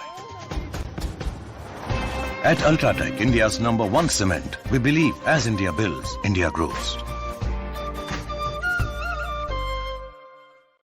Somewhere, a new road has enabled science to reach a remote village, so that Purni can think of reaching the moon one day. At Ultratech, India's #1 cement, we believe as India builds, India grows.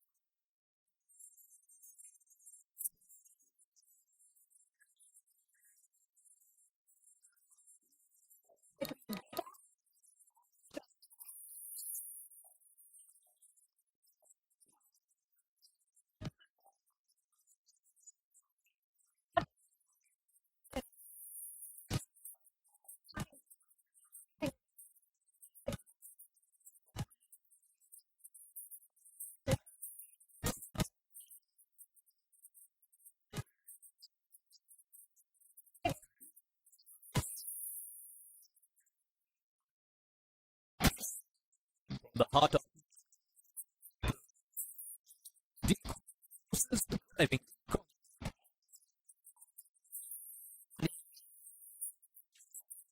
cover.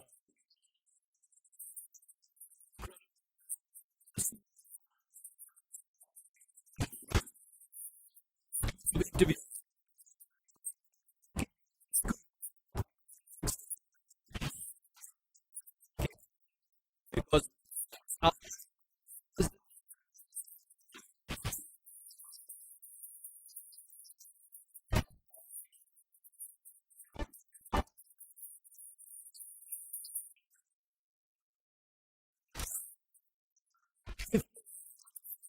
in on the ground.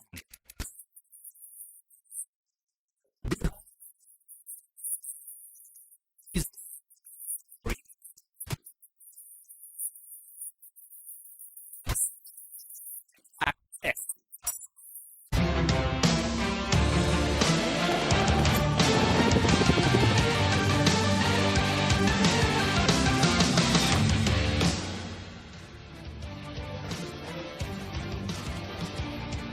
Welcome back to this budget special, and in conversation with us is Saurabh Mukherjee, Marcellus Investment Managers. Saurabh, how are you looking at the budget? Positives, negatives? Well, look, from my perspective as a fundamentally oriented investor, two big positives and one negative. I think the biggest positive for me was the FM's attack on FNO, because for a year I've been shouting out from hoarse that we shouldn't have this volume of FNO activity in our country. We're simply transferring retail investors' money through the auspices of the stock market to smart traders on Wall Street who are using state-of-the-art algos. As SEBI has repeatedly flagged that 92% of FNO traders lose money. That was money that would have been going into the consumption economy. So rather than banning FNO or doing anything drastic like that, FM's done something very smart. She's saying, you're doing something which is damaging for the country. I'm going to tax you for that. And through those tax revenues, hopefully, the fiscal stress eases. So kudos to the FM. I think the right move to try to reduce the amount of FNO volume, dampen enthusiasm for FNO trading. I think the second intriguing positive, and I hadn't expected this, was the announcement of a high-level committee to review the banking sector. I think very intriguing. Remember, this is the biggest part of the stock market, strategic heart of the economy. All sorts of intriguing possibilities open up, privatization, more foreign money in the stock market, perhaps corporate money in the stock market. I'm seeing this as a positive for private sector lenders in our country. The negative for me was this whole obsession with jacking up capex, which obviously translates into higher borrowing requirement in the market. So as opposed to borrowing roughly 15 trillion in F26, the government says it will borrow 17 trillion in F27. I don't think the bond market's going to like that. And I think that'll push up bond yields, push up the cost of capital. The very thing that the chief economic advisor is saying in the economic survey is not required, right? We don't need higher cost of capital. I think this whole obsession with capex, unfortunately, is pushing us in that direction. What sort of basis the two positives and the one negative that you just highlighted? Would you be compelled to buy or sell anything in the current market? I don't think the budget itself is the main driver. I think the main issue is the earnings slowdown. It's been carrying on for 2 years. I couldn't see anything in the budget, Aisha, which brings us out of the earnings slowdown. Right? I couldn't see a trigger that brings us out of the earnings slowdown. As I said, marginal positive as you shift money from the F&O ecosystem into the real economy, but not enough to, I think, swing the direction of earnings from negative to positive. From a capex point of view, 12.2 lakh crores of capex, around 12% jump, which is slightly ahead of what Street was expecting. Defense, again, nearly 17-18% jump in capital outlay.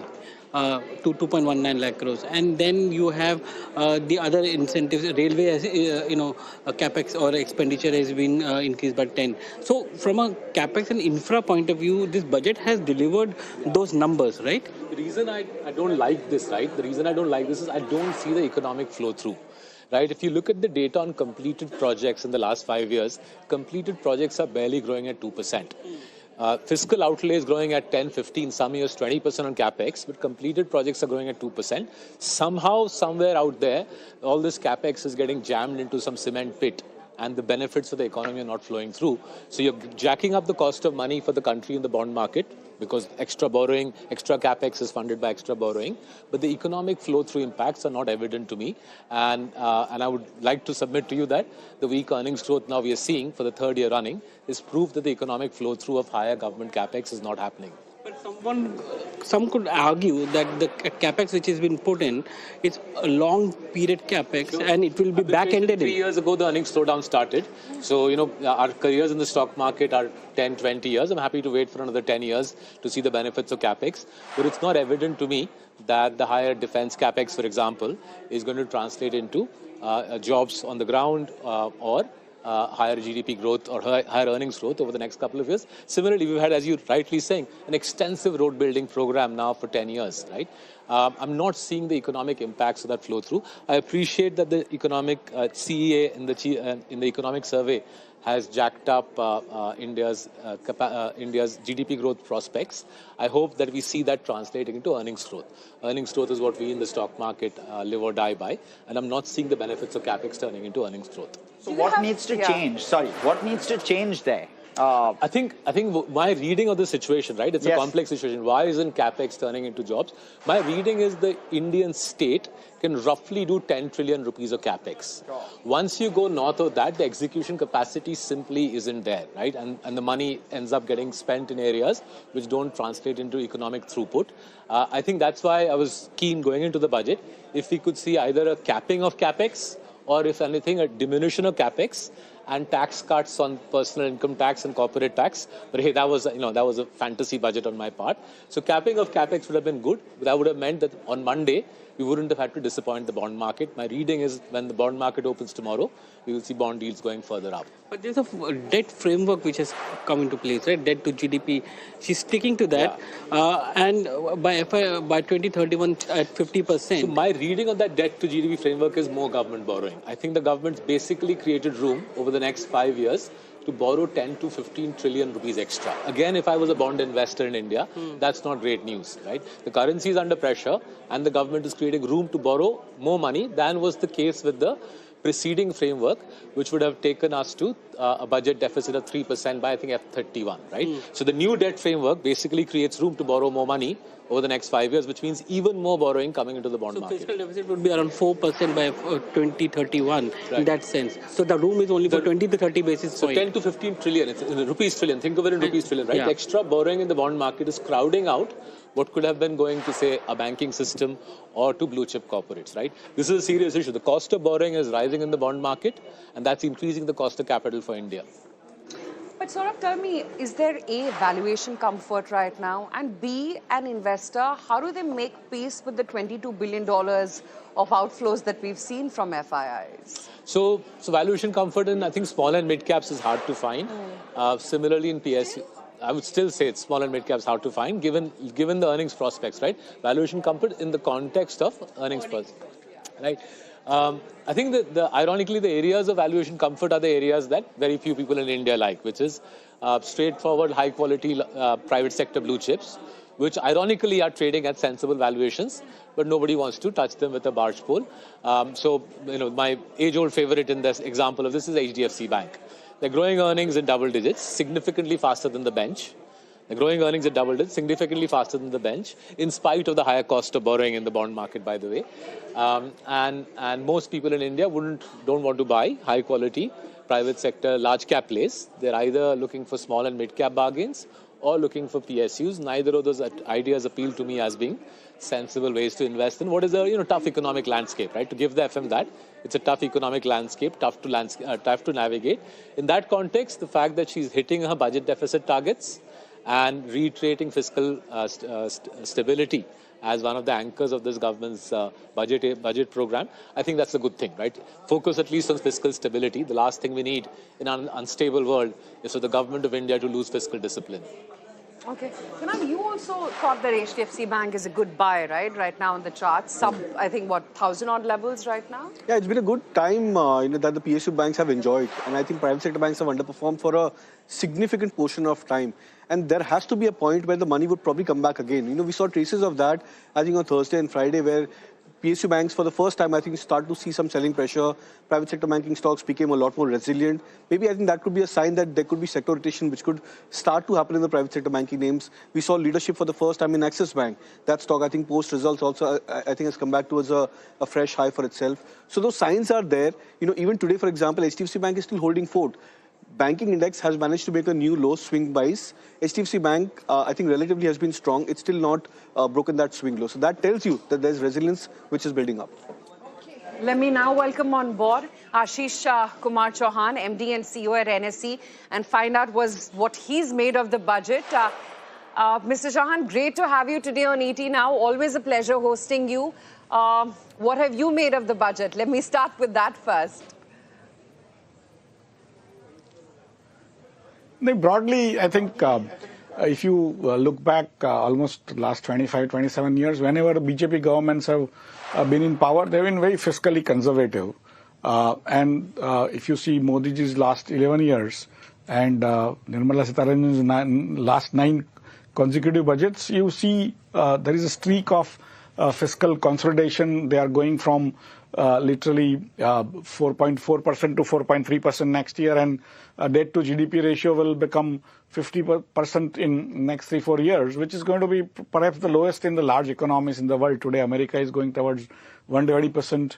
Japan is already above 200%. China is also very high if you take all what is hidden in terms of their fiscal debt. So overall, for me, this is a solid way to ensure that our ship continues to sail in safe waters.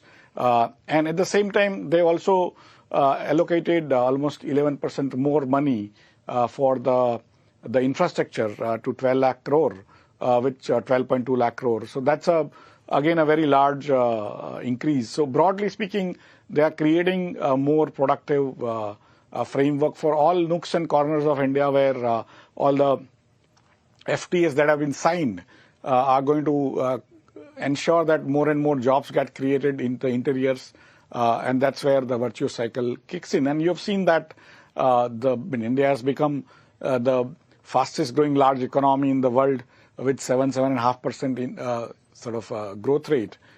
It's no mean feat, and that's basically done despite being not very populist. They've always been fiscally responsible, and I see that streak even now in the proposed budget. Absolutely. I have to talk to you about the fact that FM has now more than doubled STT on futures to 0.05% and hiked options also to 0.15%. With the market reaction today, Mr. Chauhan, is this, you really think, a necessary speed breaker for retail speculation? Or would you say that this is going to permanently damage derivative volumes? Broadly speaking, as you rightly said, there has been a perception created by various sections that there has been over speculation, and then the government has to do its part. And that's where, literally in last 11 years, they've increased the options-related STT many times. And today also they've increased a little. But futures probably is happening first time because futures was not considered that rampant. And by increasing it, they are trying to also in some ways compensate for the lower STT that they've seen in the 25, 26 actual results, because they were expecting, I think, 70,000 crore. It has become much lower. And in some ways, it seems to have two-pronged framework. One is the reaction to satisfy people who want to reduce the over speculation and also in a way go towards other creating other sources of revenue. Because India is growing, the people who are participating in markets are growing. I don't see, other than next 2-3 months, any impact on either futures volumes or options volume going forward. But naturally, there will be some short-term reaction to the higher cost that is going on, because many people's, especially high-frequency traders' algorithms are already made on this kind of numbers. They will have to recalibrate their models to ensure that they don't go into losses with higher per transaction cost coming in the form of higher STT. Did it lead to any recalibration from your end as well, Mr. Chauhan? You finally secured the SEBI NOC for a listing. Will today's tax changes, which have seen that kind of reaction that they have with brokerage and exchange stocks, forced you to perhaps recalibrate your valuation or timing of the IPO roadmap?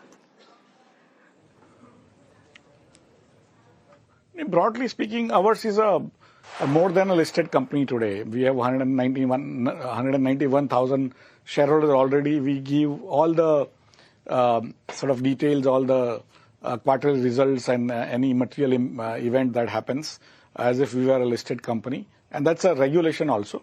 So broadly, it's basically a way to just formally recognize that listing framework and give more liquidity to existing shareholders as well as new shareholders who want to come in. It's more a procedural activity and nothing to do with pricing or other things. Whatever the price available at any point in time, when we come with our IPO, it will take probably 7-8 months from now. So whatever the pricing that the merchant banker suggests, our board should be able to accept, and it will be like a 4.5% of the total equity, which will be taken from the existing shareholders and given to new shareholders. So at NSE, we are not raising any new funds. It will be a pure play OFS. And whatever the pricing, which is based on the market conditions and, of course, our future profitability, that will have to be considered before actually finalizing the pricing. Ashish, good afternoon. Sajid here. Do you think that the finance minister is also pushing the investor to invest more into the cash market rather than speculate in the F&O market? And from an FI point of view, do you think this STT will dissuade them into more algo trades which are going into F&O? Broadly speaking, Sajid, been good to see you.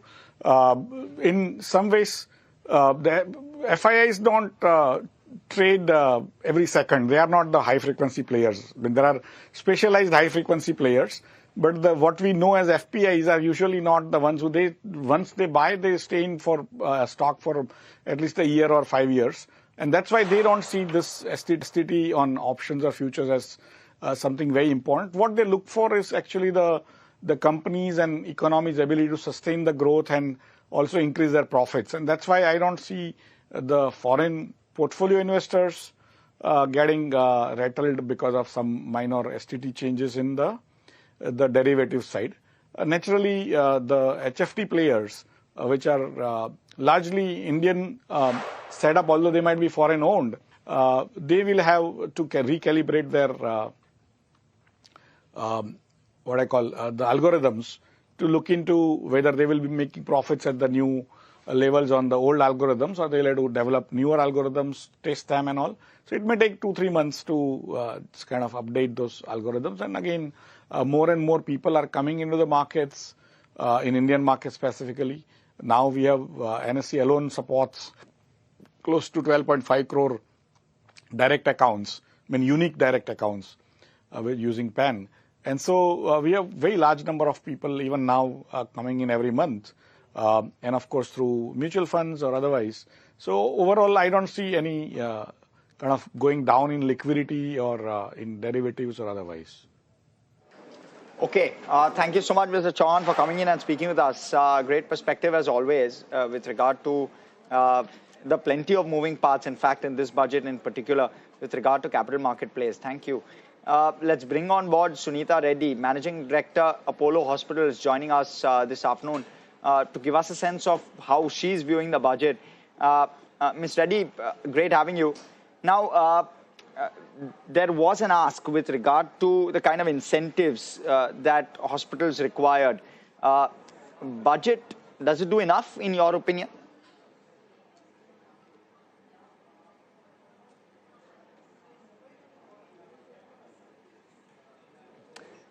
Ma'am, I believe you're on mute. Oh, I think the budget looks at the broader ecosystem of healthcare. And I say this because, she started with the recognition of NCDs, a network of clinical trials, which will definitely and encourage biosimilars production in India, which will actually bring drug discovery to India. As part of the ecosystem, she enhanced allocation to health to 1.1 lakh crores and went to skilling, where 1 lakh people will be skilled allied health professionals. She also addressed issues of geriatric care, mental health, and setting up emergency centers. So, beyond that, I think it's important to recognize that they're not just, while they're looking inward at India and strengthening Indian healthcare infrastructure by envisioning 5 medical value hubs, they are also looking at export of healthcare services, which is very encouraging. I think beyond what was said in the budget, we really need to look at the fine print, and we as healthcare providers will definitely use this to make sure that that we bring value into the healthcare system and continue to attract FDI into this very attractive sector.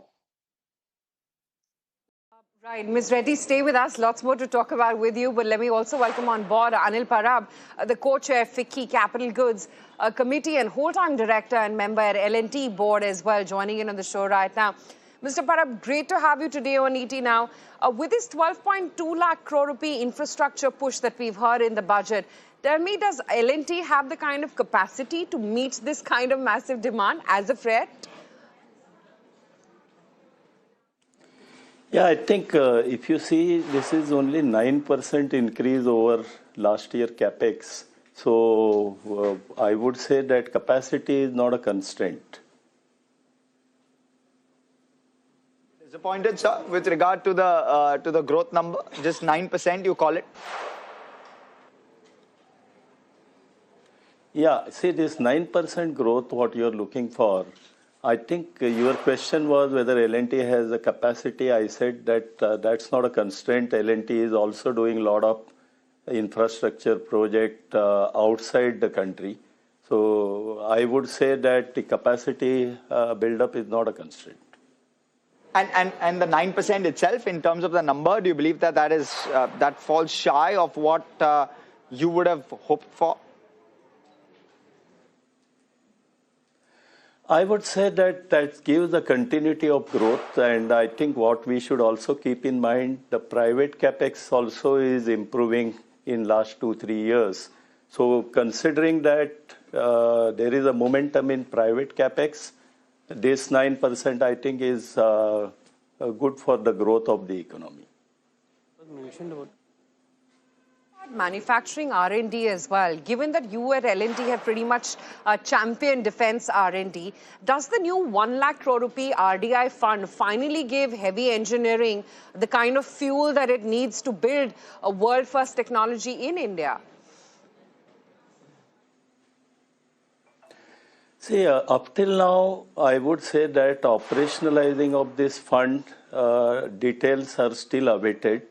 As of now, okay, it is more of individual companies are doing their own product development.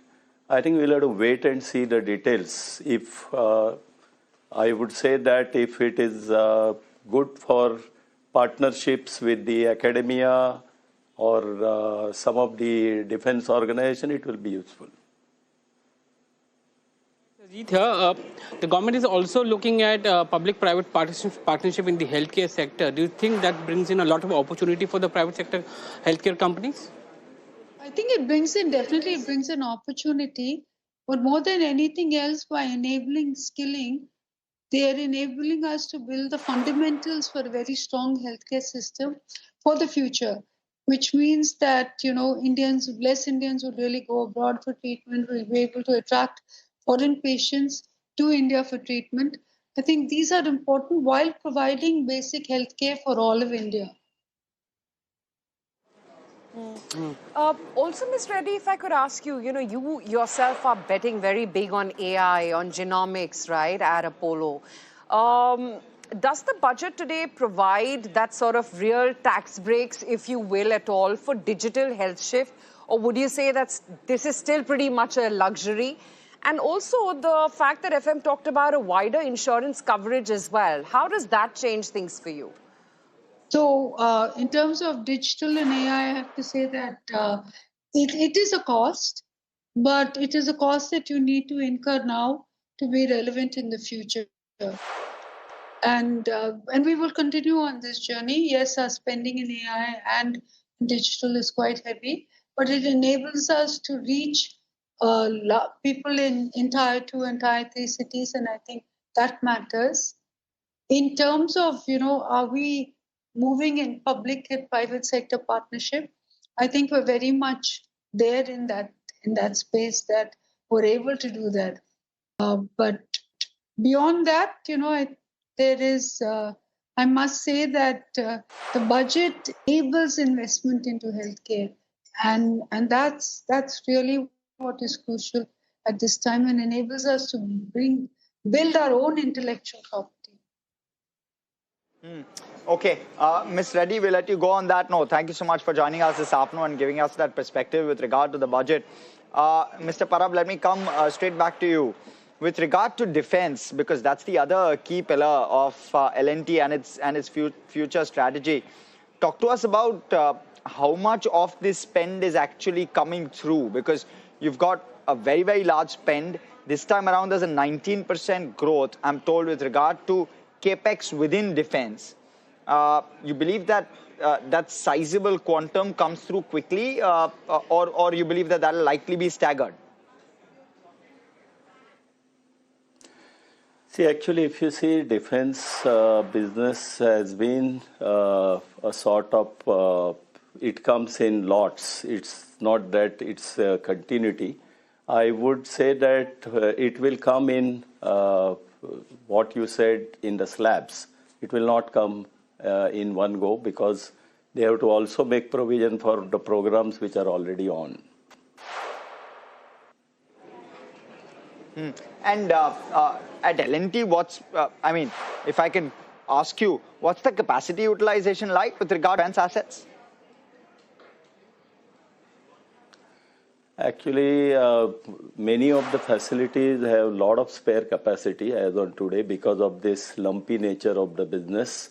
And this is the reality when it comes to the strategic sectors, not only defense, even the nuclear, because the continuity is always a challenge.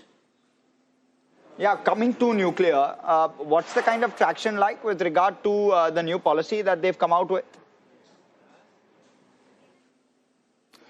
I would say that there is a good traction, and in fact, I think the two core issues which are addressed, one is the supplier liability, and the second is entry of private players.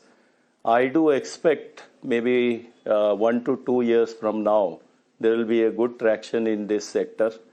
And I would say that I would have expected some more a sort of reforms in this budget, especially the new technology of small modular reactor. Any new technology in the initial period needs some support. So I would have expected they bring down the GST on par with renewables because there is a differential of almost 9%. Give it a status of green energy, and obviously, at least for some years, viability gap funding.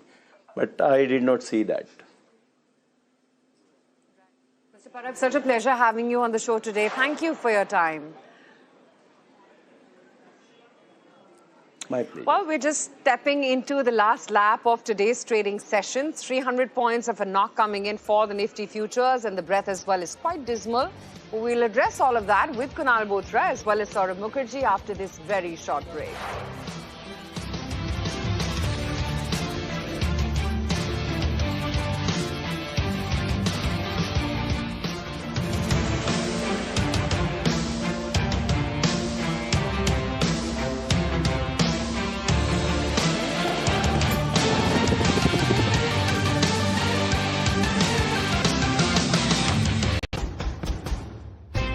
And nothing should stop our soldiers from marching forward. To make this possible, somewhere a strong bridge has been built. At Ultratech, India's #1 cement, we believe that to keep growing, India needs to keep building.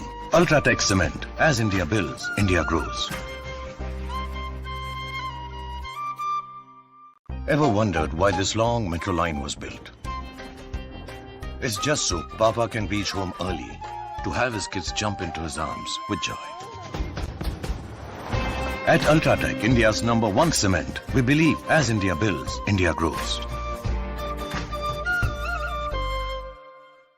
Somewhere, a new road has enabled science to reach a remote village, so that Purni can think of reaching the moon one day. At Ultratech, India's #1 cement, we believe as India builds, India grows.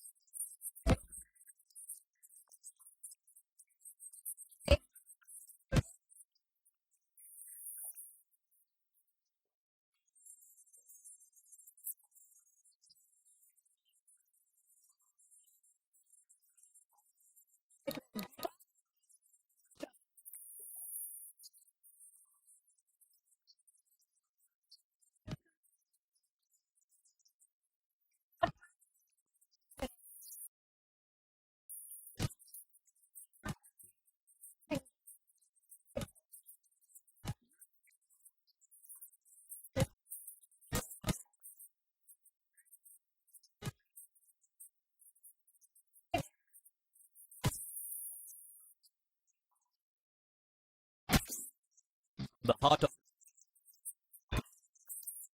the ecosystem. I think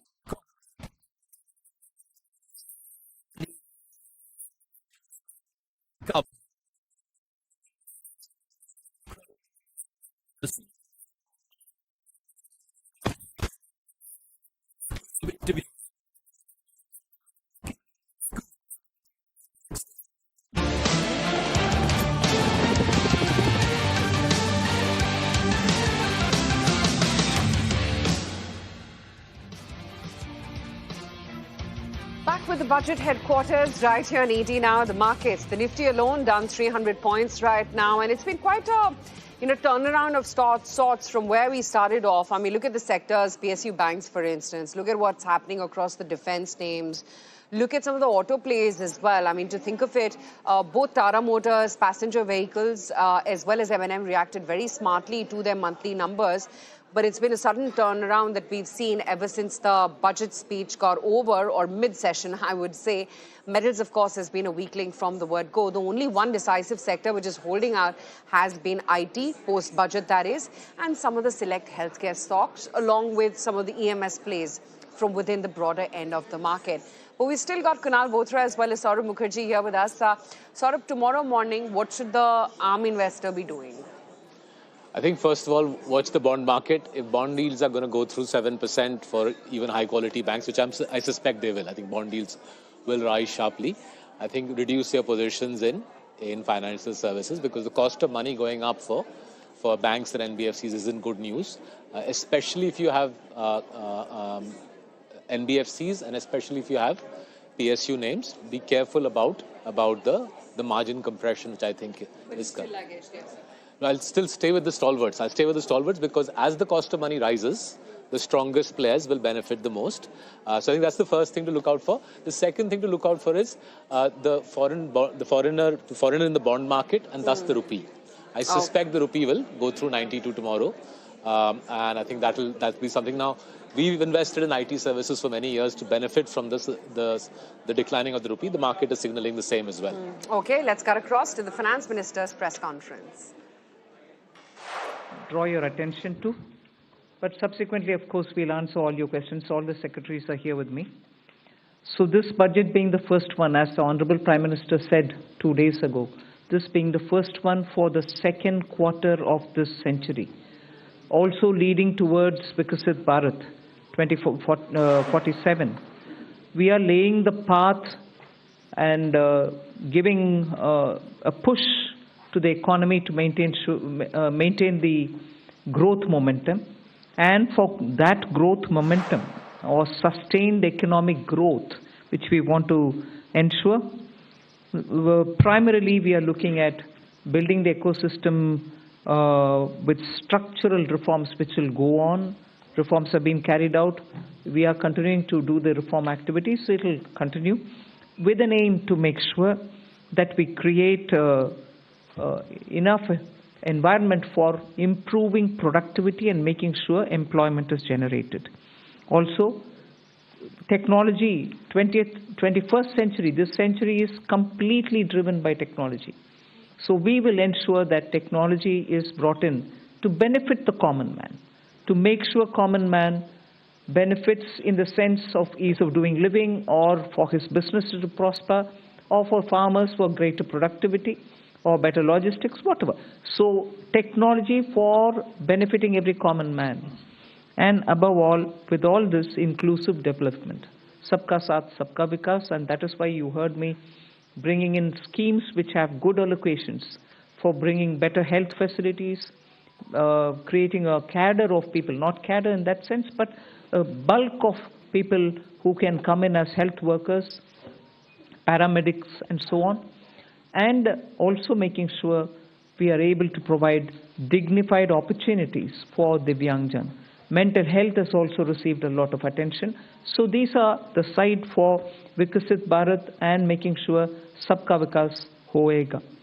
But the idea is the advantage and the momentum that we gained since after COVID by increasing public capital expenditure will continue. We've announced that 12.2 lakh crores are coming through public expenditure this time. It is 4.4% of the GDP.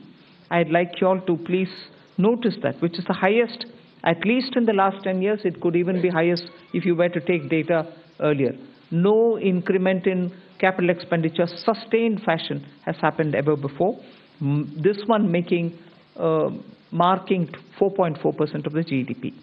Then what are the kind of things which will happen through it? You will have dedicated freight corridors. I've named Dankuni in the east, Surat in the west. Then I've also highlighted that 20 new national waterways, not national highways, national waterways are being planned. And again there, those are going to pass through some of the critical mineral areas.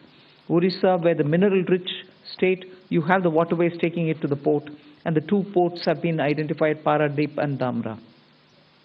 Similarly, we are also making sure that the coastal cargo movements will be enabled through a cargo route, so that through the coastal area we are able to cut down on cost of movement of goods.